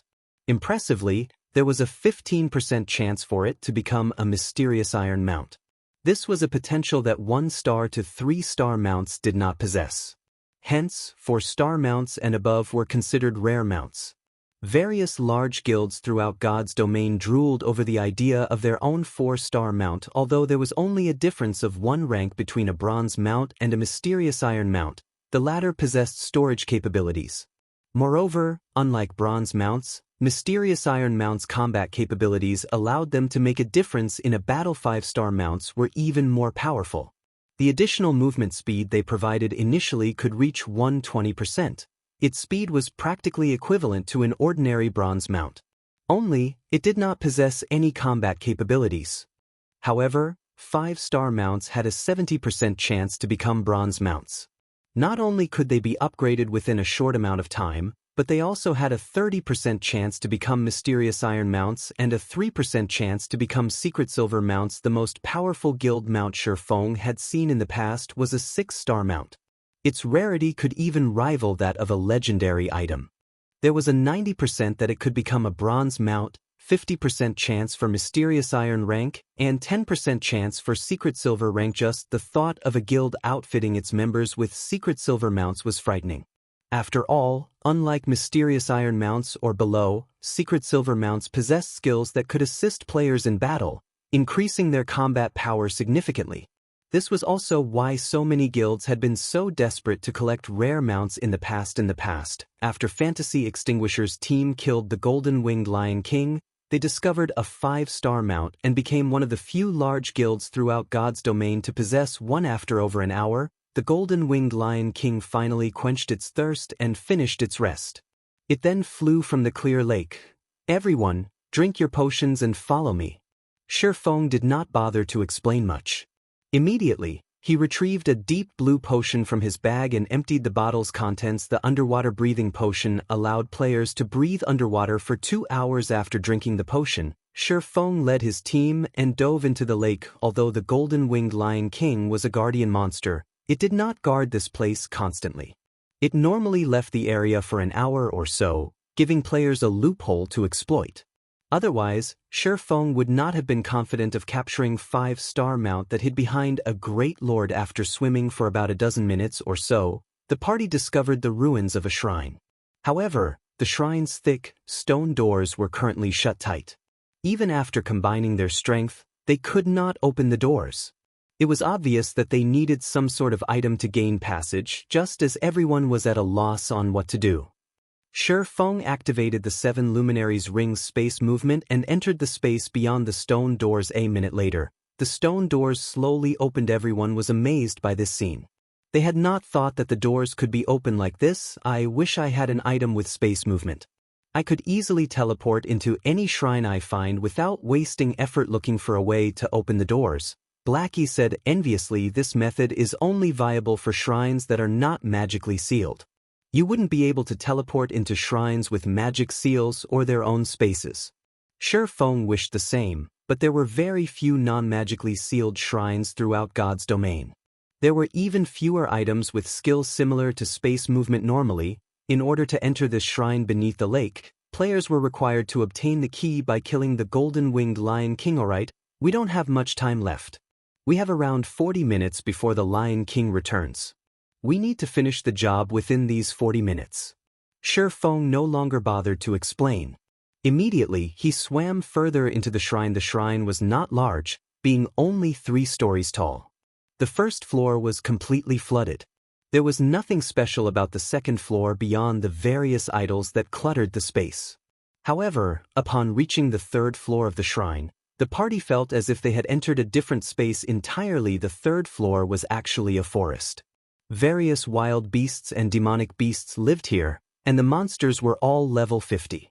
However, the beasts living here would not actively attack players. Meanwhile, slumbering in this forest's heart was a blue wolf that stood over 3 meters tall. Despite being asleep, blue arcs of electricity flashed around the wolf's body, preventing others from approaching it. Thunder Wolf, demonic beast, Lord. Level 50. HP 9, 000/9, 000/000. Such a handsome wolf. Kola was immediately mesmerized by the Thunder Wolf. In comparison, the horses of the Red Rain Caravan's bronze carriages looked like ugly toads. The Thunder Wolf was twice as large as a horse. If he could ride the beast through the city, he would become the envy of all. We only have 30 minutes left. Get into position as I taught you. If we fail, we'll have to spend a long time running back to this place. Shurfeng hurriedly commanded. Quickly, everyone stealthily approached the Thunder Wolf under Shurfeng's command. Chapter 640, Astonishing Attack Power. The Thunder Wolf opened its eyes upon detecting Shurfeng's party. It then emitted a low growl, warning the approaching humans. Although the demonic beasts on the 3rd floor would not actively attack players, they would give warnings when players got too close. If the players refused to heed their warning, they would attack Cola. Make sure you're ready to aggro the wolf. Blackie, focus on using Guardian of Light. Violet, focus on healing. Everyone else, use the hunting scroll when the time arrives. Shi Feng hurriedly commanded his team when he noticed the Thunder Wolf beginning to stand normally. It was practically impossible for them to capture a level 50 lord. However, the Thunder Wolf was slightly special. One could use a special method to capture it. The first condition for capturing a wild beast or demonic beast was to lower the monster's HP to exactly 10%. If its HP were above or below 10%, one could not capture the monster. It was a stringent condition, and it was one of the reasons why killing a monster was much easier than capturing one. Cola was currently level 30 and wore a complete Tier 1 set equipment. He also had the divine Bluefire shield. Even so, he could not hope to tank a level 50 lord. Finished with his commands, Shi Feng revealed the Bible of Darkness and began activating demon summoning merch, demon. When Shi Feng finished chanting the incantation's final verse, the demon gate slowly opened. From behind the gates, a human-shaped demon, an evil blade spirit, stepped out. Sharp spikes and black scales covered the demon's body. This demon was a pure attack type and would not possess any support spells like the Heart Devourer. Evil Blade Spirit, Evil Spirit. Level 36. HP 3.000/3.000/000. Not bad. At least it's a Tier 2 demon. Shi Feng smiled at the Evil Blade Spirit in satisfaction. Although it was not as strong as the Thunder Wolf, it would still be of significant help. It was fully capable of pinning down the Thunder Wolf for a long period. Everyone, assist the Evil Blade Spirit and attack the Thunder Wolf. Make sure you dodge the wolf's lightning attacks. Shi Feng then commanded the Evil Blade Spirit to charge at the Thunder Wolf. The Evil Blade Spirit fought like a berserker.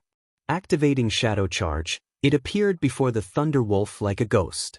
The Blade Spirit's sword-like arms then sliced fiercely at the Thunder Wolf's body. 17, 519-16, 749. 2 damages that were over -10,000 points appeared above the Lord's head, shocking the team. Such a high attack power. Shi Feng was also surprised. We lucked out. This Tamiya level 36 Lord had no chance against a level 50 Lord. The latter's defense was many times higher.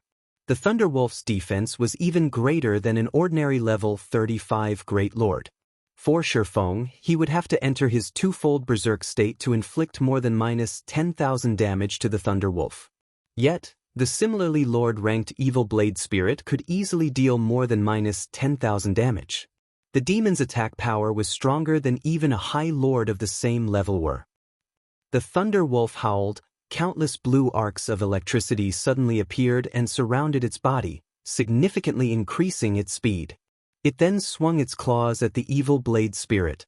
The Tier 2 Evil Spirit had no opportunity to block or evade before the attack struck and sent it flying backward by more than 10 yards. As it crashed to the ground, the resulting impact formed a large crater. The Thunder Wolf's claws easily sliced through the Evil Blade Spirit's scale armor, leaving multiple scorched scratch marks. The Evil Blade Spirit's HP instantly fell by 41,864. The difference in strength between them was instantly obvious. I sent its attack a little too powerful? If I don't activate life-saving skills, I'll most likely die with a single hit. Standing a short distance away, Cola gulped when he saw the Thunder Wolf's damage. He no longer dared underestimate the demonic beast. The Thunder Wolf's attack power was many times stronger than even the Great Lord-ranked Bluefire Crow King. Just how were they supposed to lower this monster's HP to 10%? Violet, heal the Evil Blade Spirit. Everyone else, attack from a distance. Shi Feng was not particularly surprised by this result. Level 50 was another great divide of levels. At level 50, players could become Tier 2 classes. Hence, monsters would become a lot more powerful after reaching level 50 as well. Moreover, the Thunder Wolf was a super attack type demonic beast. Naturally, its attack power was dismaying. However, this astonishing attack power was the key factor in capturing the Thunder Wolf, following which, Shi Feng controlled the Evil Blade Spirit and began to lure the Thunder Wolf elsewhere. At the same time, Violet Cloud continuously healed the Evil Blade Spirit. Although each of her heals could only recover several thousand HP for the Tier 2 evil spirit, they added up.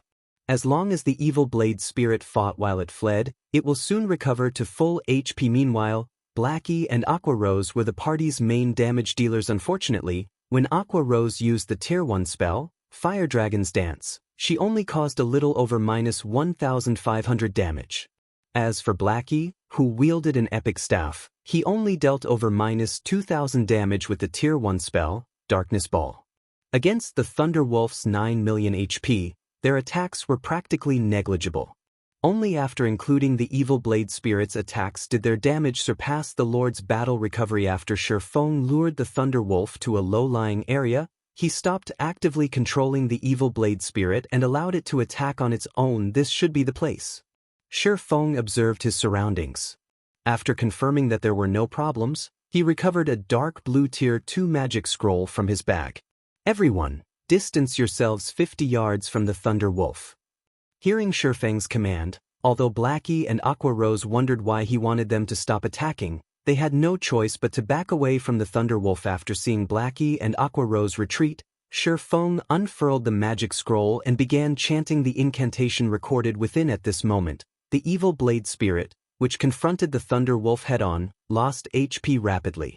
Each of the Thunder Wolf's attacks dealt over -40,000 HP, while its skills dealt over -70,000 damage. The Evil Blade Spirit only had 3 million HP. Very quickly, the demon's HP fell below 2 million. On the other hand, the Thunder Wolf had only lost around 100,000 HP. Blackie, use Guardian of Light on the Blade Spirit. Shifeng said sternly through the party chat. After completing his preparations, immediately, Blackie cast Guardian of Light on the Evil Blade Spirit. Guardian of Light was an additional skill of Mavis's Guard. When activated, the skill granted immunity to all magic damage, reduced physical damage taken by 80%, and recovered 5% HP every second for 20 seconds. It was one of the most powerful life-saving skills at this stage of the game. After receiving Guardian of Light, the damage the Evil Blade Spirit received fell sharply from over -40,000 points to just over -2,000 points. Moreover, it also recovered 5% of its HP every second. For the Evil Blade Spirit, that was 150,000 HP every second. Not only did the Evil Blade Spirit stop losing HP, but its HP also recovered rapidly. What's going on? Aqua Rose was surprised the Thunder Wolf had initially dealt over -40,000 damage to the Evil Blade Spirit. Even if its damage were reduced by 80%, it should still deal over -8,000 damage. Yet, now, its attacks only inflicted over -2,000 damage. Before Aqua Rose could make sense of the situation, Shifeng activated the Tier 2 magic scroll, Waterfall. In his hands suddenly, a massive magic array appeared above the Thunder Wolf. A torrent of water then gushed out of the magic array, pummeling the Thunder Wolf and causing damages of over -4,000 points to appear above the Lord's head. The magic scroll's effect lasted for 4 seconds. We're finally done. All we need to do now is to watch the show. Shifeng smiled faintly. Watch the show? Doubt flashed in Fire Dance's eyes. Everyone was clearly confused. They did not understand Shifeng's actions. It was merely a Tier 2 magic scroll. Moreover, it wasn't dealing much damage. In the next moment, however, everyone's eyes nearly fell out of their sockets. Suddenly, damages of more than -60,000 points started appearing above the Thunder Wolf's head. This is when Fire Dance noticed the Thunder Wolf's claws falling into the pooled water from the waterfall and it receiving massive amounts of damages as a result. She immediately came to a realization. That's right. The Thunder Beast's attacks are mainly lightning-type magical attacks. Using the electrical conductivity of water, although the water will amplify the power of its attacks, it will also become a victim of its own power, Shifeng explained, grinning. If it were any other monster, he would have no method to capture it. Unfortunately for the Thunder Wolf, its attacks were lightning-based, so its greatest weakness was water. Hence, when the Fantasy Shrine had faced enemies with water-type AoE spells, they would not utilize their Thunder Wolf mounts to assist them in battle, as doing so would cause more harm than good. For a time, the Thunder Wolf's 9 million HP rapidly decreased. Everyone, get ready. Watching the Thunder Wolf's HP about to reach 10%, Shifeng immediately ordered everyone to retrieve a hunting scroll and begin the capturing process. Chapter 641, Battle Demon. Black Dragon Empire, Sandstone Town. Sandstone Town occupied the Black Dragon Empire's southern border and was the nearest town to the Starmoon Kingdom. Unfortunately, the forces of darkness occupied this town, so ordinary players could not venture here. Only players who had joined the forces of darkness could enter the town safely. The forces of darkness controlled very few towns, so many dark guilds were based in Sandstone Town. Among them, the most powerful dark guild was the Million Ghosts. One could say that the Million Ghosts was Sandstone Town's absolute overlord. 1,000 Miles team was defeated? Impossible! We sent 12 core members to assist them. With the strength of the independent caravans that travel between Starfall City and Copper Mountain City, how could they possibly lose? Inside the conference hall of the Million Ghosts, the Dark Guild's upper echelons were flabbergasted when they received news of Thundermile Bear's defeat. Dark Guilds were different from ordinary guilds. Their members relied on strength to raise their positions within the guild. Meanwhile, every person who became a core member was an expert who had fought hundreds and thousands of guild members to get to there. There were only slightly more than 100 core members in the Million Ghosts. If these core members were members of any of the ordinary large guilds, everyone would easily become one of the top few experts within the guild. Yet, of the 12 core members they dispatched, not a single one managed to return alive. It was simply inconceivable. What did the 12 that died have to say?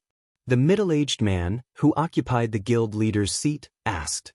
This middle-aged man had dark eyes, a stalwart body, bronze skin, and a chiseled face. When this man spoke, the conference hall immediately fell silent. Nobody dared to act presumptuously before this man. This man was the Million Ghosts guild leader, Lifestealer. He was also an intimidating character who the various large guilds in Black Dragon Emperor had nicknamed Battle Demon. In an ordinary guild, the position of guild leader was only a symbol of status, not a symbol of strength. This held true for most guilds in God's domain. However, for dark guilds, the position of guild leader was the symbol of both status and strength. The fact that Lifestealer had become the Million Ghosts guild leader proved that his strength ranked number 1 in the entire guild. Due to Lifestealer's presence in the Million Ghosts, the various large guilds in the several nearby cities avoided provoking the Million Ghosts at all. Even the guild ruling over Bronze Mountain City, the Holy Church of War, deferred to the Million Ghosts. The Holy Church of War was a second-rate guild with control over 5 cities. It was a top-tier second-rate guild that had over 300,000 members. The guild also had 2 experts who ranked on the God's Domain experts list. Yet, such a guild still allowed the Million Ghosts to manage the trade route to Starmoon Kingdom freely. This was all due to the Battle Demon Lifestealer. Their opponents wore cloaks, so they did not see who they were fighting. However, judging by the enemy's tone, it seems that they looked down on the Million Ghosts. They even warned us not to touch the trade routes. They're taking us too lightly. Guild leader, let me lead some men and hunt down those bastards. If we don't do anything about this, the reputation our guild has built will be ruined. Guild leader, I'll go as well. The nearby large guilds should have learned of this by now. The Holy Church will also be watching. If we show them what the consequences are for messing with us, the Holy Church won't dare consider vying for dominance. The elders in the conference hall began stepping up, one after another, all wanting to teach those who dared provoke the Million Ghosts a lesson. It seems that our guild's reputation isn't as well known as it should be, to think that even the people from Starmoon Kingdom dare provoke us. However, there is no need to be anxious. Since they have done such a thing, it shows that they possess certain confidence and background. Have our members stationed in Starfall City investigate this matter. Once we know who we're dealing with, we'll give them a taste of hell. Lifestealer revealed a malicious grin. Seeing the smile on Lifestealer's face, everyone involuntarily shuddered back when the third-rate guild, Divine Flurry, had provoked their guild. Their guild leader had revealed this exact smile. 4 days after the initial incident, every core member of Divine Flurry died over a dozen times, and the guild disbanded as a result. Now that Lifestealer wore this smile once more, Starfall City would most likely fall into chaos. Meanwhile, inside the shrine in the Great Forest of Soria. Watching the Thunderwolf's HP rapidly approach 10%, tension grew in the party. This was the crucial moment to capture the Thunderwolf, and any mistakes could waste all of their previous efforts. Suddenly, Shifeng controlled the evil blade spirit to leave the flooded area. Meanwhile, Fire Dance and the others dashed towards the Thunder Wolf, each holding a hunting scroll. 12%, 11%, 10%. Start! Shifeng immediately lured the Thunder Wolf out of the flooded area, the Lord's HP stopping at precisely 10% upon reaching her position. Fire Dance chanted the last verse of the incantation and activated the hunting scroll Shio. A pitch-black chain emerged from the hunting scroll and bound one of the Thunder Wolf's hind legs. Meanwhile, Fire Dance affixed the scroll on the ground. The hunting scroll's purpose was to trap the targeted beast. However, its effect only lasted 1 short minute. At the same time, everyone else in the party also activated their hunting scrolls, binding all 4 of the Thunder Wolf's limbs and preventing the demonic beast from moving away. The Thunder Wolf howled in anger. Suddenly, dense dark clouds condensed above the fight, releasing blue strikes of lightning towards the affixed hunting scrolls. Reacting quickly, Fire Dance activated Wind Steps, utilizing the skill's nearly 1 second invulnerability to block the oncoming lightning strike. However, though she was unscathed from the attack, the hunting scroll was obliterated. Continue using hunting scrolls. Do not let it go no matter what. Shifeng also retrieved a 5-star cage from his bag and charged at the Thunder Wolf. The second key aspect when capturing a beast was timing. Cages required time to activate. During this period, the target must not escape the cage's range. Otherwise, the capture will fail, rendering the cage useless. Fire Dance and the others understood what they needed to do. They retrieved more hunting scrolls from their bags and activated them. Meanwhile, the Thunder Wolf continuously destroyed the affixed hunting scrolls in a fit of rage. At this moment, Shifeng found an opportunity as he abruptly leaped into the air, jumping above the Thunder Wolf and activating the cage. Fixing the cage to a specific location required approximately 2 full seconds. However, the 5-star cage's enclosure was not larger. The Thunder Wolf released an angry howl. Suddenly, more dark clouds collected in the sky, the lightning strikes increasing in number as well. Immediately, 2 of the 5 affixed hunting scrolls were destroyed. The Thunder Wolf then made an angled jump, escaping the cage's enclosure in the nick of time. Capture failed.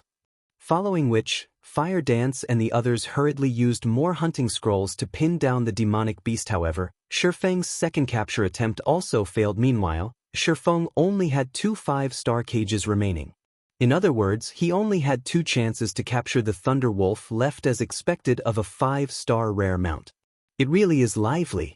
This was the first time Shifeng had attempted to capture a 5-star mount in either life.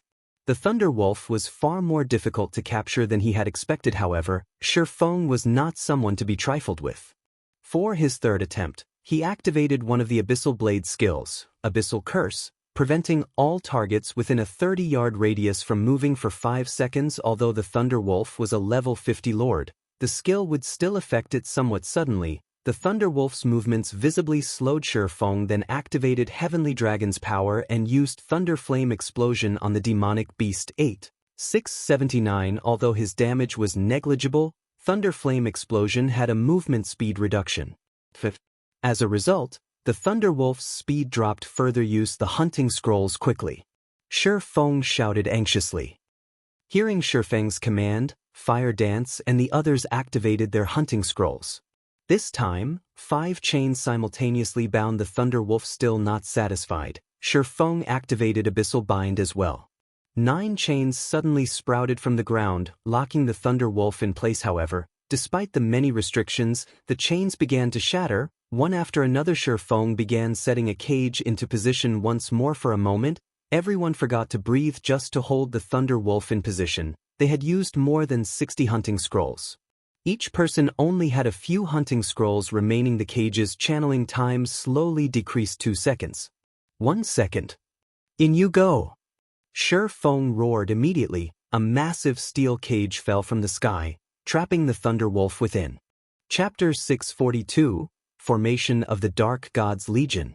The Thunder Wolf struggled desperately inside the cage, repeatedly slamming its body against its steel bars. The 5-star prison even began showing signs of strain. Seeing this scene, Shifeng hurriedly chanted an incantation. In the next moment, the magic runes carved into the cage glowed. The cage itself then proceeded to shrink, only stopping when it was squeezing the Thunder Wolf. At this point, the Thunder Wolf no longer had space to generate enough momentum for a powerful charge. It sure is difficult to capture a demonic beast. Aqua Rose swept a glance at the numerous little craters around her, the aftermath of the Thunder Wolf's attacks on the anchors of the chains binding it. Fortunately, the few of them managed to react and evade the Lord's lightning attacks quickly, allowing them to capture the Thunder Wolf without any fatalities. Let's get ready to leave, then. Shi Feng took a look at the time. They were cutting things fine. The golden-winged Lion King would return soon. He then retrieved a bunch of storage space scrolls from his bag. Although they had already captured the Thunder Wolf, the demonic beast's massive frame was over 3 meters tall. In addition, there was the massive steel cage. Transporting the Thunder Wolf out of this place would be extremely troublesome. They would require many players with high strength just to lift the cage and the Thunder Wolf. And even if they did manage to lift them, their movement speed would be significantly reduced. They would also encounter many dangers while carrying the demonic beast. Who knew just how much time they would have to waste conveying the Thunder Wolf back to White River City? Hence, storage space scrolls were available for purchase in God's domain. These scrolls could be used to store large items. Not only was the Thunder Wolf massive, but it was also a living creature. Shi Feng had to use a total of 20 storage space scrolls in order to fit the Thunder Wolf into his bag space. The Thunder Wolf instantly took up 20 slots there. However, the duration of the storage space scrolls was not indefinite. They could only be used to store items for up to half an hour, following which everyone used return scrolls and departed from the shrine. White River City, Zero Wings Guild residence. After Aqua Rose and the others went to rest, Shi Feng went to the warehouse inside the guild residence by himself. He then placed the Thunder Wolf inside the warehouse, as well as took out several magic crystals from his bag and put them inside the Thunder Wolf's cage. Demonic beasts were different from wild beasts. Their primary source of food was magic crystals. Just a single crystal could sustain a demonic beast for a long time. Now that I've obtained a rare mount, next up will be constructing a stable. When Shi Feng looked at the ferocious Thunder Wolf, he grew eager to construct a stable as soon as possible. Only after he had a stable could he begin taming the Thunder Wolf. Demonic beasts were much more difficult to tame than wild beasts. Moreover, the higher the star ranking of a creature, the longer the time required to gentle it. Complete taming of the Thunder Wolf would need at least 10 to 15 days. If he could finish the stable even a day sooner, he might be able to have the Thunder Wolf trained by the time the guild's core members reached level 40. If he could pair every core member with a Thunder Beast, their combat power would soar through the roof. Only too many materials were required to construct a stable. The stable was different from the other structures inside the guild residence, which needed only money to build. Moreover, many of the materials required for a stable were obtainable only from large-scale team dungeons. I need to speed things up a little bit.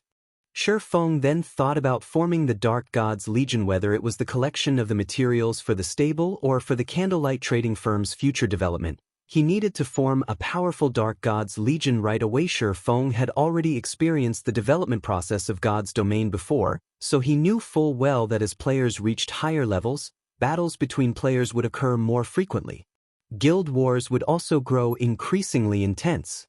If a guild did not possess a formidable legion that could serve as a deterrence, said guild would get embroiled in many wars in the future, following which, Shi Feng instructed Aqua Rose to pick roughly 300 elites to form the Dark Gods Legion. Meanwhile, the equipment provided to the members of the Legion would be inferior only to that of Zero Wing's main force. Shortly after Shi Feng began establishing the Dark Gods Legion, news of this matter spread like wildfire throughout the entire White River City. The development immediately attracted the attention of the many guilds in the city. However, the ones paying the most attention to this matter were still the independent players. At this point, Zero Wing was no longer the small guild it was in the past. Not only did it have over 100,000 members, but it also had the strength to clear the hell mode ruins of the Crow God. Whether it was grinding monsters or questing out in the fields, not a single guild dared to do anything to the members of Zero Wing within the region of White River City. This situation had made many independent players envious of the members of Zero Wing. At this stage of the game, large guilds already occupied all available high-resource maps. As independent players, even when they were out doing a high-level quest, there was a chance that guild players would target and kill them. As a result, leveling up and upgrading equipment became extremely difficult for them. Hence, many independent players were considering joining a powerful guild. Meanwhile, Zero Wing was currently forming a Dark Gods Legion. Moreover, the members of the Legion received treatment that was inferior only to the guild's main force. It should be known that while every guild had plenty of ordinary teams in its midst, there would be only one main force. Zero Wing's formation of a legion was equivalent to establishing a second main force. This situation tempted many independent players to join Zero Wing for a time. The number of players trying to enter Zero Wing surged once more. Feng spent 2 whole days carefully choosing the members of the Dark Gods Legion.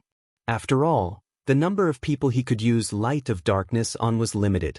Even though he could take back the power of darkness he bestowed, he still preferred not to flaunt it. Meanwhile, during this period, Feng produced quite a number of intermediate mana armor kits, which were all meant for the members of the Dark Gods Legion. During these 2 days, many things happened throughout God's domain as well. One of these developments was that many guilds had succeeded in raiding 50-man team dungeons and had moved their competition onto 100-man team dungeons. However, 100-man dungeons were significantly different from 50-man dungeons. One could say that 50-man dungeons were warm-ups for 100-man dungeons. The number of monsters and the monster's strength inside a 100-man dungeon were both significantly higher than in a 50-man dungeon. Of course, the loot from a 100-man dungeon would also make many players drool. Initially, level 30 fine gold equipment was extremely difficult to obtain. However, it much easier to get in a 100-man hard mode dungeon. Even the chieftain-ranked monsters inside the dungeon would drop it. There was also fine gold set equipment specifically meant for the various classes. Nevertheless, the most attractive part about 100-man dungeons would still have to be the forging designs and various sorts of rare potion recipes that were not obtainable from any other place. Getting even a single design or recipe would mean endless riches. Meanwhile, Zero Wing was also desperately trying to raid a 100-man dungeon. However, despite obtaining the power of darkness, the progress of Zero Wing's main force was only subpar at best. A 100-man dungeon had a total of 6 main bosses. Currently, Zero Wing had managed to defeat only 2 of them. They had yet to see what the final boss looked like. Aside from competing over 100-man dungeons, the next thing that excited players the most was the activation of the Colosseum list to experts. This was a relatively good benefit. The Colosseum list also served as an incentive for players to improve their skill completion rates and combat power. The Colosseum list was the combat power rankings of the Divine Colosseum. As long as one managed to rank within the list, they would obtain the corresponding Colosseum points. Players could use these points to exchange for many items such as equipment, skills, potions, rare materials, and many more items. Among them, the greatest attraction was the equipment available. Not only was there level 30 dark gold equipment available, but even level 30 dark gold set equipment was also up for exchange. Due to this reason, Divine Colosseums throughout God's domain became extremely popular. Many players fought desperately to raise their rankings on the Colosseum list. Large guilds sent their core members one after another to challenge the Divine Colosseum. For a time, many hidden experts emerged throughout God's domain, giving players a great shock. Nobody had thought that there were actually so many experts in God's domain. Meanwhile, Feng was currently seated in a large private room in the Divine Colosseum of White River City. Chapter 643. Astonishing Financial Resources.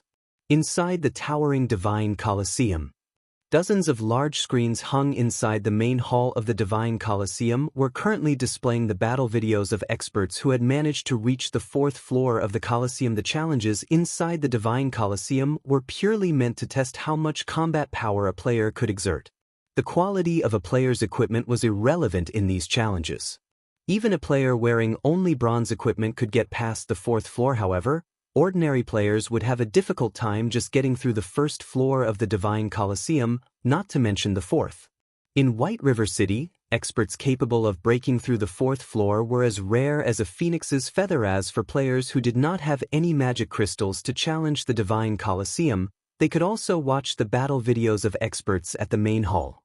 Of course, these videos were only released with the consent of the players involved. Players could also use this opportunity to make a name for themselves. Look. Heaven's Burial is here again. Everyone in the hall quickly noticed the arrival of a group of players. These players were uniformly level 30, and they were members of Heaven's Burial's current main force. If not for the fact that they were aiming to obtain the first clear of a 100-man dungeon, these players would have long since leveled up. Even so, their levels were currently far ahead of ordinary players. Besides their levels, the equipment of Heaven's Burial's members was also extremely eye-catching. Most of them boasted level 30 fine gold and dark gold equipment, with the most inferior being level 25 dark gold equipment. In contrast, the typical equipment of current ordinary players was only level 25 mysterious iron equipment. Only elite players possessed several pieces of level 25 secret silver equipment. Not only does Heaven's Burial have so many experts, but these experts also come here to train multiple times each day. It makes you wonder just how strong they are. What do you even know? Having more experts in a guild is better, of course. Moreover, by training here, they can increase their rankings on the Colosseum list and earn points to exchange for dark gold equipment, aside from improving their combat techniques. That's killing two birds with one stone. Why wouldn't they do it? Recently, Heaven's Burial has been growing increasingly stronger. Initially, they had less than 10 members who managed to pass the 4th floor. Now, after only a few days, that number is up to 20. 2 members of the guild even have managed to get to the 6th floor.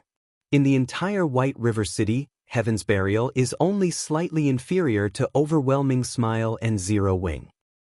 Isn't that only because the guild is rich? Challenging the trial tower costs 1 magic crystal each time. Normally, when we raid dungeons, we will only get 1 magic crystal after a lot of difficulties. Even then, we still have to split it among several people. After raiding dungeons all day, our turn to get a crystal might still not come. Meanwhile, the members of Heaven's Burial's main force get a daily allowance of 5 magic crystals, so they get to challenge the trial tower 5 times a day. With 100 members in the main force, Heaven's Burial has to spend 500 magic crystals per day. Due to the Divine Colosseum, the current price of magic crystals has long since gone up by several-fold. Right now, each crystal is worth 20 silver, yet there is a shortage. There is still room for prices to rise. That's right. I knew I should have stocked up on some magic crystals. I would have been able to make a small fortune by now. It would be great if I could become a member of Heaven's Burial's main force. Many players looked on with envy as the members of Heaven's Burial walked towards the trial tower. Not even the wealthy Overwhelming Smile could afford such extravagance. Currently, 500 magic crystals were equivalent to 100 gold. Of course, a majority of these magic crystals came from the dungeons raided by the guild. Otherwise, even Heaven's Burial would find it extremely taxing to fork out 100 gold every day. Meanwhile, Feng, who had rented a large private room in the Divine Colosseum, was currently standing before 300 people. These people were all players he had selected for the Dark Gods Legion. Currently, everyone in the Dark Gods Legion was feeling excited. These members had not expected to be able to meet their legendary guild leader, Black Flame, in person. Moreover, Black Flame was even going to nurture them himself. This training was a privilege that was not available anywhere else in the entire Starmoon Kingdom. Nobody in Starmoon Kingdom did not know of one-hit Asura, the publicly acknowledged #1 expert of Starmoon Kingdom. Tuition with the #1 expert of Starmoon Kingdom was a privilege beyond price. I'll put this out first. Although you all official members of the Dark Gods Legion and get to enjoy extremely high benefits, the Dark Gods Legion operates on an elimination system. Waiting behind you are 700 reserve members. If your strength is found wanting, a reserve member will take your place, Feng said in a somber tone. From today onwards, each of you will receive 10 magic crystals daily to challenge the trial tower. I will rank you based on your battle record in the trial tower. At the end of each week, I will compare the last 30 official members with the top 30 reserve members. The winners will be official members, while the losers will go on the reserve team. Everyone could not help but gasp. The competition was incredibly intense. Up to 30 people might switch out each week. However, everyone was also shocked at Zero Wing's generosity. The Dark Gods Legion had 300 members in all. If every member could spend 10 magic crystals a day, that meant that Zero Wing would expend a total of 3,000 crystals, or 600 gold, daily.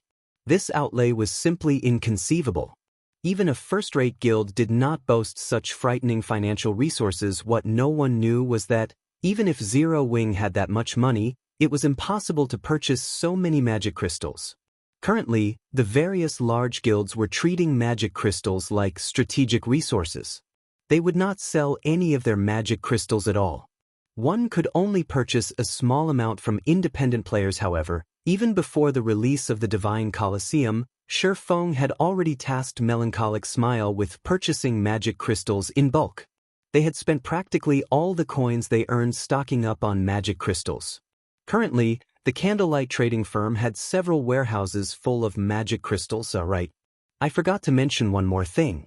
The top 30 people will receive an invitation to undergo training together with the guild's top-tier experts. Shifeng laughed. I believe that all of you have probably heard how Zero Wing has a special training ground. Whether you will be able to go there and train will depend on your efforts. Guild leader, you're not tricking us, right? Can we really go to that place? Many Dark Gods members asked in anticipation. They had indeed heard that Zero Wing possessed a specialized training facility in the real world. There, one could ramp up their combat techniques. One could also learn the rumored advanced combat techniques and become a true top-tier expert. Originally, training at that place was a privilege available to only a limited number of core members. Nobody had expected that even official members of the Dark Gods Legion could receive such a treatment. As long as you can enter the top 30, you can naturally go. Shifeng shook his head and laughed. The Big Dipper Training Center completed the renovation of the Greenwater Villa only recently. The villa was outfitted with all kinds of training apparatuses and could now accommodate more people. Otherwise, he really would not be able to extend its use to the members of the Dark Gods Legion. When Shifeng was done speaking, the atmosphere inside the private room instantly changed.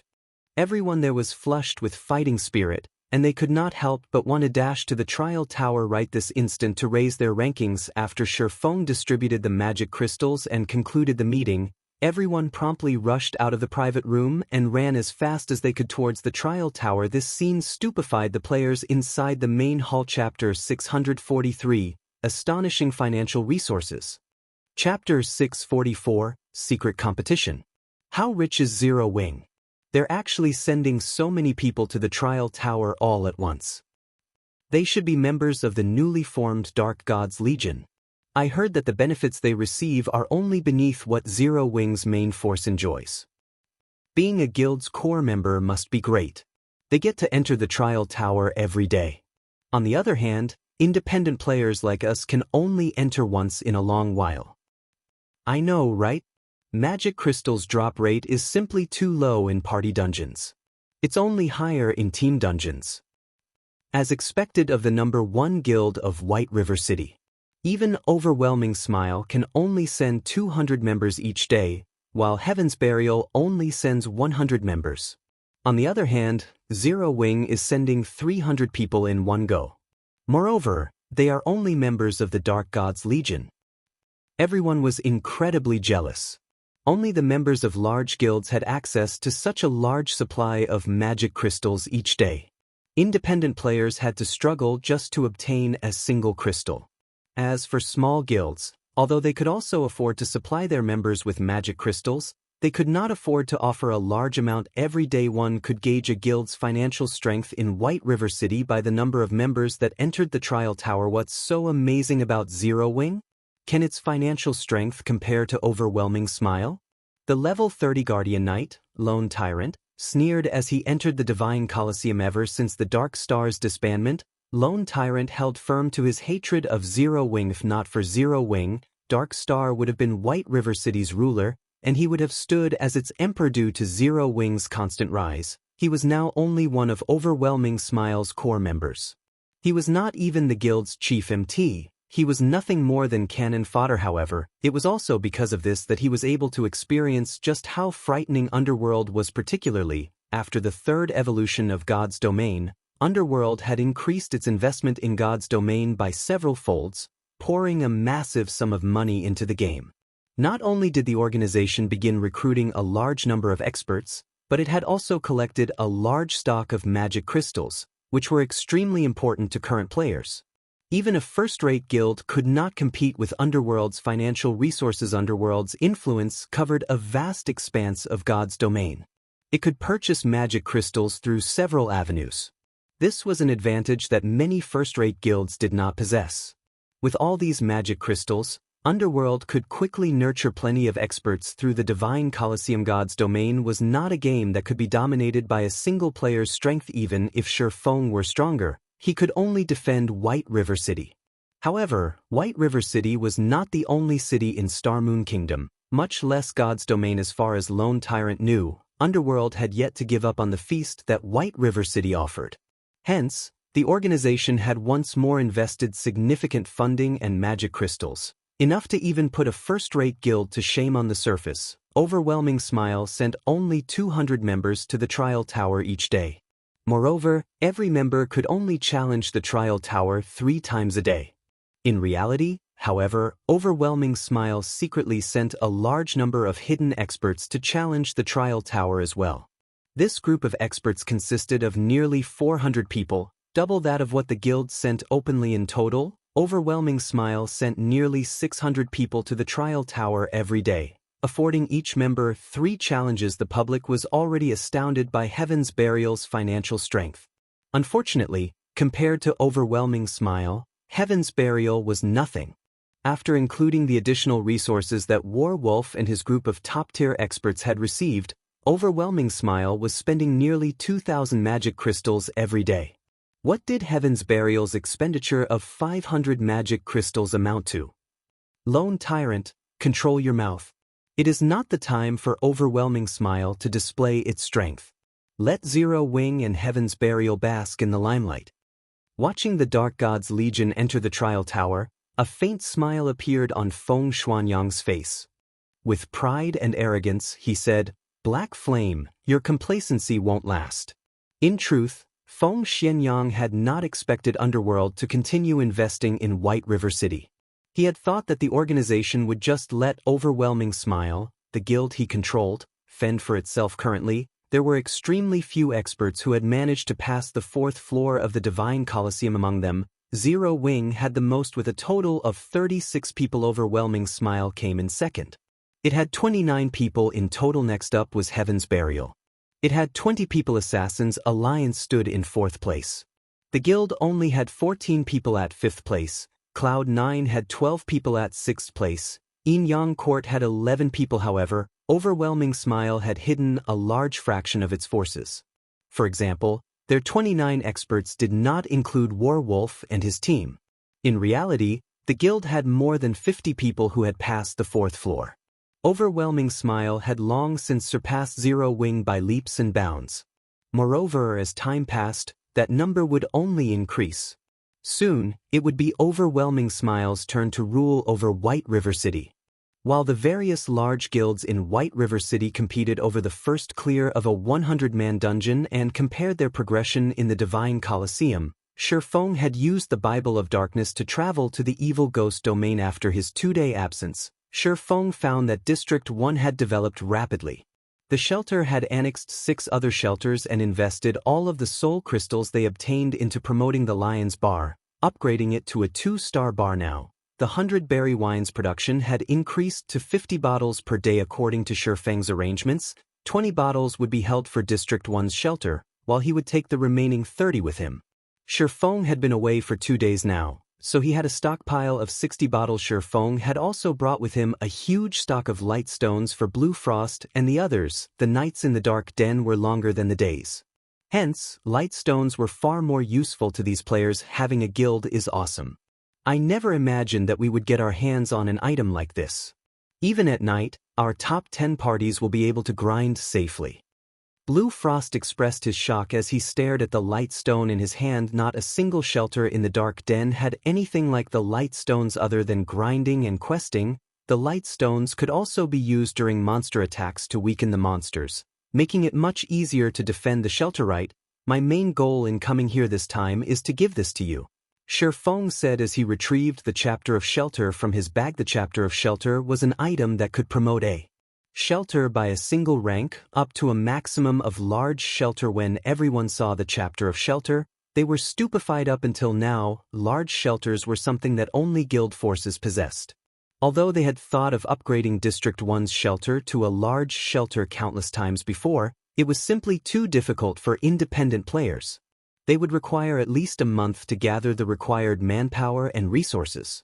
That time might be extended further depending on their progression on the quests involved now. However, with the chapter of shelter, they could upgrade District 1's shelter into a large shelter without going through all that trouble. They would then qualify to compete for dominance in the Dark Den. Zero Wing was astonishing.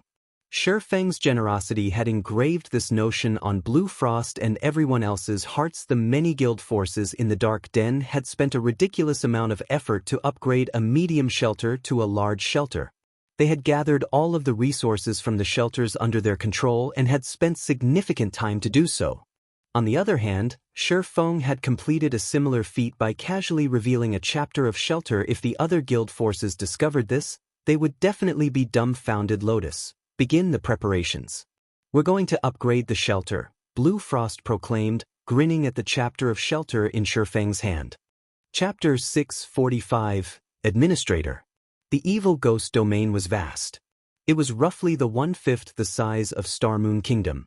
There were also several shelters within the domain. Among these shelters, some were under the control of large guilds. However, not a single shelter within the evil ghost domain had been promoted to a large shelter until today. One could just imagine how difficult it was to promote a medium shelter to a large shelter. When a medium shelter became a large shelter, its player capacity increased from 30,000 to 100,000. Not only would this increase the shelter's defensive capabilities, but the larger population would also improve collection speed of soul crystals by several times. Most importantly, upon becoming a large shelter, a shelter could have 3 specialties, which was 2 more than a medium shelter. Moreover, these specialties' production volumes would increase significantly. Originally, the 1-star Lion's Bar only produced 20 bottles of 100-berry wine per day. After becoming a large shelter, the Lion's Bar's production of 50 bottles a day doubled. In other words, the 2-star Lion's Bar could produce 100 bottles of 100-berry wine each day. The 100-berry wine was a rare tool that could increase a player's compatibility rate with their weapons for a short time, allowing players to grasp the feeling and subtlety of improved compatibility rates. It was the best item for cultivating experts. The 100-berry wine was far more effective than the Trial Tower of the Divine Colosseum. Otherwise, with no Divine Colosseums inside the Dark Den, these players would stagnate and fall far behind players elsewhere. Half an hour later, the heavenly crystal pillar inside District 1's shelter released a dazzling red light that shot into the sky. A faint red barrier then began to form around the shelter. For a time, aside from Shifeng and the others who were currently inside the heavenly crystal pillar, every player was teleported out of the shelter. In the next moment, the shelter began to expand. At the same time, new buildings began appearing, one after another. A short while later, the medium shelter's size had increased by 10-fold. When the shelter stopped expanding, a system announcement reached out to every player inside the Evil Ghost Domain. Evil Ghost Domain System Announcement. Congratulations to the shelter of District 1 for becoming the first in the Evil Ghost Domain to become a large shelter. Rewarding 1,000 soul crystals to the shelter. All players of District 1 will receive a 2-day protected buff that increases all attributes by 10%. Production volume of the shelter's specialties will be increased by 100% for 7 days. The system announcement excited District 1's stunned players. Our District 1 is too amazing. We actually became a large shelter. We won't have to worry about getting mounts once we reach level 40. Everyone celebrated the new achievement. Currently, the shelter's players were nearing level 40. It wouldn't be long before they reached that milestone. However, upgrading a medium shelter to a large shelter was not achievable in a short amount of time. If they wanted to obtain mounts, they would have no choice but to travel to other large shelters and pay an exorbitant fee to purchase one. Moreover, they had to obtain permission from the ruling parties of said shelters beforehand. Otherwise, they would not be able to purchase a mount even if they could afford one now. However, they no longer had to worry about such problems. They could just buy a mount at cost price from their own shelter. Meanwhile, the various other shelters in the evil ghost domain were stupefied normally. To promote a medium shelter to a large shelter, one had to pool the majority of the resources available within a domain and invest a lot of time. Although District 1 was one of the strongest shelters in the evil ghost domain and had annexed several competitors, it should still require a long time before becoming a large shelter yet. After only a few days since District 1 began annexing other shelters, it had successfully upgraded to a large shelter. It was simply inconceivable. Contact the leader of District 1's first party, Blue Frost, immediately. Tell him that our District 9 is willing to submit. How did they manage this so quickly? Wouldn't it be more beneficial to join District 1, rather than joining a guild force, now? We need to head to District 1 and discuss an alliance. Shortly after the system announcement, the top 10 parties of many shelters discussed currying favor with District 1. When a medium shelter became a large shelter, it could hold 70,000 more players than before. It could easily fit the population of 2 or 3 medium shelters. If they could obtain a slot for themselves, they would not have to worry about obtaining mounts in the future. They could also enjoy the various benefits only available in a large shelter. Meanwhile, inside District 1's Heavenly Crystal Pillar, Blue Frost and the others were similarly surprised. Although they had expected the shelter's promotion, they had never expected their hold over the shelter to become more powerful. All along, the shelter belonged to all of its residents. Meanwhile, they, the shelter's top 10 parties, only acted as managers. They were not the owners. The managers were determined through contribution shares. If another party possessed more contribution shares than they did, they would be replaced immediately. Normally, this rule held fast even after a shelter was upgraded. Only after a shelter's promotion, the top 10 ranking parties would receive a massive amount of contribution shares, making it more difficult for other parties to compete for the top 10 positions.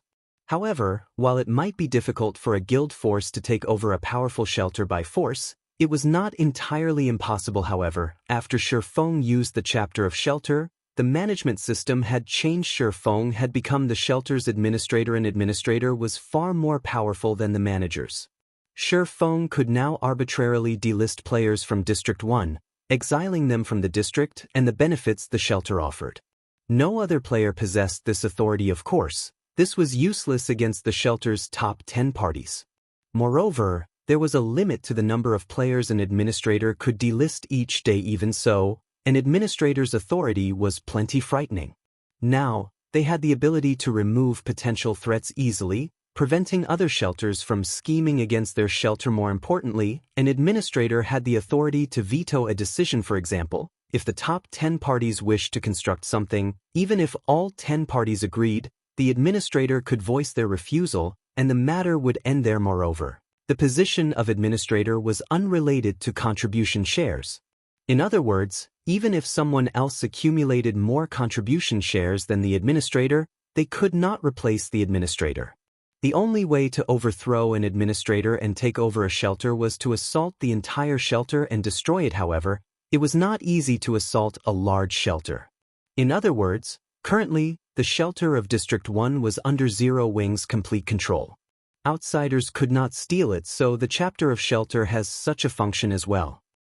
Shifeng also only learned this after using the chapter of shelter. However, with this, he would not have to worry about losing the shelter to other guilds.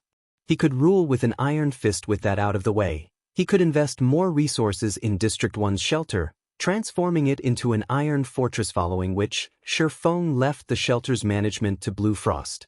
He then purchased all of the available bottles of 100-berry wine from the Lion's Bar and took the massive batch of gemstones Blue Frost had prepared before returning to White River City. As the shelter had just upgraded to a large shelter, its specialties production had improved.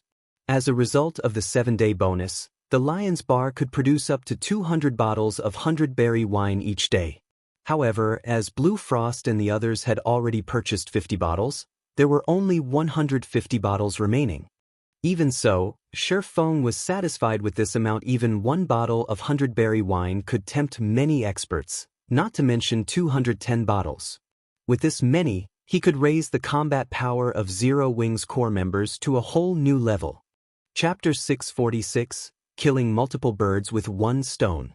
Shortly after Feng used a return scroll and returned to White River City, the shelter of District 1 hummed with activity now that the shelter's population potential had increased so drastically. Many players in the Evil Ghost domain planned to migrate to District 1 to enjoy the benefits of a large shelter. Hence, reviewing the invitations demanded a considerable amount of work. In addition, the promotion to a large shelter did not mean that players could purchase mounts immediately.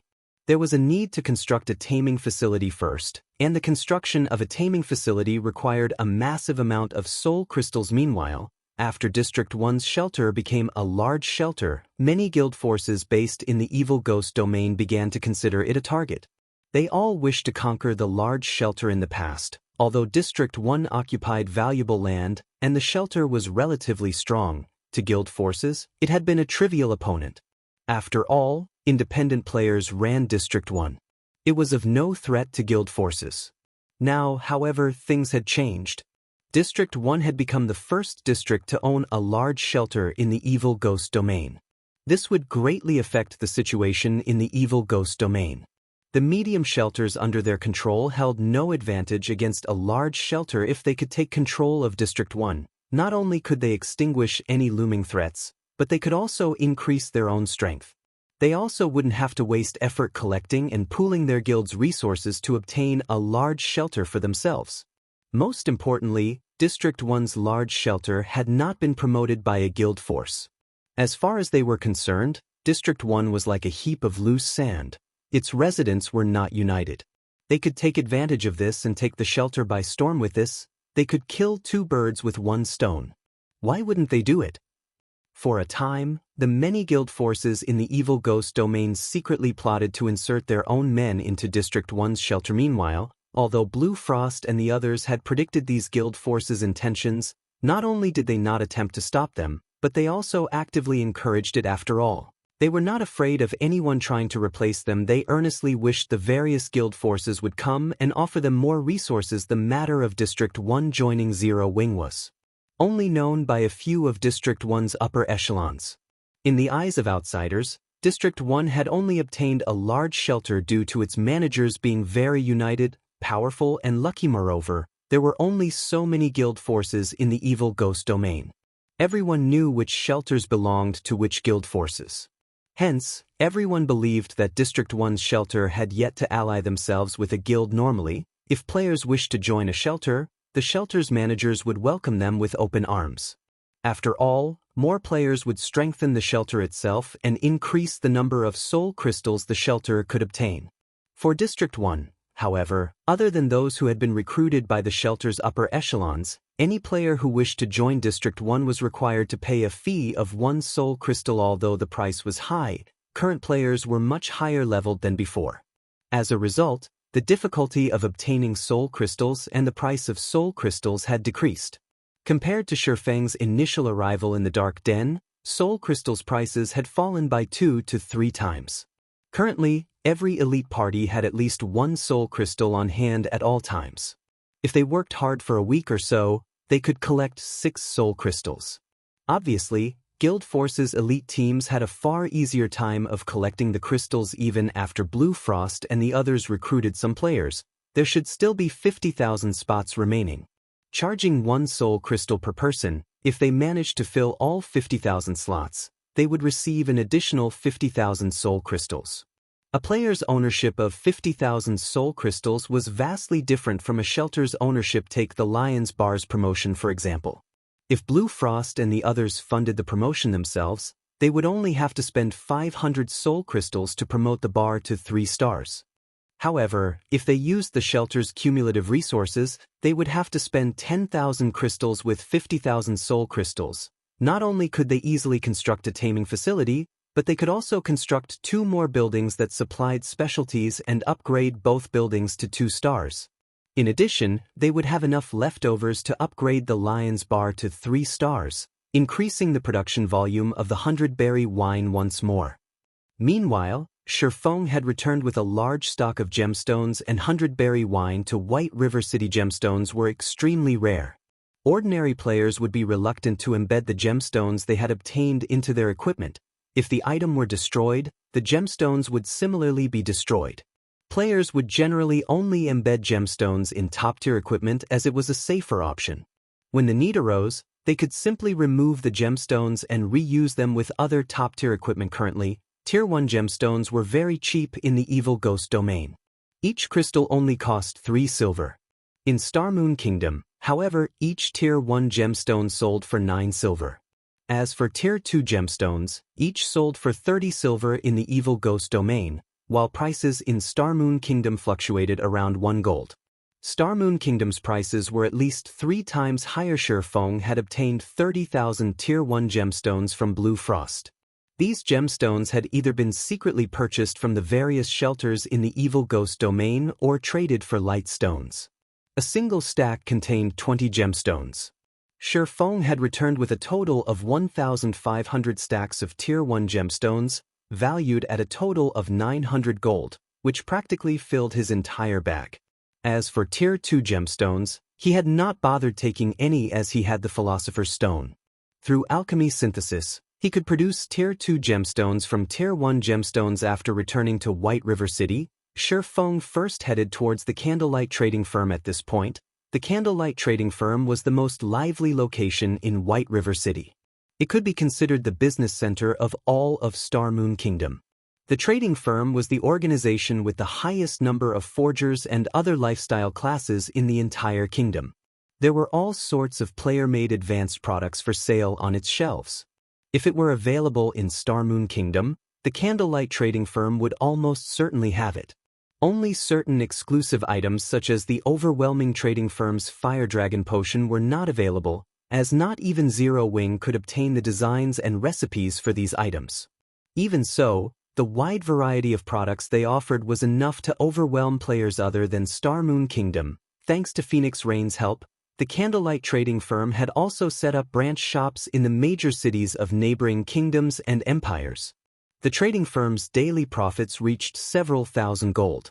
However, this placed a heavy burden on the firm's manager, Melancholic Smile. The Candlelight Trading Firm's ability to earn money far surpassed even first-rate guilds. Only super first-rate guilds and super guilds could rival the trading firm now. However, as time progressed, super first-rate guilds and super guilds would definitely surpass the Candlelight Trading Firm due to their massive range of influence in God's domain. The resources and contacts they possess far surpassed the Candlelight Trading Firm. Although the Candlelight Trading Firm could continue to expand, Zero Wing simply did not possess the required strength and manpower to keep up with it. Fortunately, Feng had long since prepared for this situation. He had not been the guild leader of a second-rate guild in the past for nothing. Since the first day he logged into God's domain in this life, he had been thinking of ways to improve his guild's background and had come up with a series of plans. At this point, his plans had finally produced some results. Feng retrieved the Philosopher's Stone from his personal warehouse and arrived at his exclusive advanced forging room in the Candlelight Trading Firm. He then began to synthesize the Tier 2 gemstones. If he sought out the aid of NPC alchemists to synthesize high-tier gemstones, not only would he have to foot an exorbitant labor fee, but the success rate was also not particularly high. For Tier 2 gemstones, NPCs only had a 30% success rate. Synthesizing a Tier 2 gemstone required 4 Tier 1 gemstones. With acceptable luck, he might obtain 1 Tier 2 gemstone for every 12 Tier 1 gemstones. However, the Tier 2 gemstones was only 10 times more valuable than Tier 1 gemstones. Hence, it was not profitable to synthesize high-tier gemstones. On the other hand, the Philosopher's Stone in Feng's possession had a 100% success rate for synthesizing Tier 2 gemstones. If he synthesized Tier 2 gemstones using the Philosopher's Stone, he could easily multiply his profit. Naturally, Feng could not let this opportunity escape him. Only, Feng's goal was not to earn money. Tier 2 gemstones have already become a mainstream item among large guilds. If I want Zero Wing's main force to clear a 100-man dungeon even a day sooner, I will have to set Tier 3 gemstones as the standard. Feng took out his Tier 1 gemstones and began the alchemy synthesis. Chapter 647, Realm of Experts. Currently, the highest tiered gemstone one could obtain from monsters in God's domain was a Tier 2. As for Tier 3 gemstones, they only dropped from level 30 and above large-scale dungeons. Meanwhile, NPC alchemists only had a 20% success rate to synthesize Tier 3 gemstones. The cost involved was massive. Currently, Tier 2 gemstones sold for 1 gold. Ignoring the labor fees and with average luck, one would require at least 20 Tier 2 gemstones to synthesize a Tier 3 gemstone. The cost alone was 20 gold. It was simply not realistic for a guild to supply its main force with Tier 3 gemstones. However, the attributes Tier 3 gemstones provided were significantly higher than Tier 2 gemstones. Tier 1 gemstones only increased a single attribute by 3 points. Tier 2 gemstones increased a single attribute by 6 points. As for Tier 3 gemstones, they increased a single attribute by 12 points. If one embedded every piece of equipment they had with Tier 3 gemstones, it would be the equivalent of wearing an additional piece of top-tier equipment. This would significantly increase a player's combat power to the large guild's main forces. Upgrading attributes was limited because their equipment had already reached a certain level. If an ordinary player swapped out their full set of bronze equipment for a full set of mysterious iron equipment, their strength would rise by a single level. However, a large guild's main force usually wore the highest quality equipment they could get their hands on. If it were not dark gold rank, then, at the very minimum, they would wear fine gold rank. Hence, it was extremely difficult to upgrade their equipment. If they could receive a bonus to their attributes that had as large of an impact as another piece of dark gold equipment, it would make a huge difference. Without rest, Shifeng spent half the day synthesizing Tier 2 gemstones. In the end, he transformed the 30,000 Tier 1 gemstones into 7,500 Tier 2 gemstones. The success rate for synthesizing Tier 3 gemstones is actually as high as 80%. Shifeng could not help but grin when he saw the message that the Philosopher's Stone displayed initially. Shifeng would have been satisfied with a 60% success rate. After all, NPC alchemist's success rate was only 20%. Furthermore, Shifeng's luck attribute was also relatively high.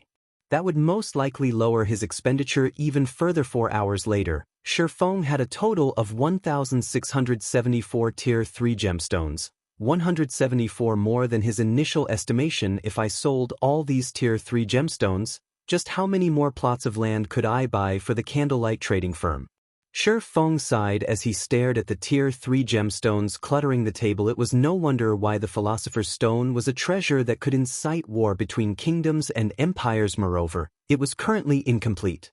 Shifeng could not even begin to fathom just how powerful the complete Philosopher's Stone would be in the past. During God's Domain's initial stages, a Tier 3 gemstone could sell for 25 gold.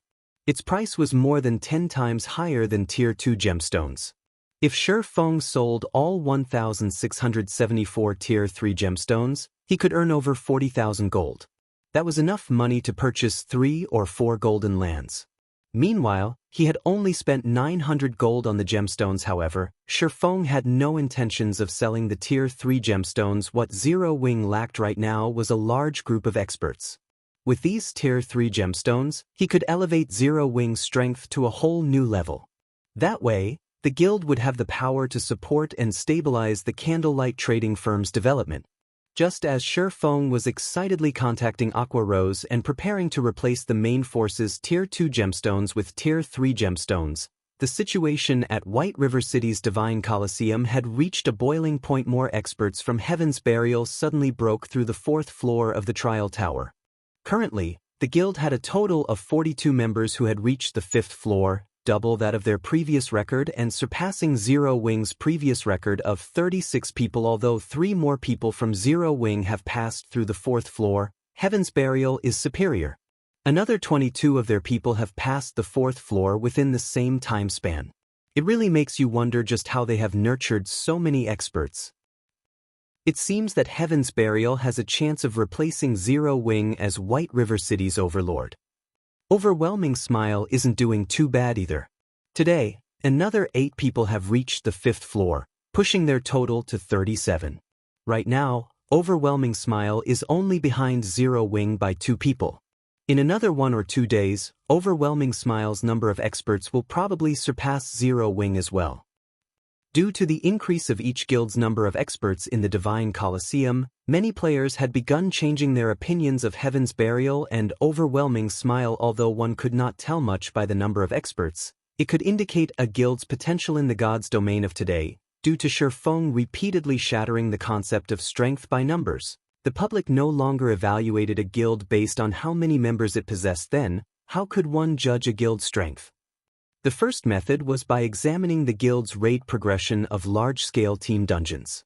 This was the best way to judge the comprehensive strength of a guild. The second method was by reviewing the number of experts a guild possessed.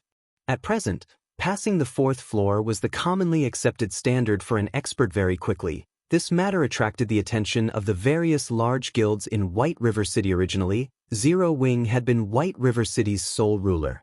Now, however, it would seem that 3 rulers would sit on the city's throne.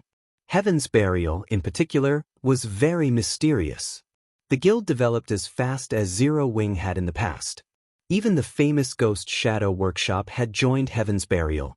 One could just imagine how powerful the guild's backing was. Previously, Zero Wing had relied on Shifeng to shoulder its success. Now, however, Heaven's Burial's potential was even greater than Zero Wing's. Not only did it possess well-known, top-tier experts, but it also had the financial strength to rival Overwhelming Smile. Heaven's Burial was definitely a powerful competitor for a time. Many players were tempted to take part in Heaven's Burial's entrance examination. Heaven's Burial was constantly recruiting guild members. Moreover, its entry requirements were a lot lower than Zero Wing's. If they joined Heaven's Burial now, by the time the guild grew into its power and became White River City's overlord, their statuses would rise with the tide. It was just like the Zero Wing of today. Currently, even a normal member of Zero Wing was enviable. Zero Wing's guild residence. The members of the main force had gathered in the conference hall after receiving Shifeng's summons. At this moment, they discussed events among themselves. Did guild leaders summon us because of the Divine Colosseum? Probably. After all, this is a matter concerning the guild's reputation. Zero Wing is the #1 guild in White River City, yet right now, we have fewer experts who have passed the 4th floor than the newly established Heaven's Burial. We have to do something to restore our reputation. How could the Trial Tower's 4th floor be so easy to break through? I am still stuck in the 4th floor's middle sector, not to mention the end. Indeed. Based on what I heard from guild leader, if one cannot display 50% of their actual combat power, they will not be able to overcome the 4th floor. Everyone felt disheartened when they spoke about the Divine Colosseum's Trial Tower. They all were members of Zero Wing's main force and were the envy of ordinary players. In reality, however, they knew that, without breaking through the Trial Tower's 4th floor, they could not be considered as true experts despite Zero Wing providing far better resources than Heaven's Burial or Overwhelming Smile. For some reason, only a small number of people had managed to reach the realm of experts. As everyone chatted, Shifeng entered the conference hall. Leading Aqua Rose and Fire Dance, the conference hall suddenly fell silent, everyone in the room shifting their gazes towards the black-cloaked Shifeng. Chapter 648, Rapid Improvement. As Shifeng appeared, the atmosphere inside the conference hall became extraordinarily heavy. The benefits that this Zero Wing team enjoyed were far more generous than what Overwhelming Smile and Heaven's Burial offered. Not only had everyone received their own rooms, allowing them to store up the double EXP buff easily, but they also had access to an extravagant number of magic crystals. Each of them received 10 magic crystals each day. This was double what Heaven's Burial's main force received. Yet, in the end, Heaven's Burial had more members reach the 5th floor. If the public learned about the benefits that Zero Wing's main force enjoyed, they would ridicule the team as a bunch of trash. Knowing this, everyone had prepared themselves to receive Shifeng's scolding. Shifeng took his seat on the guild leader's throne. Without saying a word, he took out a cyan wine bottle and placed it on the table. Everyone shifted their gaze to the bottle. Curiously, the wine bottle's information displayed the name 100 Berry Wine. It was only a bottle of wine. Guild leader, you're not forcing them to get drunk as a punishment, are you? Aqua Rose could not figure out what Shifeng intended to do. At this moment, rather than admonishing everyone for their arrogance, which had led to their complacency, Shifeng instead revealed a bottle of fine wine. Just what was he trying to do? I am not that extravagant. Shifeng shook his head and laughed. I've prepared this bottle of 100 Berry Wine as a reward. As for the matter regarding Zero Wing's performance falling behind Overwhelming Smile and Heaven's Burial, it had not surprised Shifeng whatsoever. These two guilds were not as simple as they appeared. Both guilds had been recruiting talents from everywhere, not just White River City. In addition, both guilds possessed powerful backgrounds with long histories. Now that these two guilds had familiarized themselves with God's domain, their advantage began to reveal itself. It would still be a while before a newly established guild like Zero Wing would catch up to these two. This was also why first-rate and second-rate guilds looked down on upstart guilds like Zero Wing. Every time a new game came out, many upstart guilds would appear. They rose very quickly and fell very quickly. These newly recognized guilds were like the nouveau riche. How could they possibly compare to the wealthy aristocrats who had been tested over time? Only those capable of withstanding the test of time were able to set foot into this realm. Reward? Everyone curiously stared at the bottle of 100-berry wine on the table. Every player here was a core member of Zero Wing. They would usually have plenty of excess money to spend, and normally, they would treat themselves at high-class bars and restaurants. After all, the food and wine that these establishments served were far superior to those in the outside world. It had become a trend for many wealthy princes and princesses to dine at these establishments. However, despite frequently enjoying those delicacies, none of them had ever heard of a wine named the 100-berry wine. Moreover, what could they do with only one bottle of wine? This 100-berry wine can assist you with improving your combat techniques. I doubt any of you will take my word for it, so I intend to allow each of you to test it. Everyone will receive one bottle. When you have reached your limit inside the trial tower, drink the whole bottle. At that time, you'll see what I mean, Shifeng laughed. He then took out another 99 bottles from his bag. After this, if any of you want the 100-berry wine again, that will depend on your improvement speed and strength. Once every 3 days, I will reward at least one bottle to the top 10 ranking members in the trial tower. The first place will receive 3 bottles, second and third will receive 2 bottles, and the rest will receive 1. The top 10 to improve the most during the 3 days will also be rewarded. At that time, how many bottles you receive will depend on your own ability. Although Shifeng wished to supply everyone with a bottle of 100-berry wine, enabling them to search for that feeling, the wine's production volume was simply too low. He could only offer it to very few of the guild's elites. Guild leader, can this item really improve a person's combat techniques? Aqua Rose also knew quite a bit about God's domain. However, she had never heard of an item capable of improving a player's combat techniques. If the 100-berry wine was truly capable of such a feat. The rest of the team similarly doubted Shifeng's claim. Improving combat techniques was not something that could be done overnight. The process involved a lot of learning and practice. The Divine Colosseum's trial tower also offered suggestions on how to improve one's combat techniques. Although the guidance was minimal, everyone considered it very helpful. You'll find out once you test it. Shifeng smiled, not bothering to explain. Inside the Divine Colosseum. In order to promote their guilds, Heaven's Burial and Overwhelming Smile publicized their battle videos through the screens in the Colosseum's main hall for free. Many players took the time to study these videos. Zero Wing's members are here. Are they trying to wrestle back their glory? Probably. However, the likelihood of them succeeding is slim. Some time ago, a few more experts from Heaven's Burial and Overwhelming Smile broke through the 4th floor. Currently, Heaven's Burial has 49 people who have reached the 5th floor. The guild even has 8 people who have reached the 6th floor. Their position as White River City's #1 guild is solid now. Meanwhile, Overwhelming Smile is closely following behind, with 45 people who have reached the 5th floor and 6 who have reached the 6th. Both guilds are way above Zero Wing, who only has 39 people on the 5th floor and 4 on the 6th. Many players were not optimistic about Zero Wing's chances. Whether it was the members of the guild's main force or the Dark God's Legion, both had already challenged the trial tower today. I never thought that there would be a moment when Black Flame would panic. However, his actions only bring him more despair. Seated in a room on the 2nd floor, Feng Xianyang quickly noticed Shifeng enter the Divine Colosseum with the other members of Zero Wing's main force. With excitement filling his eyes, he said, "Go, notify Warwolf's team. It's time to show the public who the true ruler of White River City is." Originally, Feng Xianyang had intended to keep Overwhelming Smile's strength hidden for a little while longer. However, after seeing Shi Feng personally show up at the Divine Colosseum, he could not suppress the hatred in his heart. Although he could not do anything to Shi Feng directly, it would soothe his heart if he could strike a mental blow to Shi Feng. As long as Werewolf's team took action, Overwhelming Smile would immediately have a large group of experts pass through the 4th floor. At that time, Zero Wing's efforts to make a comeback would be rendered futile. Its reputation would be in tatters.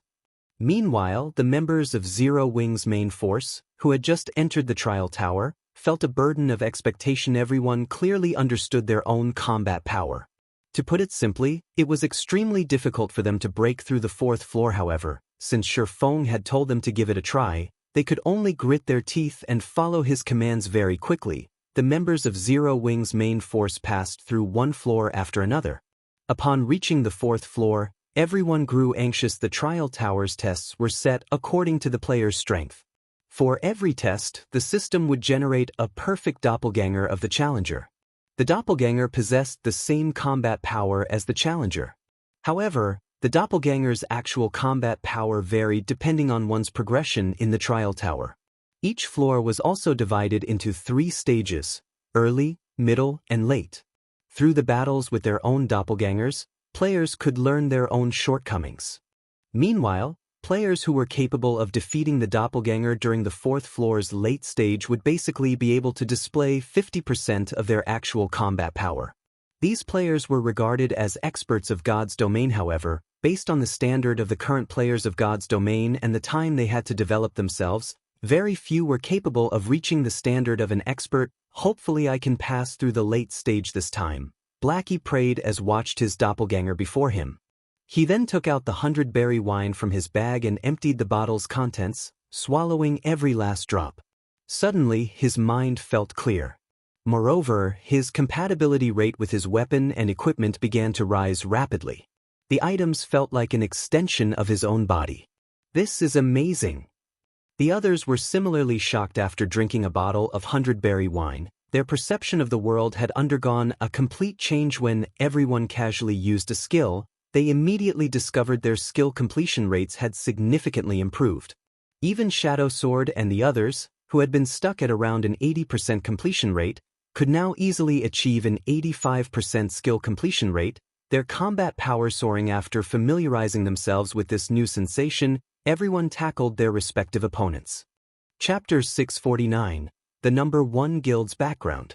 Shortly after Zero Wing's main force entered the trial tower, both Overwhelming Smile and Heaven's Burial simultaneously dispatched a large number of players to challenge the trial tower as well. Due to the competition between these 3 guilds, the originally quiet Divine Colosseum suddenly grew lively.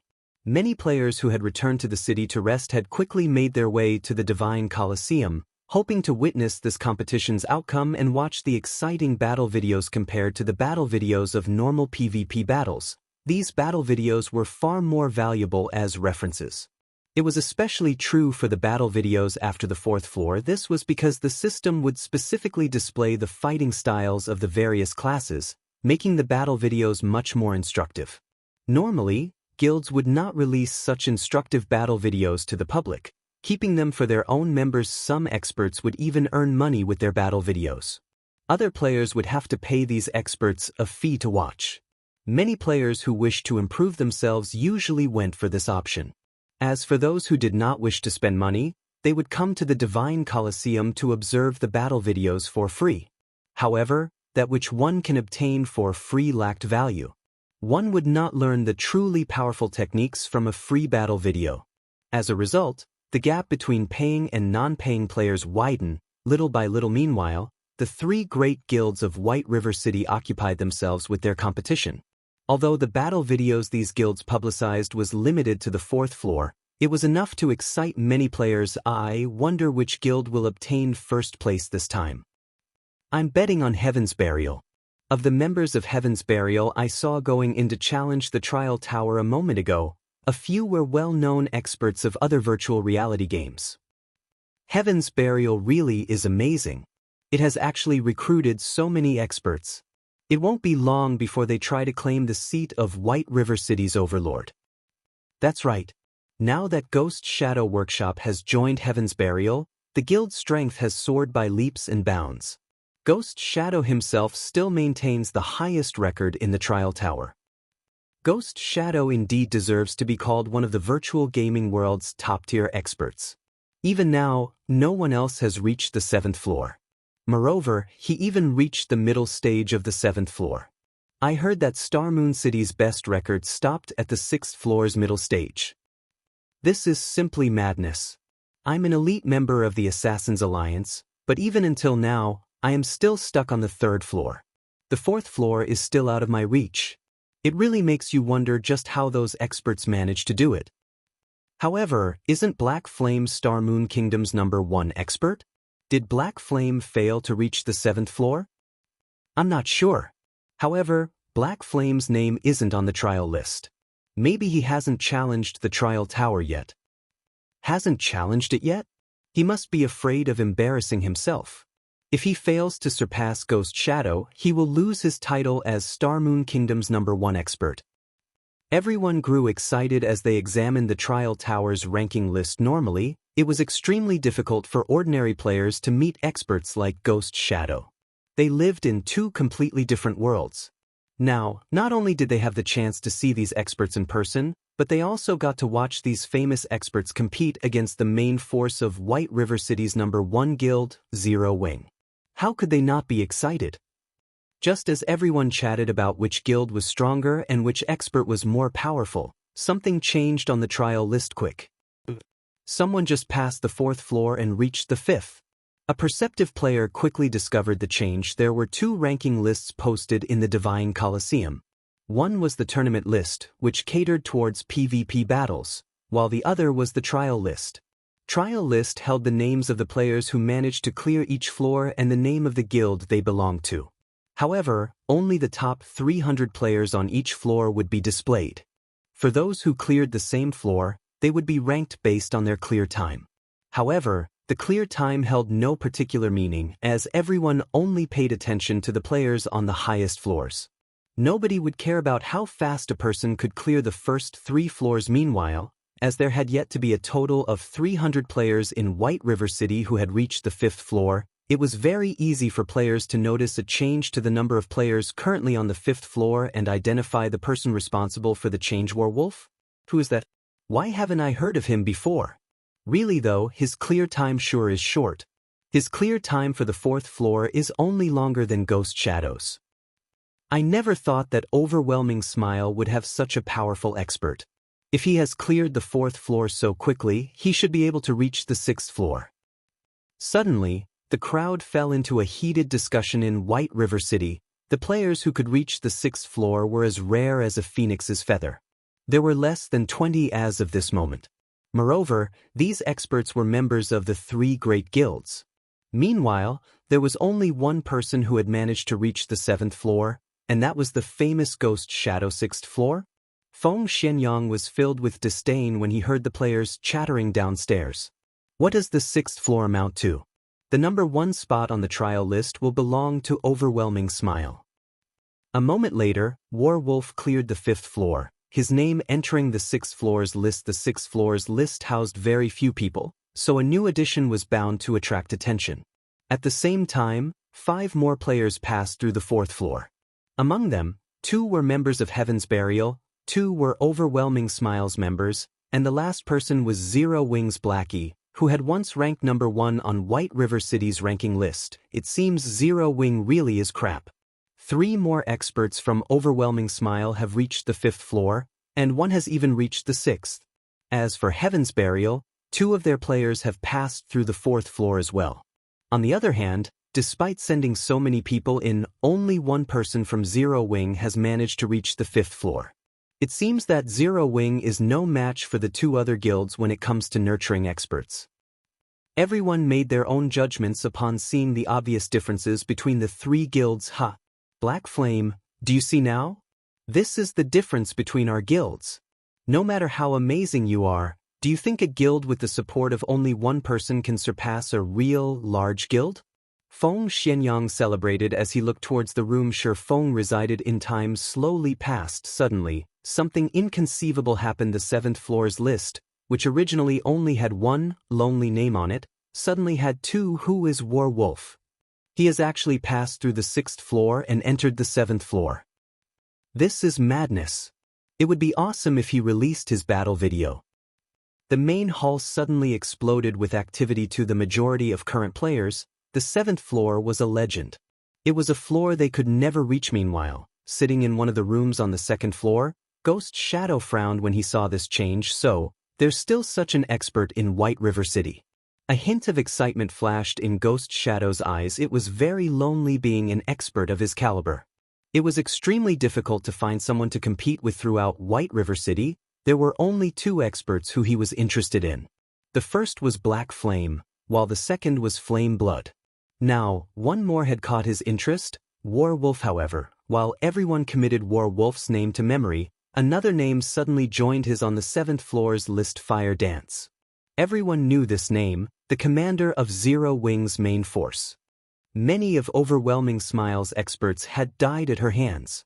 She had even fought valiantly in the Great War with the Dragon Phoenix Pavilion, making a name for herself. Nobody would have thought that she would once more appear in the limelight. Sure enough, Zero Wing will not be replaced so easily.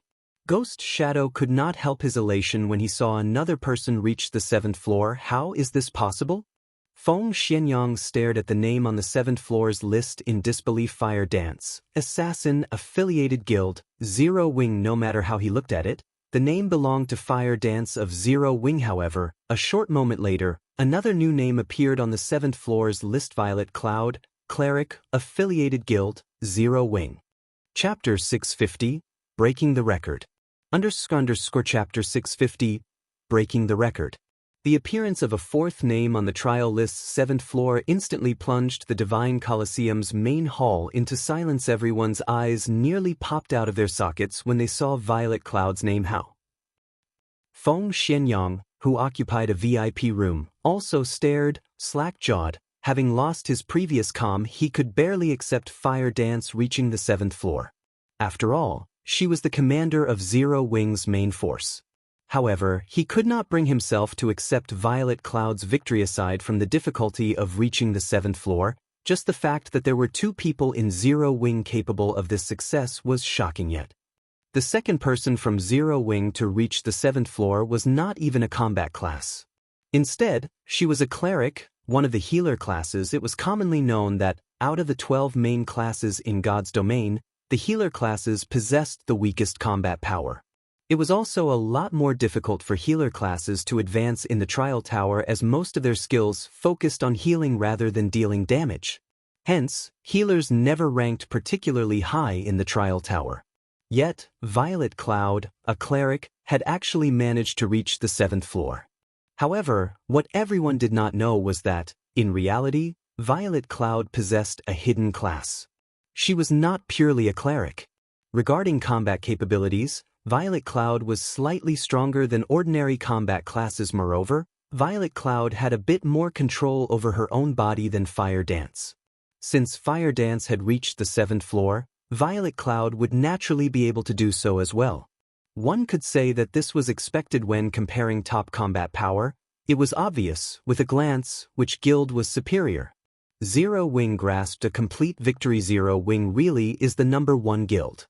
They actually have two top-tier experts capable of reaching the 7th floor. If Black Flame also competes, Zero Wing will most likely have 3 people on the 7th floor. Even Overwhelming Smile and Heaven's Burial combined are no match for Zero Wing. But it's still too early to determine anything. Zero Wing has always had many top-tier experts. It is reasonable that they are superior to Heaven's Burial and Overwhelming Smile in this aspect. However, a guild cannot survive by relying on a handful of people. It has to rely on its main force, the guild's backbone. Take a look at Zero Wing's backbone. It is clearly inferior to the other 2 guilds. Zero Wing's potential is still no match for the other 2. We are no longer living in the past. Before, Zero Wing was White River City's absolute overlord. Now, however, just look, the person occupying the top 1 position on the trial list is Heaven's Burial's Ghost Shadow. Zero Wing might not necessarily hold the overlord's seat in the future. Many players in the main hall began discussing the matter, and the majority did not have a favorable view of Zero Wing's future. A guild had to depend on a powerful team for support. Even if an individual was stronger, how much of a difference could they make by themselves? Not to mention, Zero Wing had yet to obtain the number 1 position on the trial list. Right? This should be Zero Wing's last remaining card. What's there for me worry about? White River City will definitely be mine. Feng Xianyang calmed himself down. He had too much riding on White River City. At this point, he had already invested everything he had into White River City. As long as he succeeded, he would become the first heir to his family after being repeatedly defeated by Zero Wing. It had become an instinct of sorts to worry. However, after calming himself and giving the matter some thought, he realized that he had nothing to worry about. There were only so many experts in Zero Wing. On the other hand, in order to take control of White River City, Underworld had invested blood and sweat and had sent the experts it recruited from all over the virtual gaming world to White River City. With White River City under its control, how could Zero Wing possibly hope to compare with Underworld when it came to recruiting talent? This was only the beginning. Now that Overwhelming Smile had surpassed Zero Wing in terms of their respective guilds' backbones, in the future, this gap would only grow. It was only a matter of time before Overwhelming Smile took control of White River City. Time gradually ticked by. Although it had been quite a shock to the spectators that 2 people from Zero Wing had reached the 7th floor, everyone's attention quickly shifted back to the 5th floor's list. 2 ordinary players. Reaching the 7th floor was an impossible dream. The 5th floor, on the other hand, was not completely out of their reach. Hence, they paid more attention to the 5th floor's list. Look, 2 more people from Heaven's Burial have passed. 3 more from Overwhelming Smile have passed as well.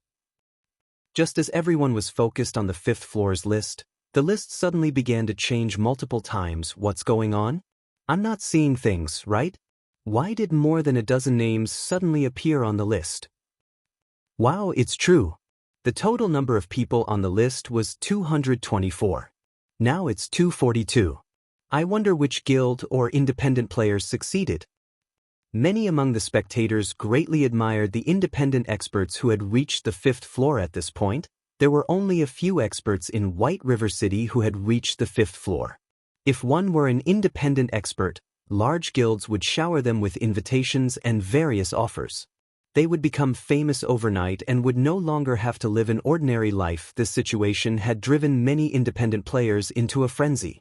It was one of the reasons why so many independent players were desperately challenging the trial tower. Today's mainstream experts were already on the 5th floor. After some more time passed, when these experts reached the 6th floor, it would be far more difficult for independent players to experience such overnight fame. As everyone began searching for the identity of those 18 experts, they suddenly realized that something amiss. Why does it seem like these people are from Zero Wing? This is a lie, right? All 18 people are actually from Zero Wing. None of the spectators dared to believe their own eyes. They immediately began counting the total number of players Zero Wing had on the 5th floor. In the end, they discovered that there were indeed 18 more 5th floor experts in the guild.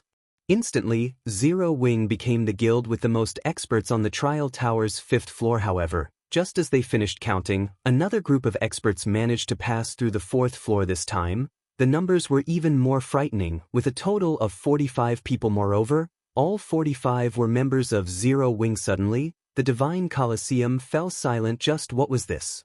Nobody in the main hall could make sense of what was happening. In the morning, Zero Wing's main force had challenged the trial tower. At that time, however, not a single person had passed through the 4th floor.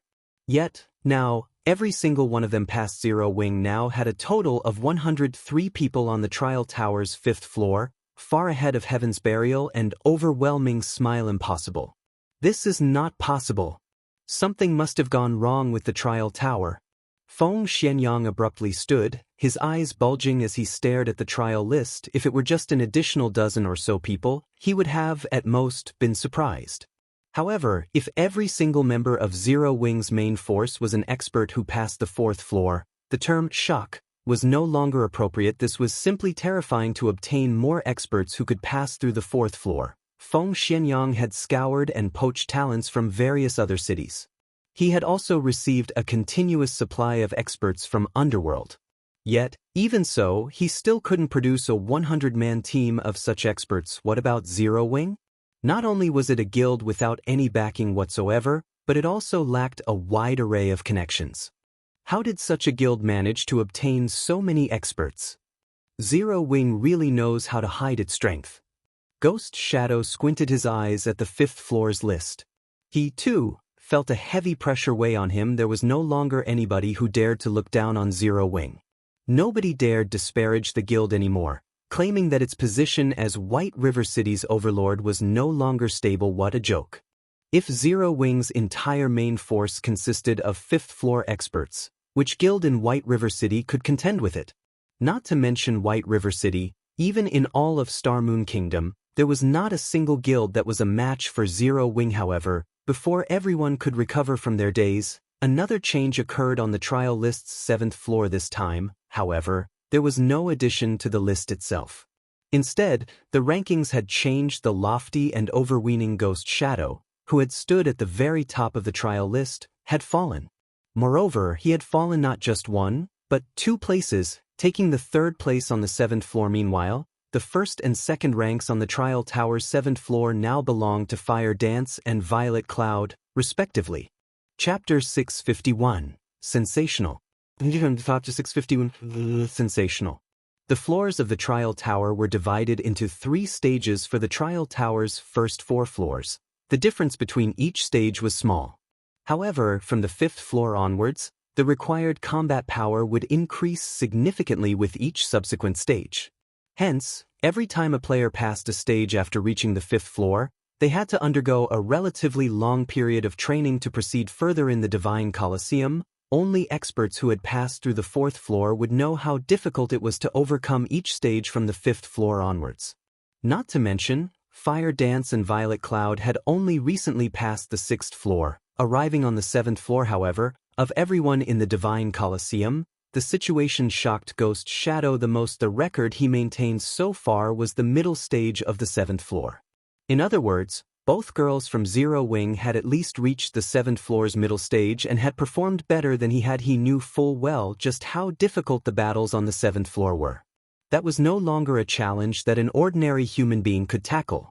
Not only did the 7th floor have a relatively high requirement of one's skill completion rate, but more importantly, it also required one perfect application, executing skills as if they were executing a normal attack. For example, if an ordinary person and a martial arts master were given identical swords, although the weapons were the same, each person's capabilities with the blade were miles apart.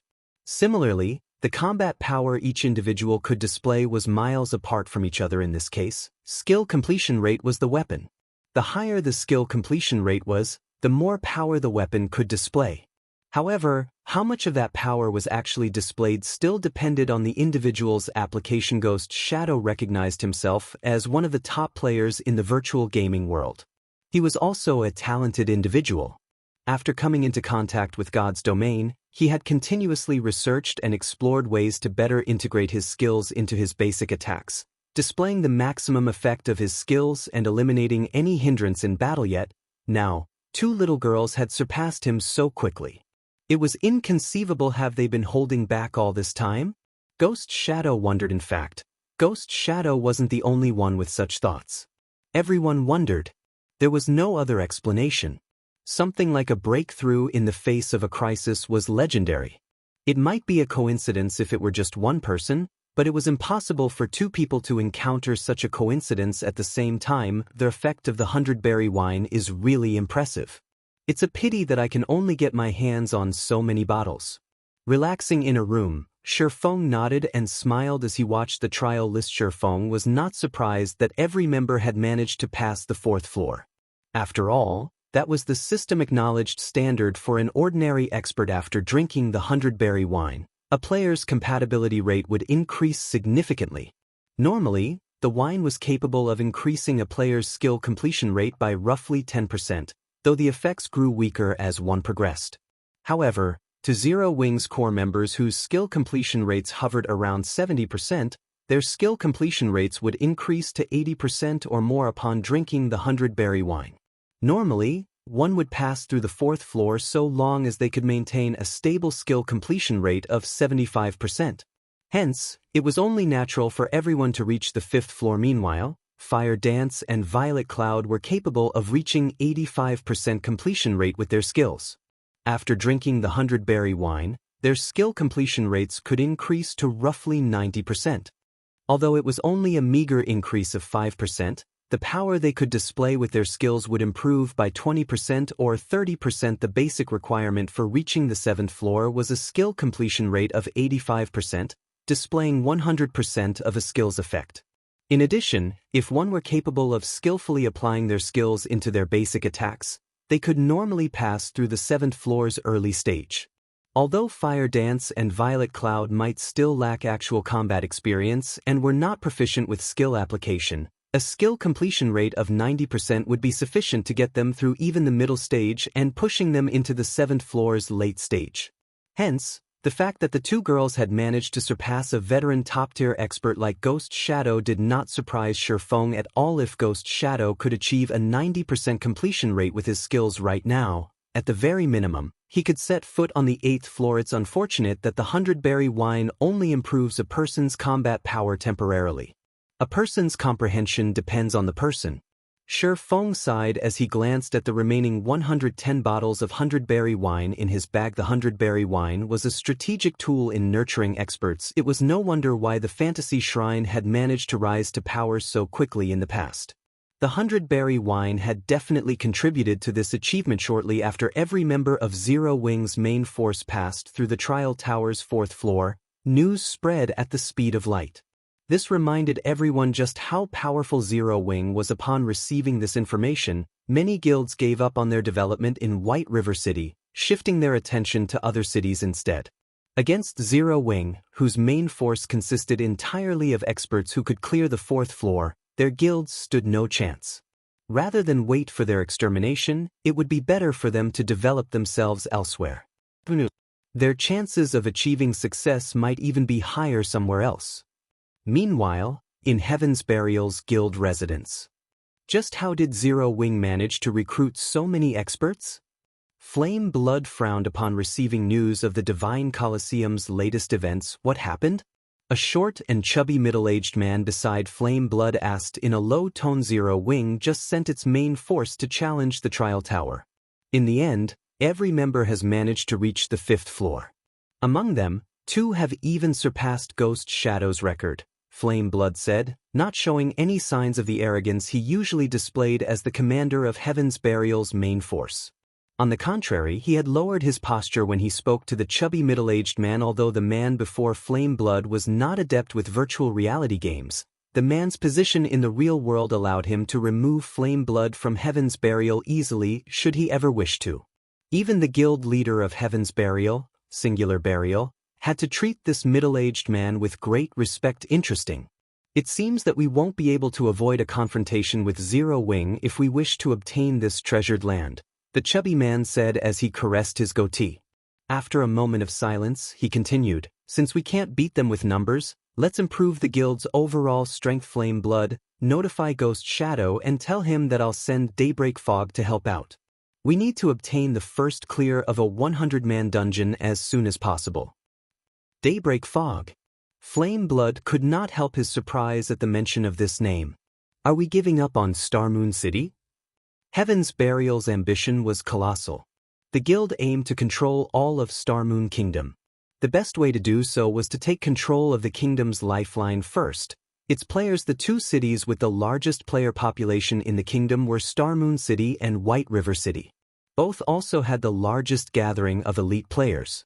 As long as Heaven's Burial took control of these 2 cities, controlling the rest of the kingdom was only a matter of time. Of these 2 cities, Flame Blood spearheaded the White River City takeover, while Starmoon City was spearheaded by Daybreak Fog. If one compared these 2 people's fame, Daybreak Fog was superior.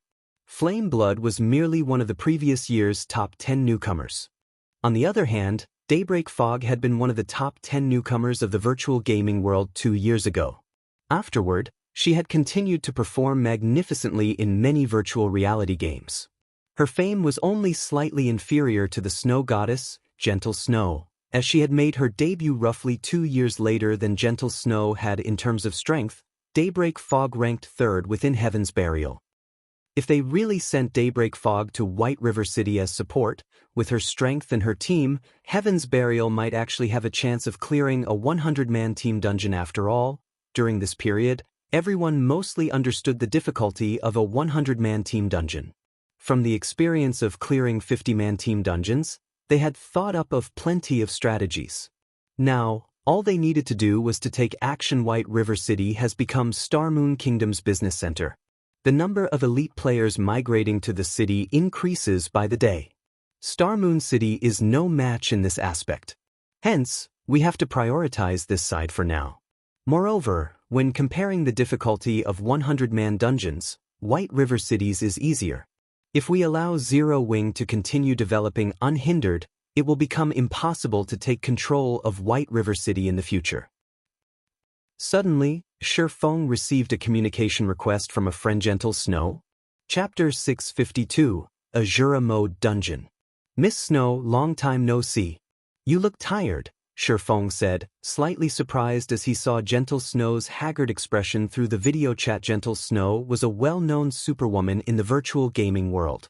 She also had plenty of capable subordinates under her. After not seeing each other for only a few days, Gentle Snow looked so exhausted. It was surprising. It had been quite a few years since Gentle Snow had made her debut. She should be quite competent at managing a guild by now. In addition, the majority of Ouroboros's elders supported Gentle Snow right now, so managing the guild should not be difficult. You've been busy with guild affairs these past few days, so I haven't gotten much rest. Gentle Snow laughed softly, sweeping the matter under the rug with a single sentence. Inwardly, she envied Shifeng, who could push the majority of guild affairs onto Aqua Rose. Moreover, he only had to focus on White River City. Ouroboros, on the other hand, was competing over dozens of cities, both large and small. However, these cities were still the least of her problems. Starmoon City was the issue. Ouroboros and the Star Alliance had been consolidating their positions in Starmoon City. In addition to several other powerful second-rate guilds, things had become extremely hectic for Gentle Snow. It was especially true for the 3 upstart guilds that had recently appeared in Starmoon City. Cloud 9 and Yang Court. Heaven's Burial. All 3 possessed extraordinary backgrounds. They even had multiple guild residences in Starmoon Kingdom's major cities. They were developing as fast as a plague. Among the affected cities, Starmoon City received the greatest impact, and White River City was not far behind. Particularly, the manager of Starmoon City's Heaven's Burial, Daybreak Fog, was far more difficult of an opponent than even Galaxy Past of the Star Alliance. So far, Ouroboros had clashed with Heaven's Burial dozens of times, the battles ranging from small skirmishes to large-scale battles. Although Gentle Snow still held the advantage, Ouroboros did not have only one enemy. Both Cloud9 and the Yang Court eyed Ouroboros like fresh meat. Ouroboros had already been unstable due to Chao Qinghua's theft of several of the guild's core and elite members. Now, before she could settle the turmoil within the guild, she faced so much trouble. In such a precarious situation, how could set aside time to rest? She had not even upgraded her equipment recently, as Gentle Snow knew that Shifeng disliked playing with words. After their casual greetings, she got straight to the point and said, "We have discovered a hidden treasured land near Starmoon City. The area is rich in magic crystals, and I wish to invite Zero Wing to pioneer this treasured land by our side. Are you interested?" Before the Divine Colosseum had been released, magic crystals had not been particularly valuable. Now, however, they were a strategic commodity that every large guild fought over frantically. Although every large guild had a large number of players and was capable of dispatching many teams to raid dungeons each day, team dungeons could only be raided once every 3 days. There were only so many team dungeons available. They could not acquire nearly as many magic crystals as they consumed. Meanwhile, if there was another option, other than team dungeons, for one to obtain magic crystals, this was not an opportunity one could miss. A hidden treasured land? When Shifeng heard these words, the first place that popped up in his mind was the Stoneclaw Mountains. In the past, when Stoneclaw Mountain had been discovered, it incited a great war between every guild in Starmoon Kingdom. The war had been the first kingdom-level war in Starmoon Kingdom. Hundreds of guilds involved themselves, all wanting to get their hands on a share of the profits that war had caused every guild in Starmoon Kingdom to suffer massive damages. Moreover, Ouroboros and the Star Alliance had even started an all-out war with each other. In the end, taking advantage of the situation, Heaven's Burial, the Yin-Yang Court, Cloud9, and several other second-rate guilds had banded together to form a massive alliance and took over the Stoneclaw Mountains, splitting the profits. Afterward, any players who wished to enter the mountains were required to sign a contract, agreeing to hand over 30% of the magic crystals they harvested. In addition, players were required to pay a fixed fee before they could enter. The various large guilds then split the profits. The Stoneclaw Mountains was a regional dungeon that had formed a space of its own. However, it was not just any dungeon, but an Asura mode dungeon. Ordinary team dungeons were divided into 3 difficulties: normal, hard, and hell. However, regional dungeons were divided into 5 difficulties: normal, hard, hell, Asura, and God. The Stoneclaw Mountains existed within the 4th difficulty level of regional dungeons. The dungeon was level 30 to level 49. In other words, only players that were within the range of level 30 to level 49 could enter the dungeon. Unlike team dungeons, however, there was no limit to the number of players who could enter. It was like White Fog Canyon. Inside the dungeon, players could obtain items that were normally unattainable elsewhere. In White Fog Canyon, players could obtain Starfire ore that increased the success rate of forging. There was also the Warfire set equipment. Unfortunately, Shurfeng had already ruined White Fog Canyon. As of this moment, the level 35 Great Lord, Anubis's gatekeeper, still roamed the map. As a result, no players dared to approach. Meanwhile, White Fog Canyon was merely a hard mode regional dungeon, whereas the Stoneclaw Mountains was an Asura mode regional dungeon. Survival was far more difficult in the Stoneclaw Mountains. However, magic crystals were vastly important. They must be obtained, regardless of the sacrifices. Even Zero Wing was no exception to this. Currently, several guilds from Starmoon Kingdom are contesting over the rights of this hidden treasured land. If Zero Wing is willing to help, I can offer 50% of the income. Gentle Snow offered a relatively attractive price to Gentle Snow. Offering 50% of the profits was a big concession on her part. The Stoneclaw Mountains were within the Starmoon City region. It was impossible for Zero Wing to send a large number of players to supervise the map. Hence, the responsibility of supervising the map would fall to Ouroboros.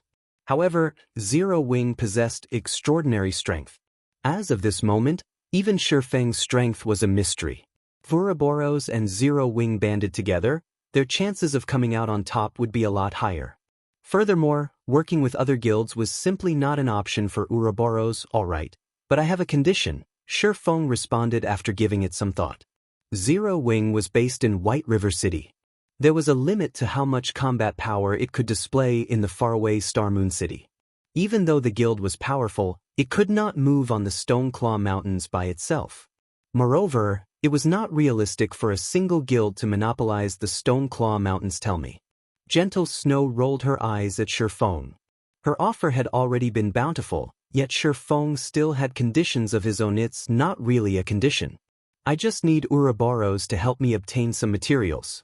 I'll even purchase them for 20% above market value. Shurfeng laughed. He currently had very few of the materials required to construct the stable and teleportation magic array. It would take a long time to gather the necessary materials if he relied on Zero Wing. However, it would be much easier if he used Gentle Snow's connections to purchase the materials because most of these materials could only be obtained by large guilds. It was practically an impossible task for independent players. Yet, even if he tried purchasing these materials, other guilds would only sell them to their allies. Give me the list, then. Gentle Snow released a sigh of relief upon hearing Shurfeng's condition. She had thought Shurfeng intended to take advantage of her current predicament, but it turned out that he still had some humanity left in him. I'll send it to you now. Shurfeng then sent a list of the materials required to construct the stable and teleportation magic array to Gentle Snow. You really are daring. Most of these materials are rare drops from large-scale team dungeons. Although my guild can obtain some, 20% above market value is too cheap. I'll need 50% at least. Surprise flashed across Gentle Snow's eyes when she read the list Feng had provided. Even if she worked with the Star Alliance, the two guilds could not gather all the materials listed. The cost alone was more than 2,000 gold. Okay, just get them as soon as possible. Feng did not care about spending a little more money. If he could get his hands on the materials, he could earn back the money in the blink of an eye. Hearing Feng's lack of hesitation, Gentle Snow was slightly shocked. A 50% increase in price would mean more than 3,000 gold. Even to a first-rate guild like Ouroboros, that was a massive amount of money. Yet, Feng thought nothing of it. After both sides established a contract, Feng contacted Aqua Rose and the others, instructing them to gather the Stoneclaw Mountains could only be dealt with sooner and not later. The earlier they occupied a favorable location, the greater their advantage would be when the war began. Chapter 653, Overall Improvement. Although the Trial Towers competition ended with Zero Wings' victory, the members of Zero Wings' main force were well aware that it had been due to the 100-berry wine. Otherwise, they would not have achieved such frightening results during the challenge. Everyone had discovered many of their own imperfections, their combat power improving slightly as a result. What a pity. If I could experience that kind of feeling once more, I might reach a stable skill completion rate at 87% and pass the stage. After the 100-berry wine's effects dissipated, Fire Dance challenged the 6th floor's late stage again. This time, she passed it without any issues and could now reach the 7th floor with her own power. Unfortunately, she suffered defeat in the 7th floor's early stage. But the 100-berry wine did allow me to gain an initial understanding of how to use void steps.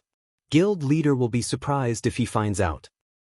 Void steps was an advanced style of footwork and Feng's trademark technique. Just gaining an initial understanding of how to use the skill was extremely difficult. If Feng learned that Fire Dance could use void steps, he would definitely be surprised.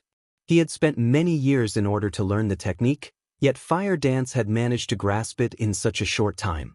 Although Feng's guidance largely contributed to her success, the fact that she had learned the technique in such a short time certainly had something to do with her innate talent.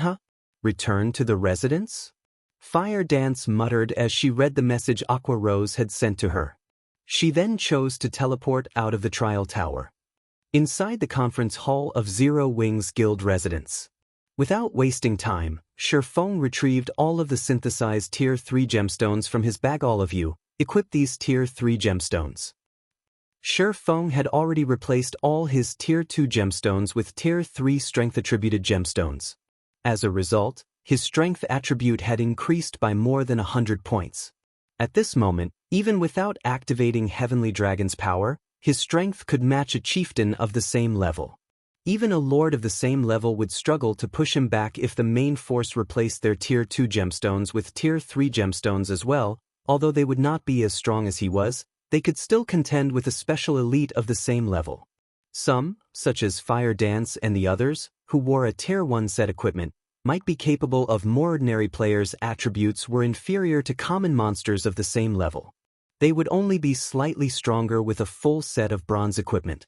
At that time, the only advantage common monsters would have was their higher HP. If a player was fully equipped with secret silver equipment, their attributes should be roughly equal to an elite monster of the same level. Only when one wore a full set of dark gold equipment would they have the same amount of attributes as a special elite of the same rank. As for Zero Wings' main force, although their equipment was a mix of level 30 fine gold and dark gold equipment, they had the intermediate mana armor kits to make up for the difference. If they embedded Tier 3 gemstones into every item, their attributes should be roughly the same as if they wore a set of level 30 dark gold equipment. None of the main force's members dared to believe their eyes as they stared at the Tier 3 gemstones on the table. Every jaw hit the floor. Aqua Rose was similarly stunned, speechless. She knew full well just how valuable Tier 3 gemstones were. Moreover, no one had found a source for these gemstones yet. One could only obtain them from alchemy synthesis.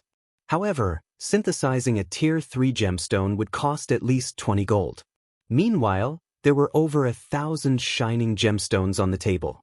In other words, the gemstones scattered across this table were worth over 20,000 gold at the very least. We're in a hurry, so equip them quickly.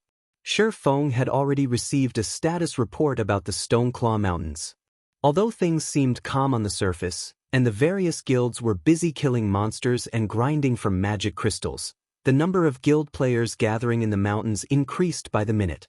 Every guild was rapidly mobilizing their forces.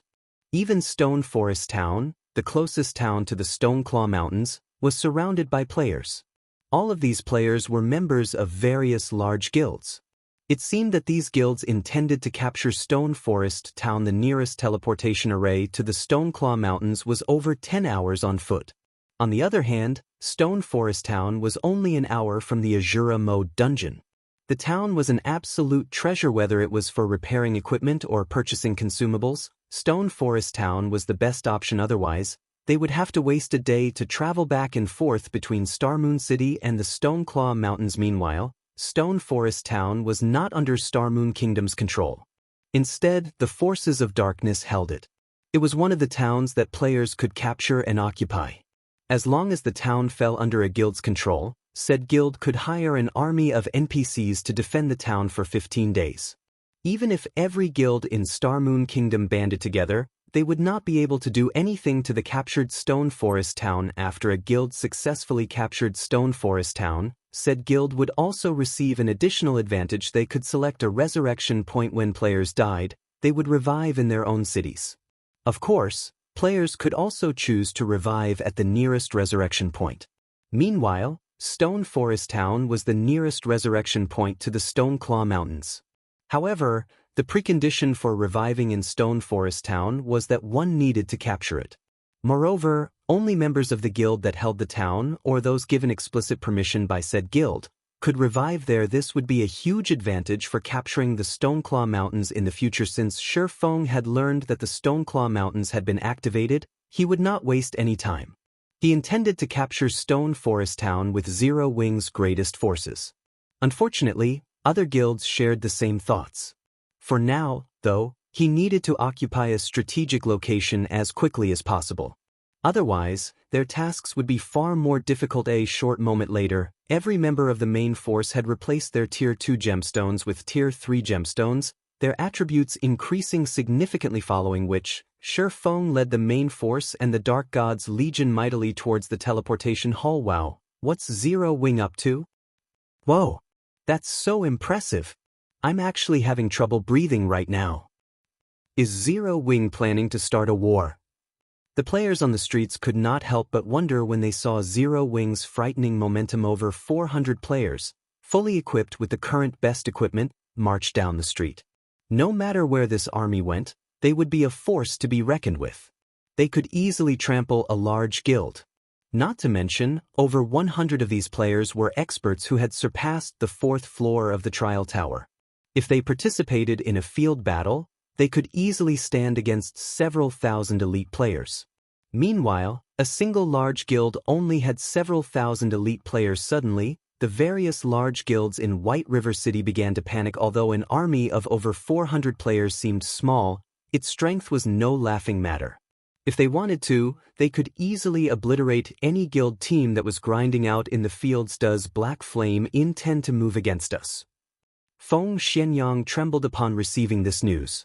He was so shocked that he nearly jumped out of his seat. But why? We haven't provoked Zero Wing recently.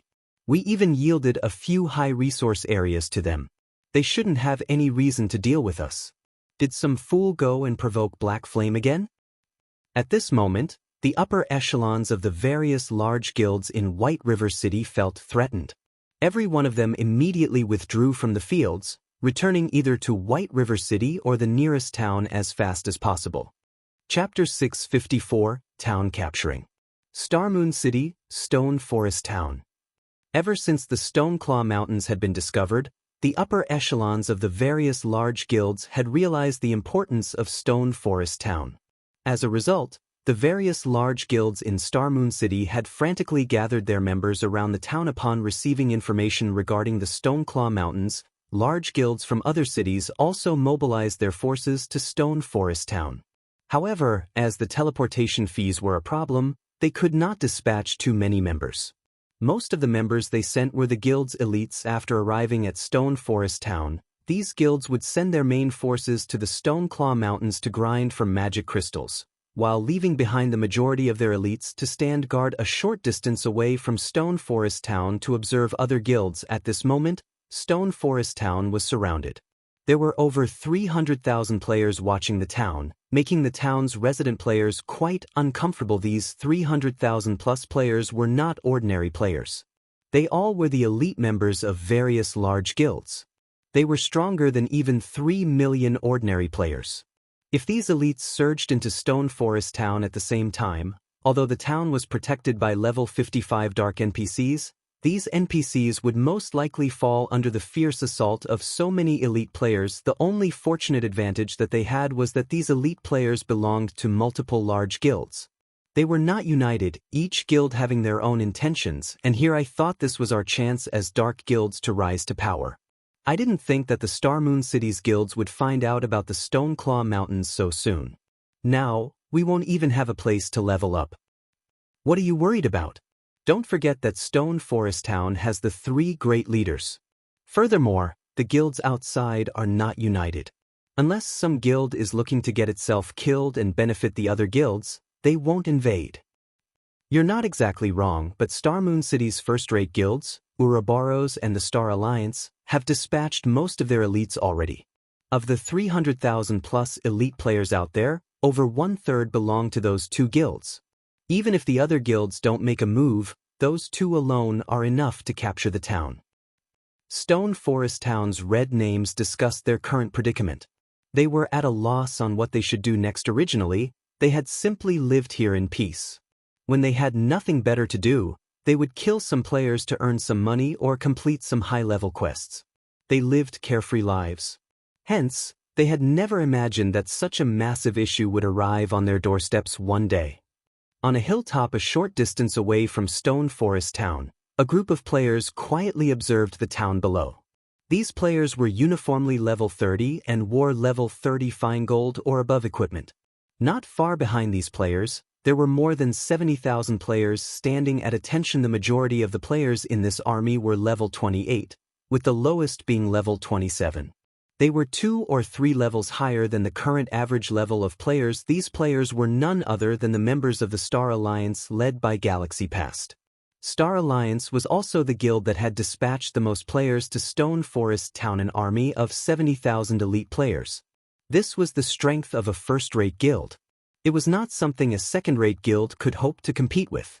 Ordinary second-rate guilds would only have over 100,000 members, while a more powerful one would have up to 200,000 or 300,000 players.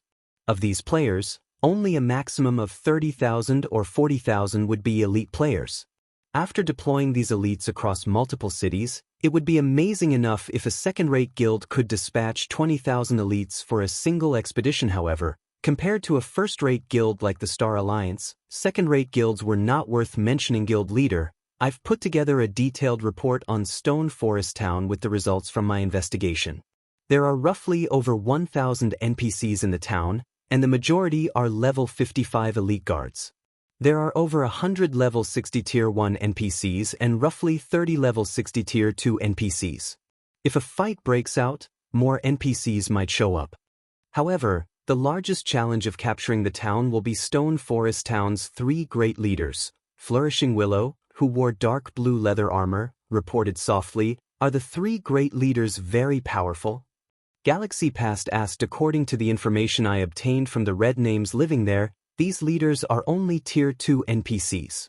However, they possessed very high intelligence. They are far more powerful than ordinary Tier 2 NPCs regarding combat power. It is especially true for the great leader, Surya. He is a Tier 2 professional mage, and I have heard that he knows how to use large-scale destruction spells. Hearing Flourishing Willow mentioning large-scale destruction spells, everyone frowned. Large-scale destruction spells were Zerg Tactics' Achilles' heel. Moreover, a high-intelligence NPC's combat techniques were far more powerful than ordinary players. Based on the settings of God's domain, Surya should be capable of displaying more than 50% of his actual combat power. In other words, he was at least as skilled as an ordinary expert. If a player possessed the attributes of a level 60 Tier 2 NPC and large-scale destruction spells, said player would be a natural disaster to the current players of God's domain. Right, I've also received news that White River City Zero Wing has sent people over. It seems that they have designs on this area as well, Flourishing Willow said. Zero Wing? Galaxy Past laughed. This is the Star Alliance's home ground. Do they think that they can just show up and take a slice of the pie as well? Zero Wing was indeed powerful. However, that was limited to White River City. Stone Forest Town was in the Star Moon City region. How many people could Zero Wing possibly dispatch? Moreover, the ordinary guards one hired could not be used in the fields. Only personal guards could be used. On the off chance that a personal guard died, it would be extremely difficult to revive them. Hence, players would not use their personal guards casually. Even if Zero Wing sent its personal guards, their impact would be minimal. Ignore them. Since we can't capture Stone Forest Town in a short time, have the main force grind for magic crystals for now. However, we can't let Ouroboros relax either. Look for opportunities to kill some of its members. After all, the Stoneclaw Mountains still belong to our two guilds. Galaxy Past smiled lightly. It truly is fortunate that Chao Qinghua stole a large number of experts and elite players from Ouroboros. The Stoneclaw Mountains will belong to the Star Alliance. In Starmoon City, the Star Alliance had far more experts and elite players than Ouroboros. Currently, Ouroboros barely held on. As for the other guilds in Starmoon City, they were nothing to the Star Alliance at this moment. Many guilds that had completed their investigation of Stone Forest Town had decided to give up on the idea of capturing the town. Instead, they shifted their focus towards grinding for magic crystals in the Stoneclaw Mountains. However, as the majority of their elite members had yet to reach level 30 and could not enter the Stoneclaw Mountains, these elite members were tasked with leveling up as fast as possible. Meanwhile, at Ouroboros' base camp, Shifeng had just arrived with his team. Very quickly, Shifeng's group became the center of attention. The group was simply too impressive. Not only were the members of Zero Wing's main force uniformly level 30, but many in the Dark Gods Legion were also level 30. In addition, the most inferior piece of equipment worn by the group was fine gold rank. Most importantly, every member's aura inflicted a deep fear. They felt like a group of primordial beasts. Even those standing quite a distance away could not help but tremble when they glanced at this group of players. This is Zero Wing? Sure enough, their reputation is well-deserved. Zero Wing is simply too powerful. We don't even have so much top-tier equipment. The members of Ouroboros could not help discuss Zero Wing's members. Meanwhile, when Gentle Snow emerged to welcome Shifeng and the others, she was similarly surprised. How did Zero Wing manage to recruit so many experts? Gentle Snow could clearly feel that, among the 400 players Shifeng had brought with him, many radiated an intense pressure. There were even a dozen or so people who felt extremely dangerous. Although she had been busy settling the guild's internal affairs, she had not fallen behind or neglected her own development. Throughout Starmoon City, extremely few players were capable of making her feel nervous. There were even fewer experts who felt dangerous to her. Starmoon City should only contain a handful of such experts. Yet, Zero Wing had over a dozen such people. It was simply inconceivable. Chapter 655, Flame Shaman. It had been a relatively long time since God's Domain launched. During this period, even an ordinary player's sensitivity towards danger had increased significantly, not to mention experts. Many a time, experts of God's Domain would not judge an opponent's strength based solely on the other party's weapons and equipment. They also judged their opponent's strength based on the degree of danger they felt from their opponents. An expert's combat power was not limited to their weapons and equipment. Combat techniques and powerful skills also affected a person's combat power. These were hidden aspects, not visible until combat. Hence, one had to rely on intuition to judge a person's strength. Gentle Snow was very confident of her own perception because, up until this day, her intuition had never failed her. It reminded her of her first encounter Yifeng. Although Yifeng's equipment had been pathetic, his level had been very low, and he had not felt threatening in the least. Her intuition had told her that Shifeng was extraordinary. And indeed, her intuition had not been wrong. Time had proven that Shifeng was truly extraordinary. Meanwhile, Gentle Snow's intuition currently told her that the group of people in front of her was very deadly. They were not as simple as they appeared. It felt as if every single player had a ferocious beast hidden inside their bodies. Only, these beasts had yet to expose their true nature. Zero Wing is growing more mysterious by the minute. Gentle Snow laughed bitterly as she subtly examined the crowd from Zero Wing. In the past, Zero Wing had been no more than a small, weak guild, yet, before anyone realized it, the guild had grown into a towering existence. Even Ouroboros had to treat Zero Wing seriously. Fortunately, their two guilds had long since formed an alliance. Otherwise, Zero Wing would be a formidable enemy. Let's talk inside, Gentle Snow said as she led the way to a large tent. Feng nodded and entered the tent with Aqua Rose and Fire Dance. During God's Domain's early stages, players only had needed to travel for a short time to arrive at their destination. However, as players reached higher levels, the time they spent on travel increased. When going out to the fields to level up, it was typical for players to not return to their respective cities for several days. Meanwhile, when players wished to rest, they could rely on these field tents. HP and mana would recover quickly when consuming food and beverages. However, concentration and stamina would not. Generally, players had to return to a city to rest and recover. With a field tent, however, there was no need to do so.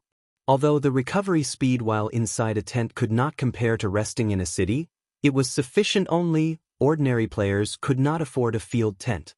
Just an ordinary 6-man tent sold for 10 gold at NPC shops, not to mention 20-man, 50-man, or 100-man tents. Not only did one need enough money to purchase a 100-man tent, but they also needed a certain amount of reputation. The large tent before them was a 100-man tent, and it had cost 200 gold. If one had sufficiently high reputation, they could receive a small discount. However, even then, a 100-man tent would still cost more than 150 gold. Inside, the tent looked like a guild residence's conference hall. Currently, more than a dozen people sat inside the tent, and every one of them was a member of Ouroboros's upper echelon. They were uniformly level 30, and their equipment was among the best one could find. Meanwhile, the beautiful and vibrant Zhao Yueru relaxed amongst these players, currently dressed in white and red luxurious mage robes. In her hand, she wielded a red jade staff covered in runes.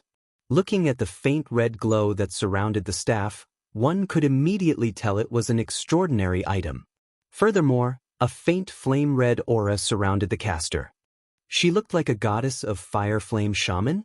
Feng concealed his surprise when he saw Zhao Yueru, who had undergone a massive change since the last time they met. Flame Shaman was a hidden class, and its legacy rank was similar to the Astromancer. It was considered an advanced legacy. As the name suggested, it was a class that specialized in controlling flames. However, a Flame Shaman was not as balanced as an Elementalist. The class specialized in attacking and destroying everything. In terms of damage output, the class was far superior to an Astromancer. It was an extremely violent class in the past. Zhao Yueru's fame had only started to soar after she class changed into a Flame Shaman. The public had known her as the Flame Witcher. Feng never imagined that Zhao Yueru would become a Flame Shaman so quickly. Even against an MT of the same level geared with top-tier equipment, a Flame Shaman could finish them off in 2 or 3 moves. A Flame Shaman could practically one-shot an ordinary MT. However, although the class's damage was astounding, it was also because of this that Flame Shamans had very few survival and life-saving abilities. In dungeons and team battles, though, they were beyond scary. They were practically Tomahawk cruise missiles. After sweeping a glance over everyone present, Feng understood the general situation regarding Ouroboros's top combat power. Although Ouroboros had lost many of its top combatants, the guild was still much stronger than second-rate guilds with its remaining forces. This is the data we collected on Stone Forest Town, Gentle Snow said as she handed Feng a folder. Slowly, she explained, currently, every guild is trying to occupy the town. However, the town is strong enough to avoid capture even if we combine our guild strengths. I suggest that we strike at the Stoneclaw Mountains first, harvesting magic crystals and building our strength. With both of our guild's experts, we should be able to occupy the high-resource areas within the mountains quickly. We can then use the opportunity to widen the gap between us and the other guilds. Currently, nobody could do strike against Stone Forest Town. The best option right now was to accumulate their strength. This was also why Gentle Snow had asked for Zero Wings' help. There is no need to go through all that trouble. We can just capture Stone Forest Town. Once we occupy the town, it will be simple to obtain the rights over the Stoneclaw Mountains, Shifeng said, shaking his head. He did not agree with Gentle Snow's idea in the past. It was precisely such thinking that had led to the various large guilds ending in a deadlock with each other. As a result, more guilds had involved themselves in the situation in the Stoneclaw Mountains. Once that happened, they would lose the chance to capture Stone Forest Town. At this moment, the various large guilds were still helpless against Stone Forest Town, so they would focus their attention on the Stoneclaw Mountains. This was the best chance to capture Stone Forest Town. Otherwise, if time dragged on, the number of guilds in the area would increase. At that time, the number of experts who were interested in this area would also increase, and their chances of capturing Stone Forest Town would decrease. Hearing Shifeng's resolve, Gentle Snow was momentarily stunned. That was suicide. Immediately, she explained, you should have seen the information regarding the 3 great leaders for yourself. All 3 are high-intelligence NPCs. They are equivalent to expert players who have reached the 5th floor. They also possess large-scale destruction spells. Furthermore, if we attack Stone Forest Town, the other guilds will not sit by and do nothing. They will take advantage of the situation and try to annihilate us. What if we don't give them the chance? Shifeng smiled confidently. On his way here, Shifeng had considered the matter of Stone Forest Town extensively. It was extremely difficult to deal with the 3 great leaders. Not to mention, they would have to give the other guilds the slip. However, there was a simpler method of capturing Stone Forest Town. Chapter 656, Crazy Decision. Don't give them the chance? Gentle Snow grew curious. There were over 300,000 guild elites stationed close to Stone Forest Town. Of them, 70,000 belonged to the Star Alliance, while Ouroboros only had 50,000.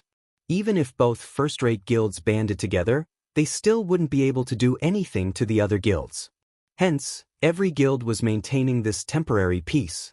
Nobody dared provoke anybody else. However, if a guild decided to attack Stone Forest Town, so much commotion would attract the other guild's attention. At that time, no one would not sit by and let someone else capture the town. The other guilds would definitely work together to exterminate the mutual enemy. Because of this, even Star Alliance, with its numerical advantage, would not dare to take action now. However, Shifeng insisted that they attack Stone Forest Town without giving the other guilds the opportunity to retaliate. How would that even be possible? There were level 55 and level 60 NPCs defending the town. Among them, there were even Tier 2 NPCs. A level 60 Tier 2 NPC was even stronger than a level 30 Great Lord. Not to mention, there was more than just one level 60 Tier 2 NPC defending the town. The great leader Surya, who wielded large-scale destruction spells, also defended the town with Ouroboros' 50,000 elites. It would be a bitter battle to capture Stone Forest Town. There was also no certainty that they would succeed. Yes, don't give them the chance. Shifeng nodded as he repeated himself. When the time comes, everyone needs to dispose of the town's NPCs as quickly as possible and leave the rest to me. Shifeng had conquered many towns in the past, so he was quite familiar with the method. It was not an easy task for a guild to gain control of a town first. Players had to dispose of every NPC within the town. Leaving even one NPC alive would result in failure. Second, players had to obtain the town token that the leader of the town guarded. After completing these 2 tasks, one would obtain the authority to rule over the town. Hence, it was extremely difficult to capture a town with a large number of competitors nearby. In the past, after the Stoneclaw Mountains profits had been distributed, no guild bothered with capturing Stone Forest Town. However, things were slightly different in this life. Currently, various large guilds' main forces and elite members had gathered near the Stoneclaw Mountains, making this the perfect opportunity to capture Stone Forest Town. However, they only had a small time frame to do so, as it took less than 2 hours to travel from the Stoneclaw Mountains to Stone Forest Town on foot or 30 minutes on a mount. Fortunately, no one had reached level 40 yet. Are you planning to hold off all of those guilds by yourself? Gentle Snow asked, flabbergasted. She highly doubted that Shifeng could achieve this feat. They were talking about more than 250,000 elite players. How could one person possibly hold off that many players? Shifeng's words stupefied everyone else in the tent as well. Although they had long since realized that Shifeng was crazy, they had not thought that he was this crazy. Sitting beside Shifeng, Fire Dance and Aqua Rose were similarly shocked. Shortly after, however, they both smiled bitterly.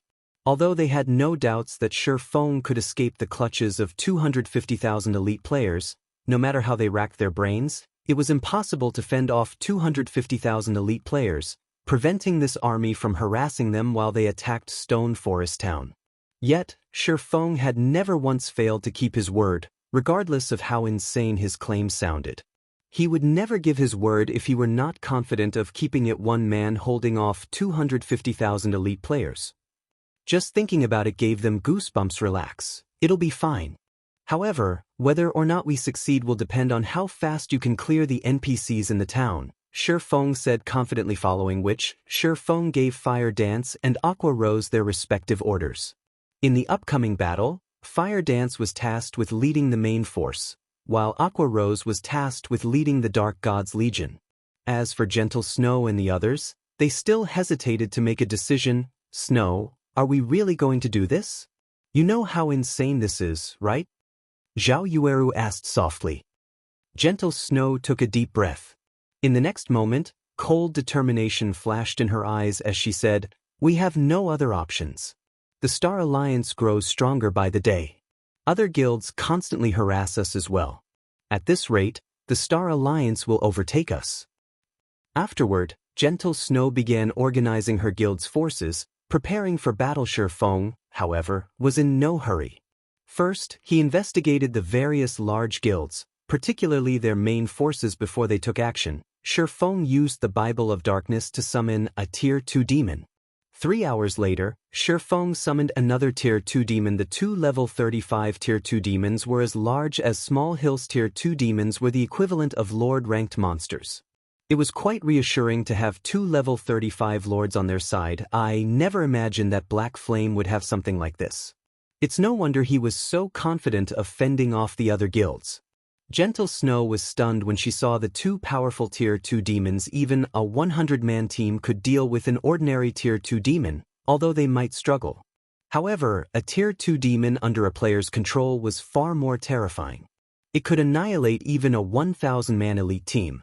If two Tier 2 demons banded together, their impact would be multiplied several folds. With these two Tier 2 demons, Shifeng could successfully delay the other guilds for some time. Just as Zero Wing and Ouroboros were about to mobilize their forces, the various large guilds received news of this matter. The various large guilds each had their own information network. With Ouroboros mobilizing such a large army, how could news of it escape the eyes and ears of the various large guilds? Has Gentle Snow gone mad? She really believed Black Flame? Does she think Black Flame is a god that can fend off an army of 250,000 players? Galaxy Past, who was currently in the Stoneclaw Mountains, laughed madly when he received this information. Notify the others immediately. If Ouroboros dares attack Stone Forest Town, find an opportunity to strike. Galaxy Past wasn't the only person with such thoughts. The other guild leaders similarly thought that Gentle Snow had lost her mind. Black Flame was similarly insane. Did he really think that their guild's elite members were blockheads that would just stand by and die for him? If all 250,000 players worked together, the ranged attacks alone could kill a lord of the same level instantly, not to mention a player. Suddenly, the various large guilds surrounding Stone Forest Town began mobilizing their forces, preparing to take action at a moment's notice. Now, all that was left was for Ouroboros and Zero Wing to move. As for the various large guilds' main forces and elite members, they all continued grinding for magic crystals in the Stoneclaw Mountains. News sure flies. However, this isn't too bad either. It would have bothered me if they didn't make a move, Shifeng chuckled. He then activated the aura of Wind's Wind Rider, transforming into a blur as he flew to Stone Forest Town. What is he trying to do? Gentle Snow muttered in confusion. Shifeng's actions even confused Fire Dance and Aqua Rose as Shifeng had not revealed his true plans. Let's begin then. Shifeng grinned. Immediately, he swapped the aura of wind for the aura of fire. He then cast Firestorm on Stone Forest Town's NPC stronghold. Suddenly, flames engulfed the third and highest floor of the stronghold. Some nearby players turned to ash instantly. As for the NPCs inside the stronghold, they sustained heavy damage as well in the blink of an eye. The stronghold's third floor was nothing more than scorched ruins. The crowd watching from afar was stupefied. Shurfeng had actually attacked the NPC's stronghold by himself. He was seeking death. At this moment, a white-haired old man in black robes emerged from the ruins. This old man was Surya, a level 60 tier 2 NPC. Looking at Shurfeng, Surya shouted angrily, saying, "Intruder! You actually dare to provoke me? I will show you how terrifying it is to anger a mage." Surya, great leader, professional mage. Level 60. HP 5, 500, 000/5, 500, 000. In addition, 2 NPCs with imposing auras stood beside Surya, and they were the second leader, Lime, and third leader, Padolime, second leader, Swordmaster. Level 60. HP 6, 500, 000/6, 500, 000. Pado, third leader, Berserker Master. Level 60. HP 7, 000/7, 000/000. Shurfeng's firestorm had only dealt around -80,000 damage to the 3 leaders, a meager amount comparing to the millions of HP they possessed. However, their stronghold's destruction was what truly infuriated the 3 leaders at this moment. The 3 leaders glared at Shurfeng, their eyes containing the promise of a painful death. Laughing, Shurfeng turned and flew away. "Nobody can escape our fury." Surya and the other 2 leaders summoned their mounts and chased after Shurfeng. The difference between having a mount and not having a mount was massive. Despite Shurfeng having activated Wind Rider, the 3 NPCs caught up with him very quickly. "Shit, they're heading towards us." The spectating guilds quickly noticed that something was off as Shurfeng flew towards them. Wind Rider only had a short duration of 24 seconds. Shurfeng could cover just enough distance in that time to land right in the middle of the various large guilds. At this moment, Surya, who rode his horse, drew line after line of runes in the air. He then flicked his finger, and suddenly, thunderclouds began to condensing above the army of players turned to ash. Surya revealed a sinister smile as he cast the Tier 2 spell, Lightning Storm, on Shurfeng's location. Chapter 657, Pits of Despair. Hearing the rolling thunder above him, Shurfeng activated Defensive Blade. He then dashed towards the largest crowd. Although the Tier 2 spell, Lightning Storm, was not a large-scale destruction spell that dealt ridiculously high damage, the spell covered a very wide area, up to a radius of 100 yards. After the Tier 2 professional mage had chanted the spell's full incantation, even Shurfeng could not withstand or evade the attack. "Hurry! Get rid of Black Flame." The upper echelons of the various large guilds saw through Shurfeng's ploy. He intended to kill them with a borrowed sword. Hence, as long as they killed Shurfeng first, their problems would be solved. However, Shurfeng's attributes were far above the standard of current players. Even the strongest powerhouses of the various guilds could not compete with Shurfeng in terms of basic attributes. Moreover, as Shurfeng had buried himself in the crowd, nobody dared to launch casual attacks. It was especially true for the ranged classes. It would be very easy for their attacks to hit their allies. Only the melee classes could attempt to pin Shurfeng down. However, could elite players possibly predict Shurfeng's actions? Moreover, Shurfeng was extremely cunning as he dashed towards the healers. "Hurry up, use control skills. Don't worry about friendly fire." The upper echelons hurriedly commanded as the magical classes began chanting their spells. The thunderclouds in the sky reached their climax. In the next moment, blue lightning descended from the sky. For a moment, it looked as if the end of the world were upon them as bright lightning and booming thunder took over the field. When the lightning strike stopped, silence fell. Everyone was stupefied. All players that were within spell's range had received over -5,000 damage each time the lightning descended.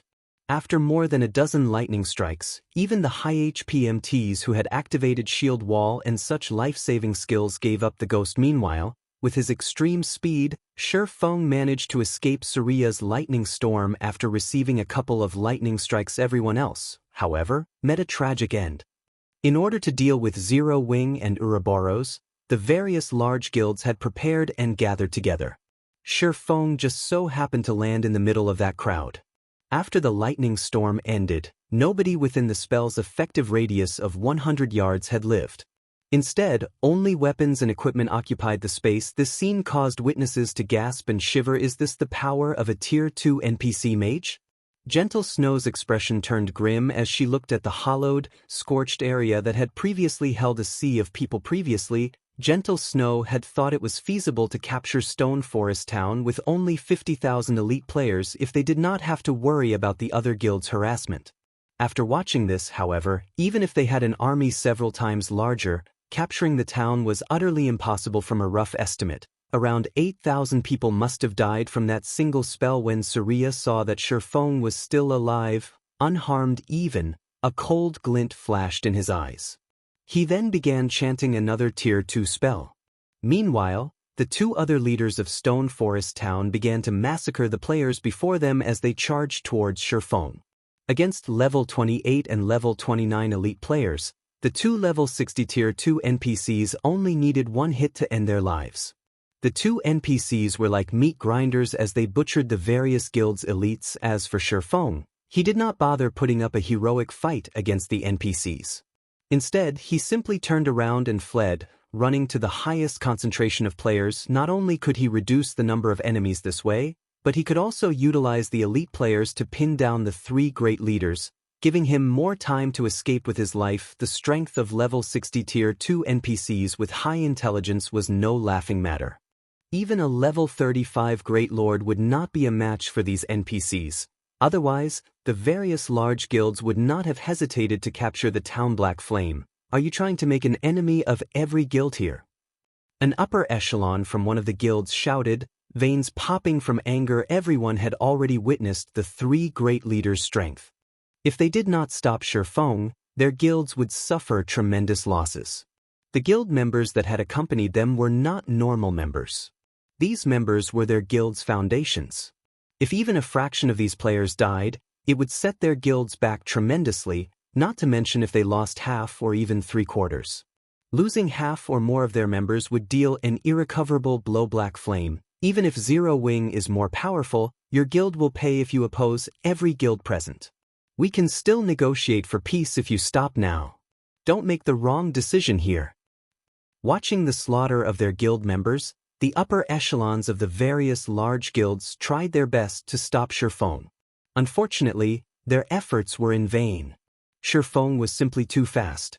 Their guild's experts were currently grinding in the faraway Stoneclaw Mountains. With just their elite members present, they could not pin down Shifeng. Sure, don't say I never gave you a chance. Instruct your guild leaders sign a contract stating that your guilds will no longer meddle with matters pertaining to Stone Forest Town immediately. Shifeng replied. Black Flame, don't go overboard. If you don't stop now, don't blame us for taking action against Zero Wing's members. Walk away from Stone Forest Town?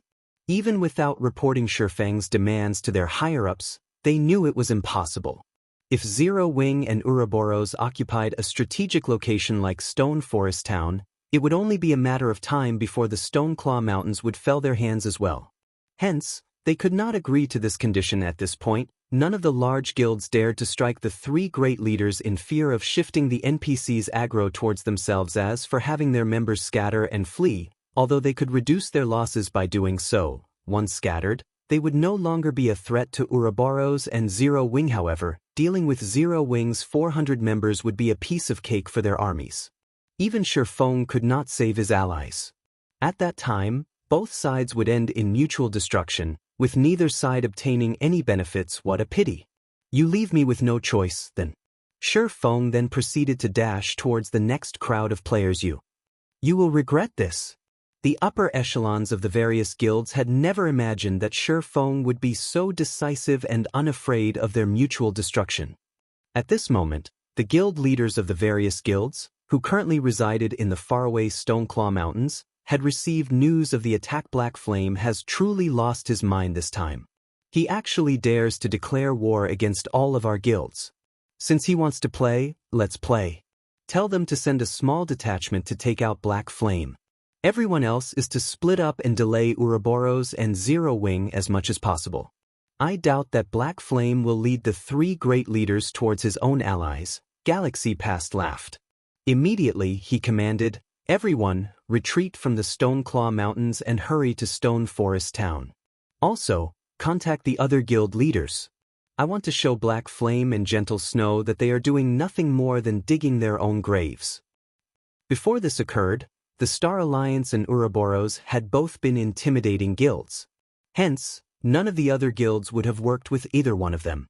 Now, however, the situation changed as Ouroboros actively stirred up trouble. The nail that stuck out would be hammered down if the Star Alliance could band together with the other guilds to deal with Ouroboros. Not only could they obliterate Ouroboros in one fell swoop, but it would also have a better chance of obtaining Stone Forest Town. After all, within the Star Moon Kingdom, no other guild could possibly stand against the Star Alliance. Once Ouroboros was gone, the Star Alliance's word would become law. A short moment later, sure enough, the guild leaders of the various large guilds had formed an alliance with the Star Alliance to deal with both Ouroboros and Zero Wing after the various large guilds surrounding Stone Forest Town banded together. According to Galaxy Past's plans, they sent out a force of 80,000 players to suppress Ouroboros and Zero Wing. As for the remaining forces, they scattered and circled the town, preventing anyone from escaping Black Flame. It's too late. Today, we'll teach you the consequences for antagonizing the masses. The upper echelons of the various guilds directed their members to suppress Ouroboros and Zero Wing. Even if the three great leaders were more powerful, with everyone spreading out, even if the NPCs had free reign, they would only kill a limited number. Against an army of 250,000, that number would only be a drop in the bucket. Meanwhile, the various large guilds had forced Ouroboros and Zero Wing into a corner. It was extremely easy for an army of 250,000 elites to suppress 50,000 elites. Not to mention, the experts of each respective guild were on their way. When their main forces arrived, Ouroboros and Zero Wing would be finished. They banded together as expected. Shifeng frowned. However, he just shook his head and laughed. "Since you want to go for mutual destruction, I'll show you the pits of despair." The three great leaders protecting Stone Forest Town had not revealed all of their strength. Stone Forest Town was in such close proximity to the Stoneclaw Mountains. With the massive benefits from the mountains, how could Stone Forest Town possibly be an ordinary town? Chapter 658, Nightmare Descends. "Aqua, lead everyone away from the town immediately," Shifeng said through a whisper. "Understood." Aqua Rose was slightly stunned by this command. Originally, she had thought Shifeng would use Zero Wing's trump card. She had not expected him to order a retreat and give up on Stone Forest Town. However, since Shifeng had given the command, Aqua Rose had no choice but to lead everyone away. Gentle Snow's army similarly retreated throughout Star Moon Kingdom. There was not a single guild that could stand against an army of 250,000 elite players. If they continued fighting, only death awaited them. In truth, though, even if they did fight, their enemy would not leave unscathed either. Both sides would be destroyed. In terms of equipment, Zero Wing's main force was far superior to the other guild's experts, not to mention their elite players. After the main force had swapped out their Tier 2 gemstones for Tier 3 gemstones, their attributes were simply overwhelming. In addition, there were currently no enemy experts to pin them down. As a result, the Zero Wing's main force swept like a scythe across the enemy forces, leaving only devastation in its wake. Spell after spell bombarded Kola, Yiwumian, and Turtledove, who stood at the forefront of the team. However, these spells had not even tickled the three MTs. Even the most powerful attack only dealt slightly over -1,000 damage. However, all three MTs had over 10,000 HP each. Moreover, the majority of their enemies' attacks had not even landed. These MTs only needed a single heal to recover to full HP. There were also the two Tier 2 demons. Both Tier 2 demons were melee fighters with over 3 million HP each. Under Shifeng's control, both demons were like gods of destruction. The two demons were unstoppable as they targeted the enemy healers. Also, although Shifeng could not control the two demons perfectly, he could maneuver them to avoid as many attacks as possible. In terms of basic attributes, The two level 35 Tier 2 demons were much stronger than even Shifeng. Even their strength was superior to Shifeng's, who wore Tier 3 strength-attributed gemstones. So, how could ordinary players hope to touch them? Only if everyone concentrated their attacks on the two demons and sealed off their escape routes would the two demons receive some form of damage. However, with Zero Wing's healers and the demons' innate battle recovery, they could very quickly recover the lost HP against the two Tier 2 demons' assault. The various large guilds suffered scores of deaths with every passing second. After only a few minutes of battle, the coalition of guilds had lost nearly 7,000 elite players. Zero Wing claimed just as many lives as the three great leaders. The members of the various large guilds felt like a knife had been plunged into their hearts as they watched. Without any of their guild's experts, they were helpless against a team like this. This was also why the various large guilds were desperately trying to nurture experts and frantically fighting over the Stoneclaw Mountains. The only consolation was that Ouroboros suffered similar losses. Since the battle had begun, Ouroboros had lost over 2,000 members as both sides watched their companions die. An intense fighting spirit began to fill their hearts. At this moment, the area around Stone Forest Town was like an ancient battlefield. Meanwhile, the red names in Stone Forest Town were dumbfounded. Players were killing each other all over the place. There were players dying every second. Even experts would be insignificant in a war of this scale. In comparison, their kill counts were a joke. While Ouroboros and Zero Wing retreated from Stone Forest Town, Shifeng activated Windwalk and crushed a speed scroll as he dashed towards the town. Meanwhile, the three great leaders followed closely behind her. Black Flame is finally scared. Too bad that it's too late for regrets. Brothers, charge. Don't let anyone from Ouroboros or Zero Wing get away. With the Star Alliance taking the lead, the other guilds enthusiastically chased after Ouroboros and Zero Wing's remaining members. However, as the two guilds charged at the enemy encirclement, everyone finally witnessed Zero Wing's strength. With just 400 members, Zero Wing had easily torn apart the encirclement of over 10,000 players. Casting stars of light, over 1,000 players died by Blackie's hand in the blink of an eye. As for Fire Dance, she was like a ferocious beast as she charged into the enemy crowd. With a swing of her short swords, she easily sent players flying and dispersed the crowd. There was even less need to mention the strength-based classes like Cola and Rampant Blade crashing into the enemy front lines with his shield. Cola easily sent 5 level 28 and level 29 MTs flying, damages of over -1,000 points appearing above the enemy players' heads.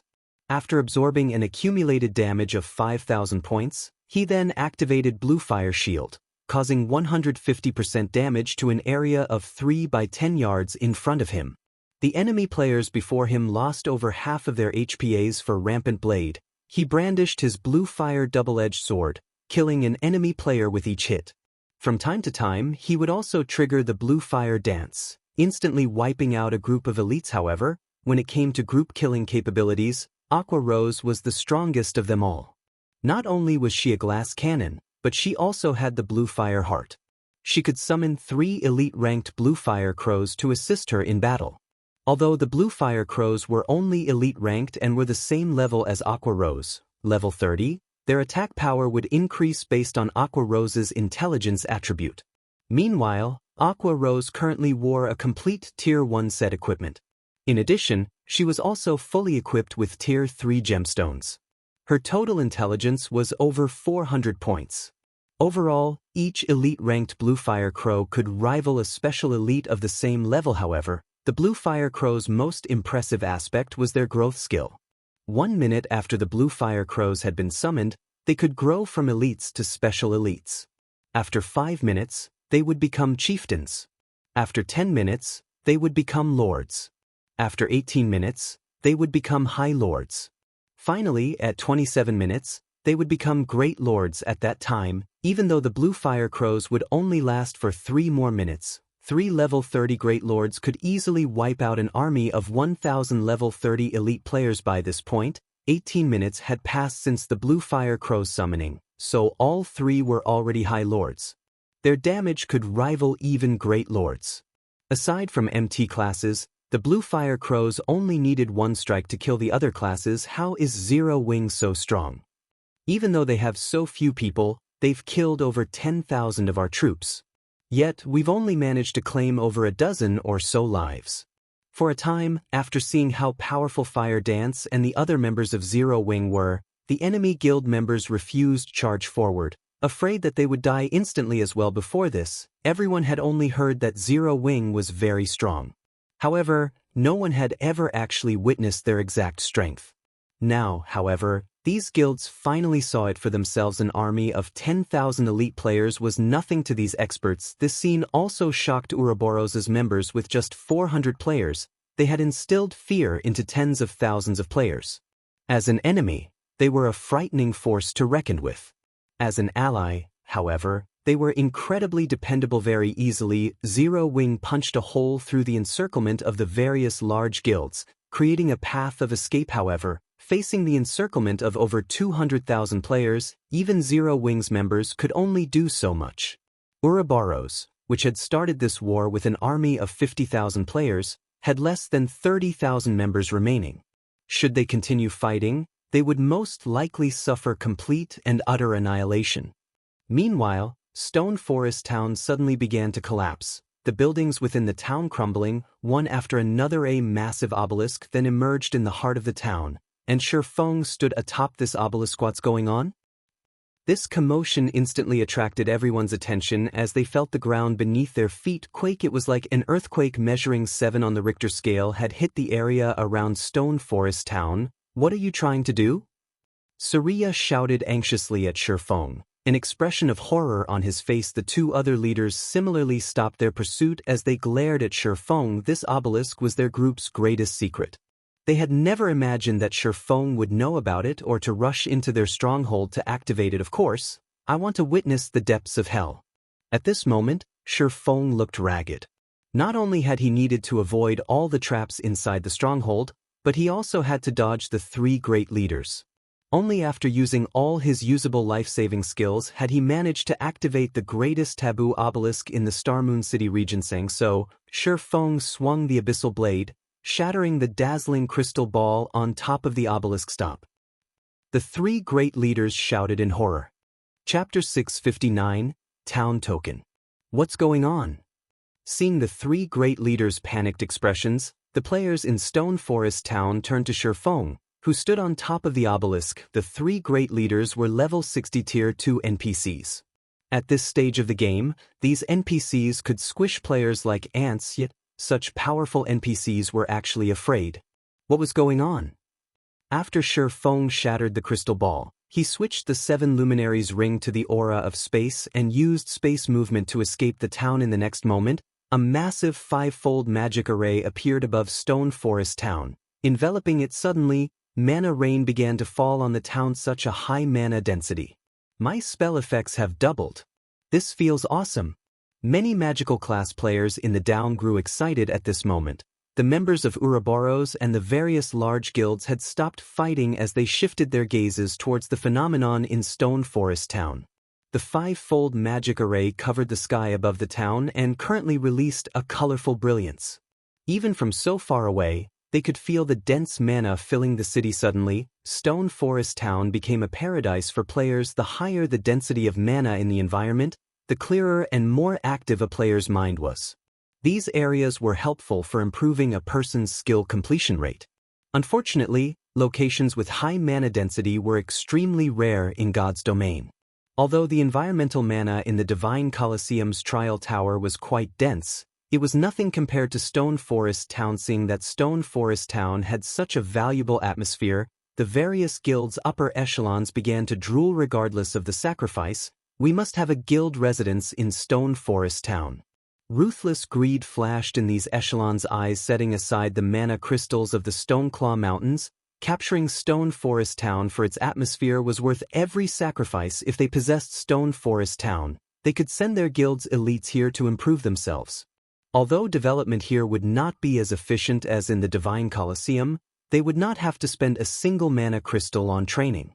They could save a lot of money. Moreover, if they allowed their members to train in Stone Forest Town for long periods, The rate at which they nurtured experts would definitely surpass the other guilds. With a large group of experts, becoming even a super first-rate guild would be entirely possible without hesitation. The upper echelons of the various large guilds immediately reported this to their respective guild leaders. I never imagined that Stone Forest Town would have such a secret.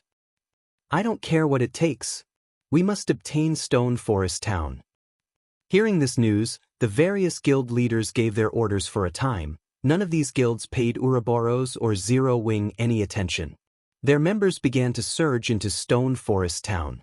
Moreover, with the dense mana surrounding the town, the closer these players got to the town, the stronger their combat power became. It was especially true for magical class players. Their combat power more than doubled. At this moment, it would be a piece of cake to clear out Stone Forest Town's NPCs. Although the NPCs in the city had also grown stronger due to the environmental mana, only the magical class NPCs received a damage buff. Their skill completion rates had not changed.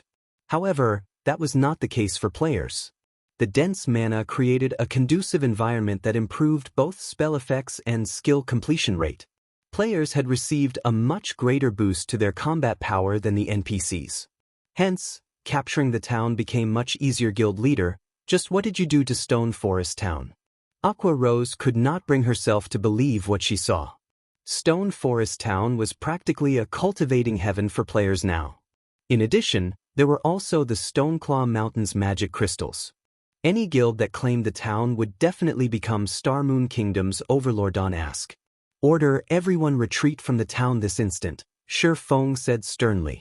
He had long since distanced himself from the town in the past. When the Stoneclaw Mountains came into being, the dungeon had incited a war between Starmoon City's large guilds. Back then, however, nobody had claimed Stone Forest Town for themselves. Only after a long time had passed did the Star Alliance launch an assault on Stone Forest Town. Naturally, Stone Forest Town had not been a match for the first-rate guild. However, just before the guild captured the town, Saria had activated the obelisk. Shortly after, Star Alliance's army was obliterated. Initially, when Shi Feng planned the attack on Stone Forest Town, he had intended to finish off Saria quickly, giving him no opportunity to activate the obelisk. However, since the situation no longer permitted that, he had no choice but to activate the obelisk himself under Shi Feng's command. Even though Aqua Rose and the others were reluctant, they quickly retreated from Stone Forest Town. Snow, let's go. As long as we snatch the town token dropped by the great leader, Stone Forest Town will belong to us.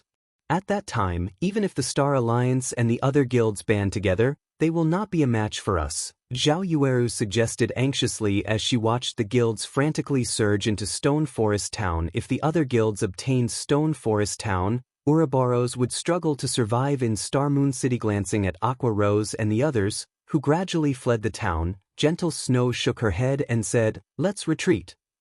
But what about Stone Forest Town? With that many elite players, they could definitely exhaust the three great leaders to death. Not to mention, the other guild's experts are currently making their way here. Zhao Yueru asked curiously. Black Flame told us to leave Stone Forest Town. He must have a reason. Otherwise, with Zero Wing strength, they could compete for the town token. Since they aren't trying to fight over it, there must be something wrong with Stone Forest Town. Moreover, Black Flame caused this himself. He must know more than we do.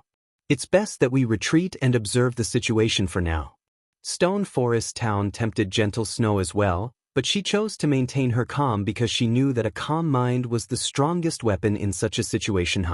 Zhao Yueru sighed. Although she was disappointed, her friend had never been wrong. In the end, she could only turn and retreat. After glancing at Stone Forest Town, Ouroboros's other members also began to retreat. Time passed. Little by little the battle inside Stone Forest Town grew more intense as time passed. The environmental mana also grew denser. The players in the town fought madly in the thick mana. After more than 10 minutes of frantic battle, the majority of the NPCs inside Stone Forest Town had died. Only a few Tier 2 NPCs remained, desperately fighting for their lives. The elite players that surged into the town in waves were simply too much to handle, even for the three great leaders. At this moment, the three NPCs each had less than 30% of their HP remaining. On the other hand, there were still over 150,000 elite players in the city. Victory was in sight for the various guilds' kill. Surya only has about 1 million HP left. Focus on avoiding his large-scale destruction spells. Guild leader has issued the command. Whoever secures the town token will be directly promoted to a guild elder, rewarded with a set of top-tier equipment and 5 million credits. The guild's upper echelons secretly sent commands through their respective guild channels. Aside from the guild elder position, owning a set of top-tier equipment was everyone's dreams. In addition, there was also the reward of 5 million credits. The town token's importance was obvious. To ordinary players, 5 million credits was an astronomical amount. If they had that kind of money, they wouldn't have to work a single day for the rest of their lives. In addition to the position of elder, they could enjoy a life of luxury. Suddenly, everyone began attacking with even greater enthusiasm. Meanwhile, Ouroboros and Zero Wings members, who watched from afar, grew anxious. Guild leader, at this rate, some other guild will claim the town token, Aqua Rose said anxiously as she looked to Shifeng, who maintained an extraordinary calm. However, as soon as Aqua Rose finished speaking, Surya, who was inside Stone Forest Town, suddenly bellowed, the sound waves sending all players within a radius of 30 yards flying. Before anyone noticed it, Surya's white hair had become a lustrous black. As if he had grown younger by several decades, his appearance morphed from one of an old man to that of a handsome youth. However, unlike ordinary people, this youth's eyes were pure black like two black pits. Those eyes contained no emotion, and just looking at them would send shivers down one's spine. It's finally coming. Shifeng grew serious as he watched the distant Surya. Aqua, have everyone prepare. Chapter 660 Awakened. The obelisk functioned as a seal. Meanwhile, crushing the crystal ball on top of the obelisk was equivalent to undoing the seal. Sealed inside the obelisk was something horrifying. Players only discovered later on that the thing sealed inside the obelisk was an awakened. It was akin to mutants among monsters. However, while a mutant was a mutation of a monster, an awakened was a mutation of an NPC. The probability of an awakened appearing was extremely low. Even Shifeng had never personally witnessed an awakened during his decade of experience playing God's Domain. He had only heard bits of information about them. What followed the emergence of every awakened was a disaster. After the Star Alliance had accidentally triggered one such disaster in the past, more than 100,000 of its elites had crossed the river Styx. Even Galaxy Past had failed to escape back then. Compared to mutants, an awakened was much more frightening. Unlike mutants, an awakened was born with extremely high intelligence. It was the enemy of all living creatures. In addition, an awakened could rival even a fallen angel, a higher being of the same tier, so it was ridiculously powerful. The person sealed inside the obelisk was originally a Tier 5 divine mage. As the person was also an awakened, his strength was the equal of a fallen angels of the same tier. Only Tier 6 gods could suppress him. Fortunately, with the awakened's body already obliterated and just its soul remaining in existence, it could only possess the body of another NPC, even after the removal of the seal. Meanwhile, at this moment, the awakened had taken over Surya's body and devoured the old man's soul, becoming the new owner of the body. After the possession, Surya's strength underwent a heaven-defying change. He was no longer in existence that the old Surya could compare to. Are we really going to take action now? Aqua Rose's eyes widened as she stared at Surya, who was hovering in midair in the distance. Unconsciously, she had started holding her breath. At this moment, Surya was no longer a level 60 Tier 2 NPC but already a true monster. Just looking at Surya from a distance, Aqua Rose instinctively felt the need to run as far away as possible from him. Surya, awakened, Great Mage. Level 50. HP 30, 000, 000/30, 000, 000. Not only had Surya's body suddenly undergone a massive transformation, but even his statistics had also experienced an earth-shaking change. Although the NPC's level had fallen quite a bit, his HP had recovered back to full status.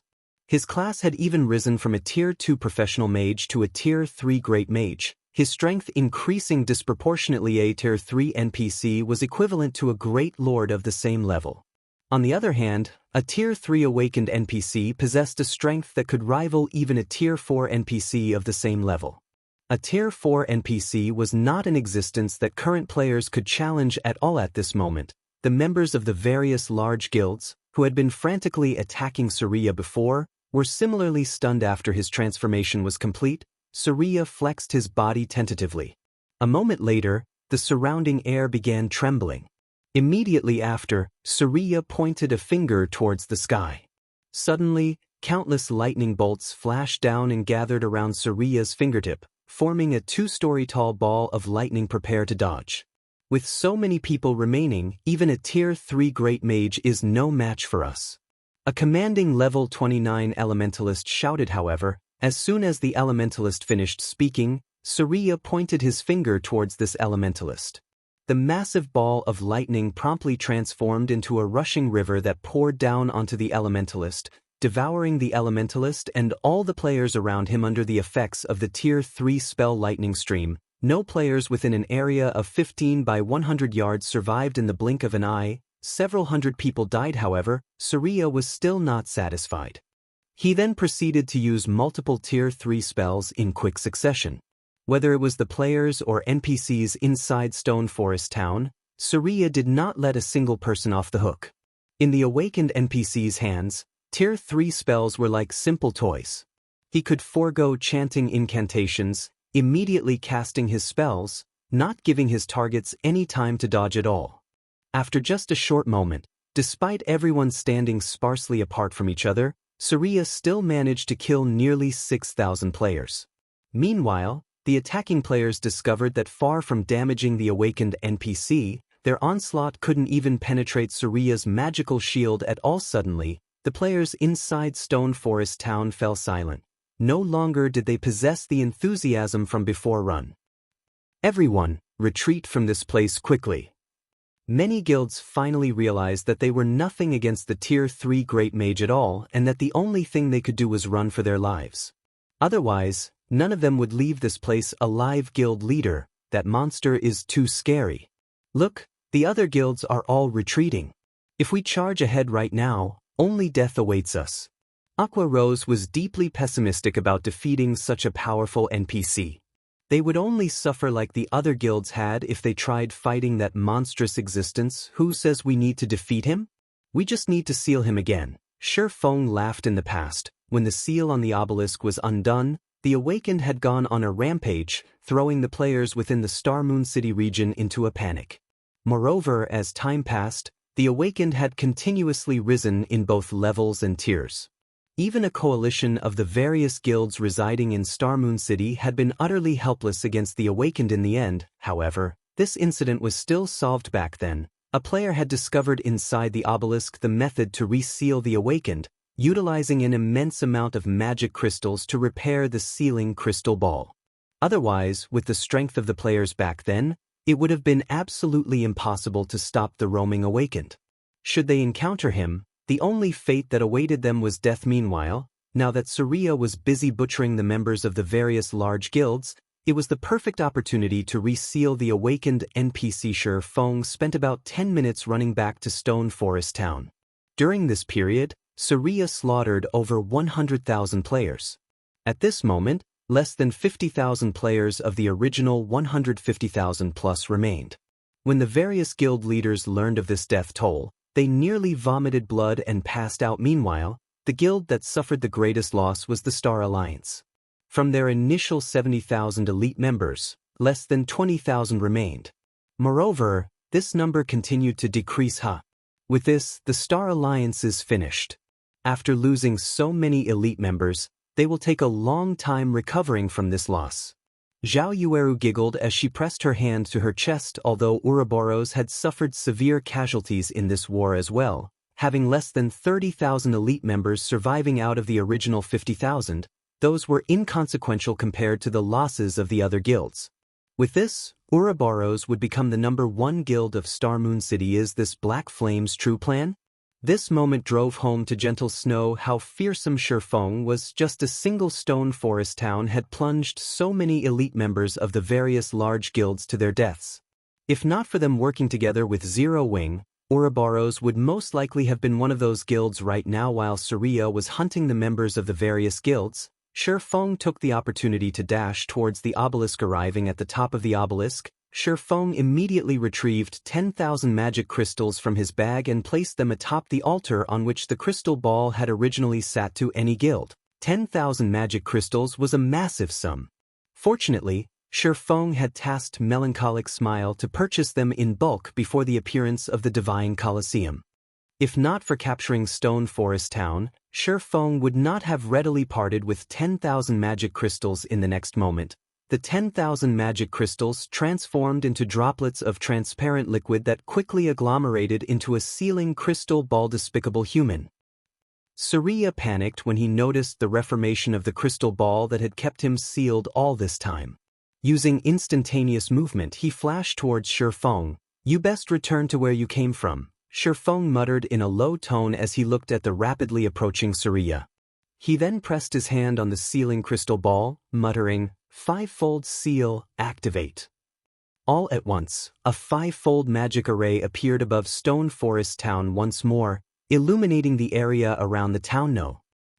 Surya shouted defiantly as he attempted to use Tier 3 spells to attack the sealing crystal ball. Unfortunately for him, under the suppression of the five-fold magic array, he failed to cast even a single spell. In the next moment, golden chains descended from the magic array and wrapped around Surya's body. Shifeng had seen these golden chains before, chains of order. Even gods were helpless against them. What more of Surya? These chains then dragged Surya above the obelisk. Suddenly, a blue chain emerged from the tip of the obelisk and pierced through his body. In the next moment, Surya released an agonized scream as the blue chain dragged a half-transparent soul out of his body and into the sealing crystal ball. Meanwhile, Surya's body, which had long since lost its original soul, died with the sealing of the awakened soul. A pile of loot also showered the ground along with the NPC's death. Chapter 661, Harvest After the Battle. He died. Everyone looked at the corpse of Surya, which had fallen on top of the obelisk like a broken rag doll. In disbelief, the Surya that had sent over 200,000 elite players running for their lives like dogs had perished almost instantly. It was like waking up to find that everything that happened before had been merely a bad dream. Just what did he do? Gentle Snow did not dare believe the situation was real. Such a powerful NPC like Surya had actually been no more than a toy for Shifeng.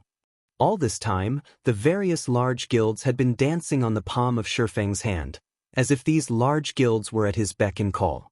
This feat was much more frightening than just relying on pure strength to defeat the various guilds. With this ability of his alone, he could easily instill fear in every guild in Starmoon Kingdom. While everyone was still stunned at the sudden development, some of the guild upper echelons quickly reacted. The town token. The town token was an item that dropped only from the leader of the town. Now that Surya had died, he would naturally drop the town token. As long as they obtained the town token, they could turn Stone Forest Town into a guild town. They would also receive protection from the kingdom for a limited time, during which they could set up shops and establish their own guild residences, allowing a smooth transfer of town management. In addition, the maps around Stone Forest Town ranged from level 30 to level 50. Players were sure to come to this area in the future, meaning the town had a very strategic location. Not to mention, the Stoneclaw Mountains were only a short distance away. Everyone, charge. We must get that town token no matter what. The upper echelons of the various guilds issued commands one after another, passing down the same order from their respective guild leaders. The various large guilds had already suffered tremendous losses from the war. If they still failed to obtain the town token, then wouldn't all their efforts have benefited their enemy instead? Under a unified command, everyone charged madly towards the heart of Stone Forest Town, all fully intent on killing Shifeng and taking the town token. At this time, Gentle Snow had also reacted, immediately shouting, "Everyone, protect Black Flame as he retreats. Don't let the enemy succeed."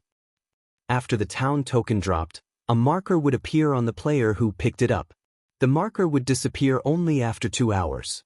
The town token would also drop upon death. Moreover, during this period, the player holding the town token would not be able to use return scrolls and similar items.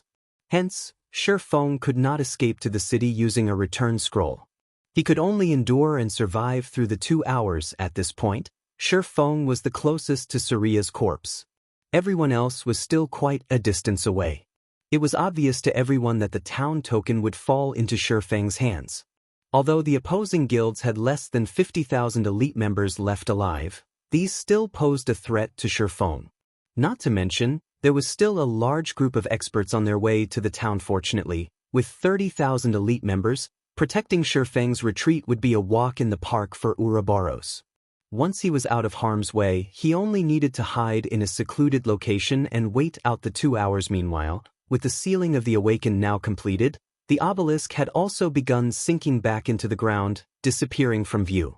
As for Feng himself, he was leisurely picking up the loot Suria dropped, paying no mind to the rapidly approaching army. Once an item was in his hands, it was practically impossible for anybody to steal it from him. Despite being only a Tier 2 NPC, the loot Suria dropped was quite bountiful.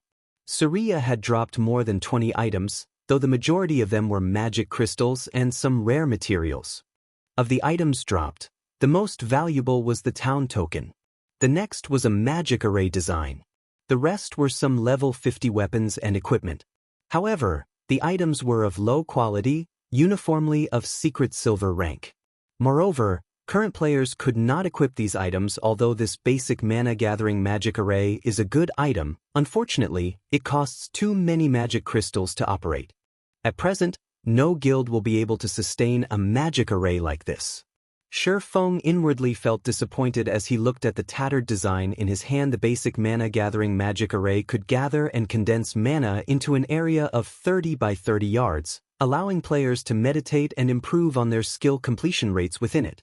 Although the density of the mana inside the magic array would be slightly higher than in the Divine Colosseum's Trial Tower, the magic array cost 50 magic crystals per hour to maintain. In terms of development functions, the Trial Tower had the main god system, showing players the perfect combat style of each class. This aspect of the Trial Tower was superior to the basic mana-gathering magic array, which did not supply players with any opponents. However, the magic array provided a perfect environment when players wished to train in the usage of their skills.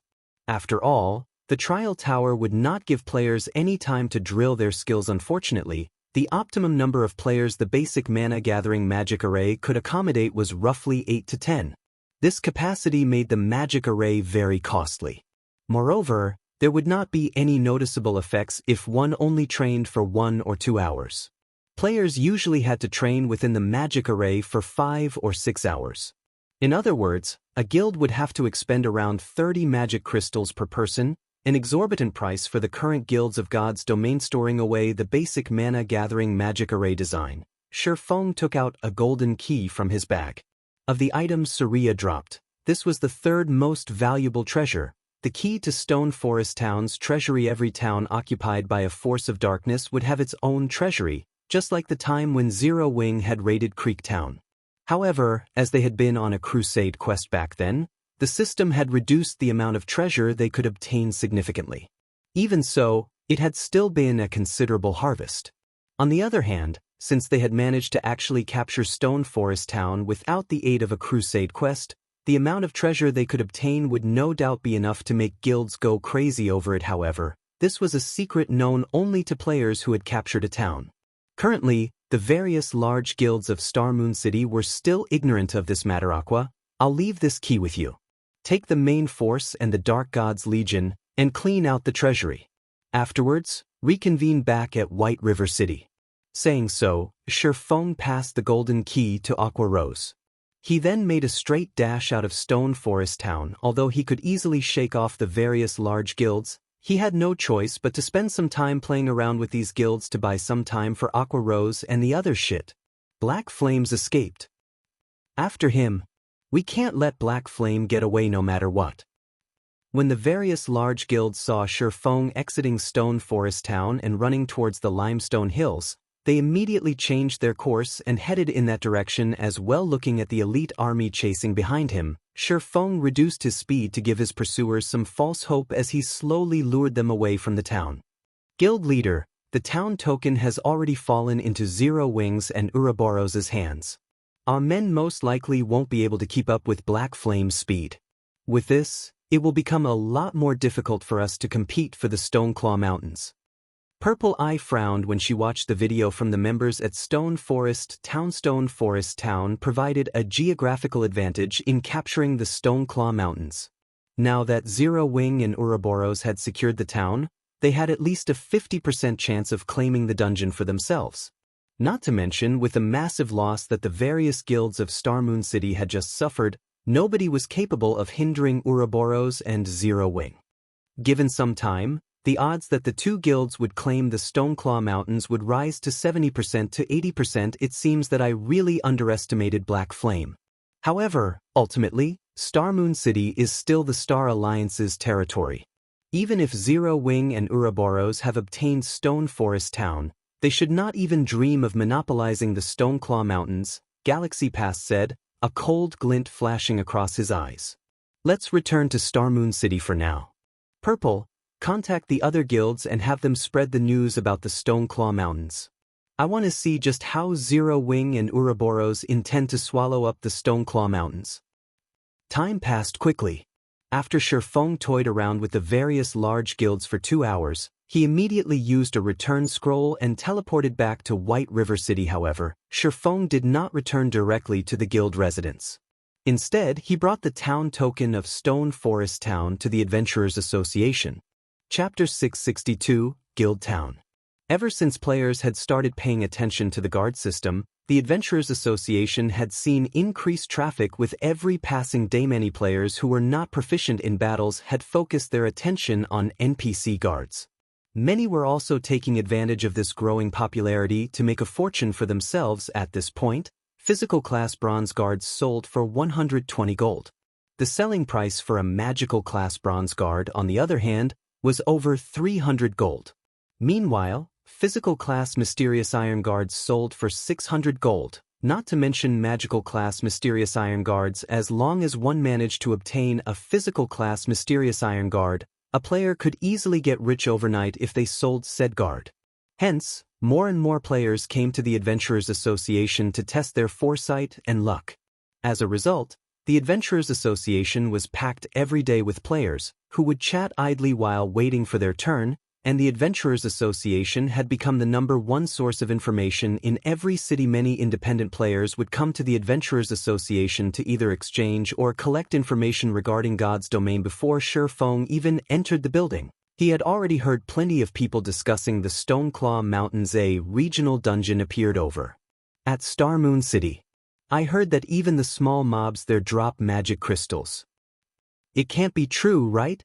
Shouldn't it just have a slightly higher drop rate compared to team dungeons? This is something else that I heard from a friend of mine over at Starmoon City.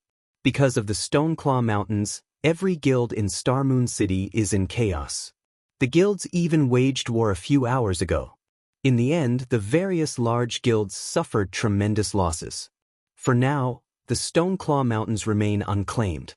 Currently, as long as you are level 30, even an independent player can enter the dungeon freely. It's a pity that my level is still too low. Otherwise, I would have been grinding for magic crystals there already. I've also found out about this matter from one of my friends who's in a guild. According to him, you can obtain 1 or 2 magic crystals just by grinding inside the Stoneclaw Mountains for an hour. The efficiency there is higher than even in a 20-man hard mode team dungeon. Currently, guilds in the various cities across the kingdom are organizing teams to set out for the Stoneclaw Mountains. All of you have outdated information. There aren't just magic crystals inside the Stoneclaw Mountains. The monsters inside also drop plenty of level 30 or above top-tier equipment. The potential income there is much higher than even from large-scale team dungeons. Not to mention the cities in Starmoon Kingdom, many players from the surrounding kingdoms and Black Dragon Empire are also heading towards the Stoneclaw Mountains. The rumors immediately tempted the many players inside the association who heard about the Stoneclaw Mountains. Unfortunately, none of them had reached level 30 yet. Otherwise, they too could get a share of the pie. They've released news about it already? Shifeng smirked faintly. Unfortunately, doing so is useless with Stone Forest Town under his control. The Stone Claw Mountains were practically in his hands already. There were bound to be unreconciled guilds that would try to stir up some trouble. However, these guilds did not truly know what Stone Forest Town's becoming a guild town signified. Upon Shifeng's entry into the Adventurers Association's reception hall, Aqua Rose, who had long since been waiting for him, immediately walked up to him. Smiling sweetly, she said, "Guild leader, we've struck gold this time."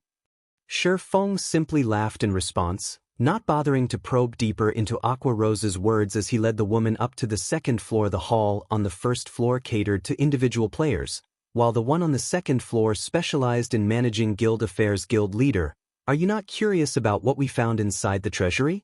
Aqua Rose pouted slightly. Originally, she had wanted to tease Shifeng a little bit with the answer. She had not expected Shifeng to be completely uninterested. The harvest they gained from Stone Forest Town this time was more bountiful than the one from Creek Town. Just the amount of coins they obtained exceeded 3,000 gold. There were also more than 400 Tier 1 magic scrolls, over 100 Tier 2 magic scrolls, over 2,000 magic crystals, over 1,000 Tier 1 gemstones, and over 300 Tier 2 gemstones. In addition, they had found a large number of rare materials as well as many level 50 bronze and mysterious iron equipment. Normally, such a harvest would require a very long time for Zero Wing to amass. However, they had managed to get it from just a single town battle. If the other guilds knew, the various guild leaders would most likely die from anger, yet Shifeng remained utterly indifferent to it. "Have you brought the money?" Shifeng turned around and asked. Aqua Rose retrieved the money from the guild and the candlelight trading firm.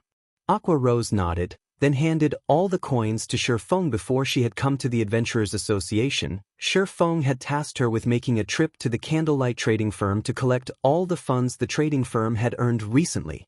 She had also retrieved Zero Wing's income from guild quests when Aqua Rose was collecting the money. Despite having been an honorary elder of Twilight Echo, a long-established first-rate guild, even she received a fright. She had never imagined that Zero Wing actually possessed that much money. There was a total of 13,000 gold. Not to mention one first-rate guild, even 3 or 4 first-rate guilds combined would not possess that much liquid funds. "Including what I have here, it should be enough." Shifeng accepted the money and quickly arrived before a counter. "Greetings, Lord Count. How may I be of service to you today?" The blonde NPC beauty asked with a smile. "I wish to construct a guild town." "Here is the town token," Shifeng said, placing the town token on the countertop. "A moment, please." After the NPC clerk accepted the town token, she began manipulating the crystal ball on the counter. "This is the town token for Stone Forest Town. Stone Forest Town is situated within the Star Moon City region. If you wish to construct a guild town, you will have to pay a registration fee of 6,000 gold as well as a basic construction fee of 5,000 gold. In the future, you will also have to pay a monthly management fee of 5,000 gold. Does my lord wish to hire any guards?" "Yes." Shifeng nodded. "Okay. The offers we have here are as follows. 10 level 150 common guards for 10 gold per 3 days, 10 level 150 elite guards for 50 gold per 3 days, 10 level 150 tier 1 guards for 100 gold per 3 days, and 10 level 150 tier 2 guards for 300 gold per 3 days. May I know how many guards my lord wishes to employ?" The NPC clerk reported. Meanwhile, standing beside Shifeng, Aqua Rose was shocked when she heard these prices. She never imagined that hiring guards would be so costly. However, what Aqua Rose did not know was that their guild could get these guards only because they had just established the town. Once 15 days passed, they would no longer receive such a treatment. "I'll hire 300 common guards, 40 elite guards, and 10 tier 1 guards for 15 days. Shifeng replied after making a rough estimate based on the size of Stone Forest Town. Normally, a town of such a size required around 500 NPCs. However, he lacked funds at the moment. Thus he could hire only this many. "Okay. The total is 15,000 gold. However, as my lord is a count of the city, you receive a 10% discount, lowering the total to 13,500 gold, the NPC clerk said, smiling. In contrast to the sincere smile on the female NPC's face, Aqua Rose had an extraordinarily gloomy expression on her face right now. If Shifeng were not a count of White River City, entitling him to a 10% discount, The money she brought definitely would not have been sufficient. However, Shifeng paid the 13,500 gold without hesitation. After all, he knew full well that, compared to the money he just spent, he would earn even more money from Stone Forest Town in the future. The wealth a guild town could bring was originally quite daunting already, not to mention Stone Forest Town with its close proximity to the Stoneclaw Mountains. Chapter 663, Preparing a Town. After handing over 13,500 gold, the NPC clerk handed Shifeng a deed. With this deed, Stone Forest Town would only belong to Shifeng from this point forward. He could construct any building he desired within the town's confines without restriction. I finally have some capital. Shifeng was inwardly overjoyed as he looked at the deed of Stone Forest Town. There were countless guilds in God's domain. If a guild wanted to stand on its own feet, it first needed its own guild residence. If a guild wanted to develop and flourish, then it needed its own guild town. A guild was a massive machine, a machine that required a large sum of money to operate and maintain. Although a guild could earn a lot of money through trading firms during the early stages of the game, it was chump change compared to what a guild town could generate. However, as players reached higher levels, they would have more sources to earn an income. Hence, coins would depreciate as time passed. Meanwhile, guild towns were different. A guild could construct various establishments in their own town. A town also offered a wide array of business models for the guild. Guild towns were different from NPC towns that only accepted coins. In guild towns, the ruling guild could even require credits as payment. In God's domain, NPC towns were very restricting. For example, it was extremely difficult for players to purchase their own houses or shops. However, guild towns did not have those restrictions. Only money was necessary. Furthermore, guild towns were generally constructed off the beaten path, providing players on the front lines a place to rest and reorganize without needing waste time traveling back to cities. It was especially true for a strategic town like Stone Forest Town. It was very easy to lure players to the town. Most likely, once the town began operating, its player traffic would even surpass White River City. One could easily earn a ton of money just by opening a small shop there, not to mention the money one could earn from controlling the entire town. Unfortunately, in order to develop the town, Shifeng needed to construct various buildings such as restaurants, an auction house, an adventurers association, shops, bars, hotels, and other establishments. The cost would be significant. I need more money. Shifeng could not help but sigh as he considered the cost. The various large guilds in Starmoon City were of the mind that, as long as they obtained Stone Forest Town, they could easily earn a large sum of money.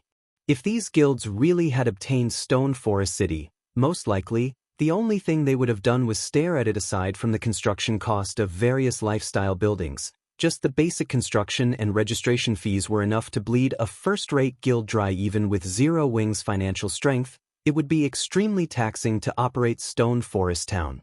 Afterward, the cost would continue to climb as they prepared to open Stone Forest Town to the public. Time passed quickly. Unknowingly, 2 days had gone by. For people in the real world, 2 days was nothing. To players in Starmoon Kingdom, however, they had spent every waking moment grinding to reach level 30 and enter the Stoneclaw Mountains for magic crystals. During these 2 short days, the number of players that had entered the Stoneclaw Mountains had increased significantly.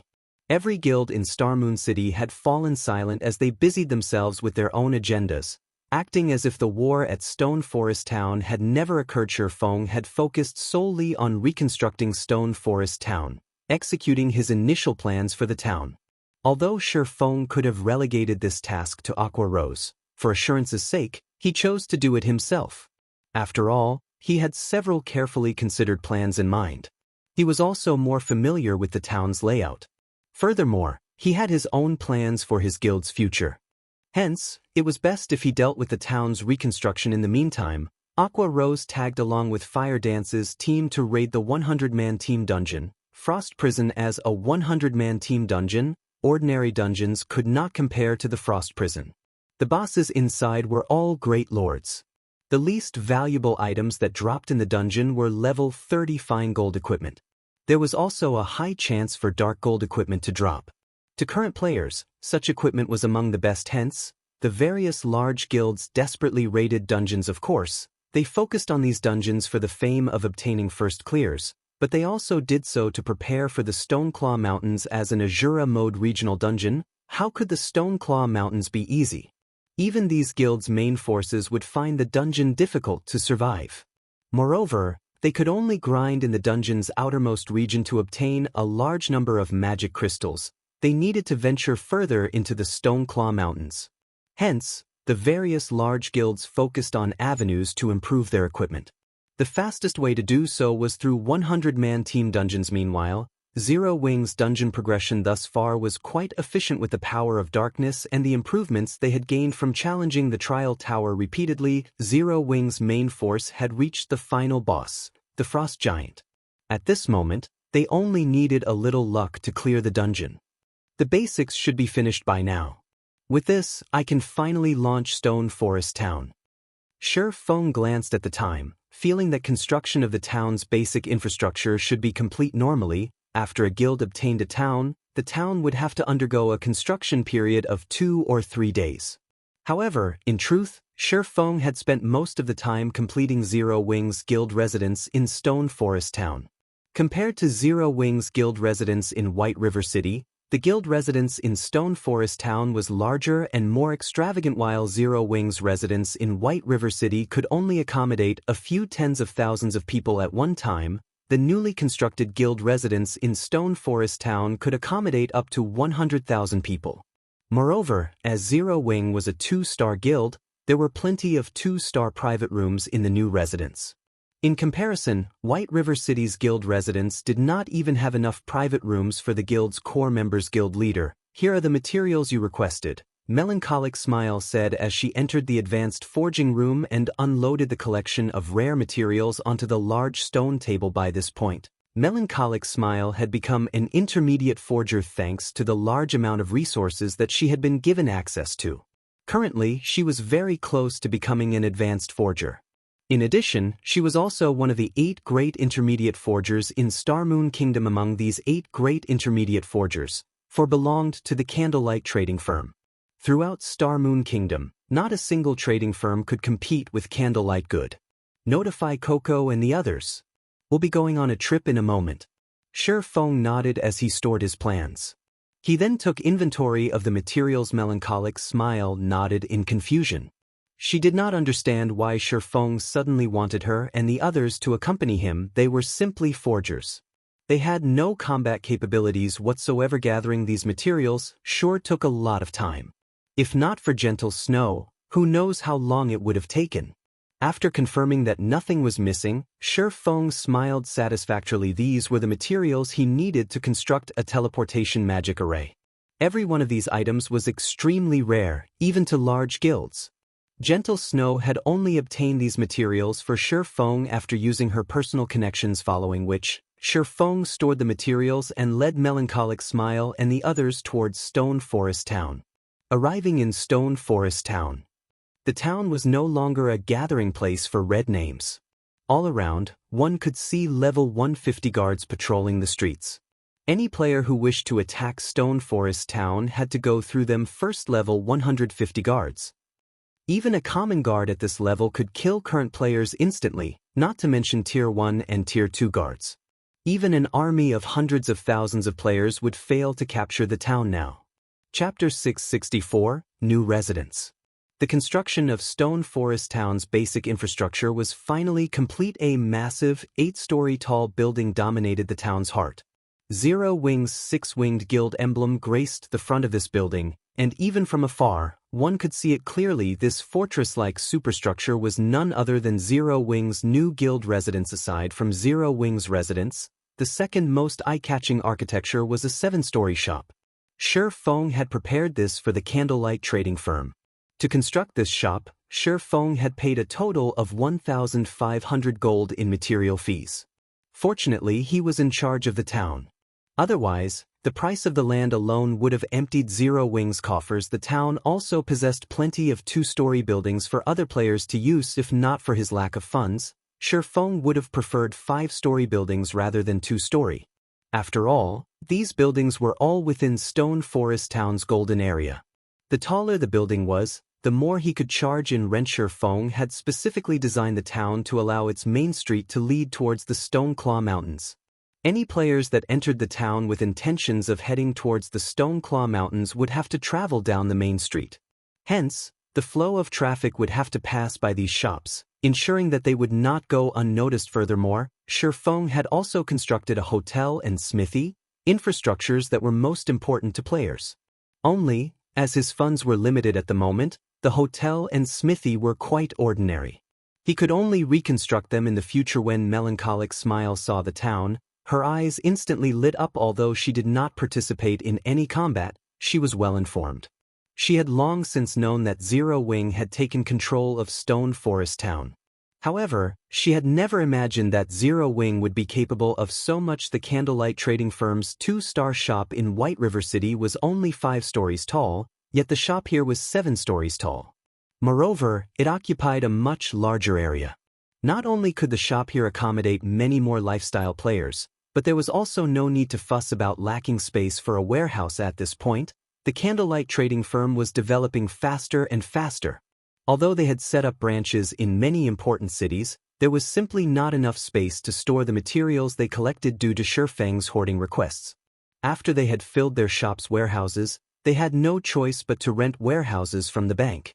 However, such a massive shop in Stone Forest Town would solve much of their storage problem. Shifeng quickly led Melancholic Smile and the others to Zero Wing's new guild residence. This is the design for the teleportation magic array.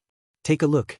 I hope that you can manufacture it as soon as possible, Shifeng said as he revealed the design. Any player, regardless of class, could manufacture the teleportation magic array. Only, as the manufacturing process was too complex and cumbersome, it was not a job for a single person. Moreover, highly skilled forging players would have a higher success rate with the teleportation array. Hence, Shifeng asked Melancholic Smile and the other intermediate forgers to construct it for him. Teleportation magic array design? Everyone was thunderstruck. Although they were not combat players, they knew full well just how valuable a teleportation magic array was. Their trip to Stone Forest Town had proven this. In total, they had spent over 10 hours traveling from White River City to Stone Forest Town. There were only 48 hours in a day in God's domain, and most players would only be online for roughly 20 to 30 of those hours. Hence, it was extremely frustrating to spend more than 10 hours on travel. Unfortunately, players had no choice but to travel here, as this was the leveling map for players level 30 and above.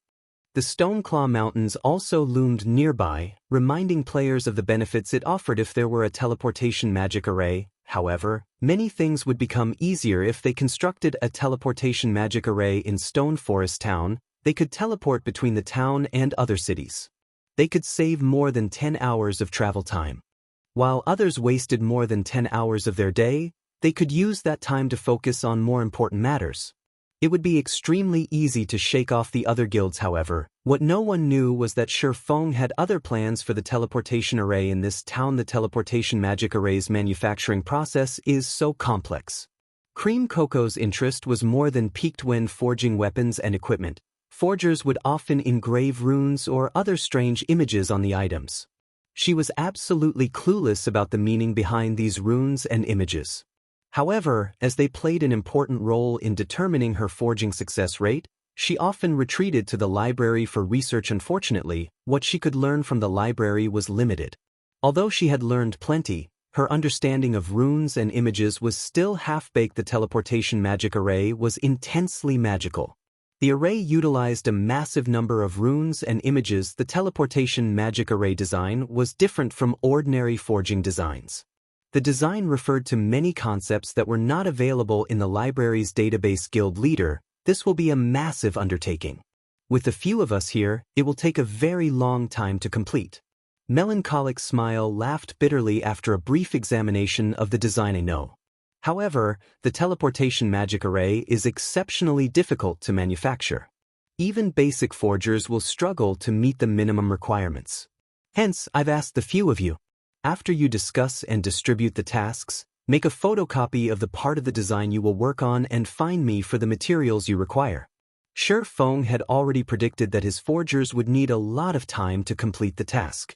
However, he would rather waste a little time than deal with unnecessary failures. Fortunately, the teleportation magic array was an assembly of parts.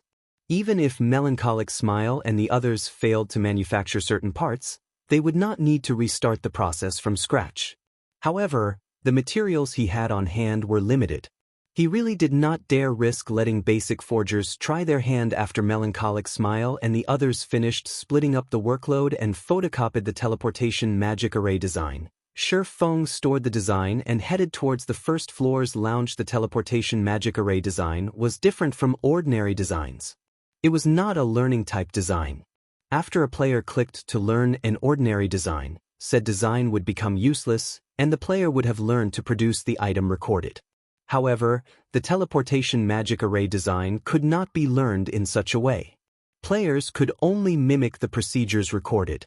Moreover, the design was a consumable item. Once players completed all procedures and managed to manufacture the teleportation magic array, it would not be functional yet.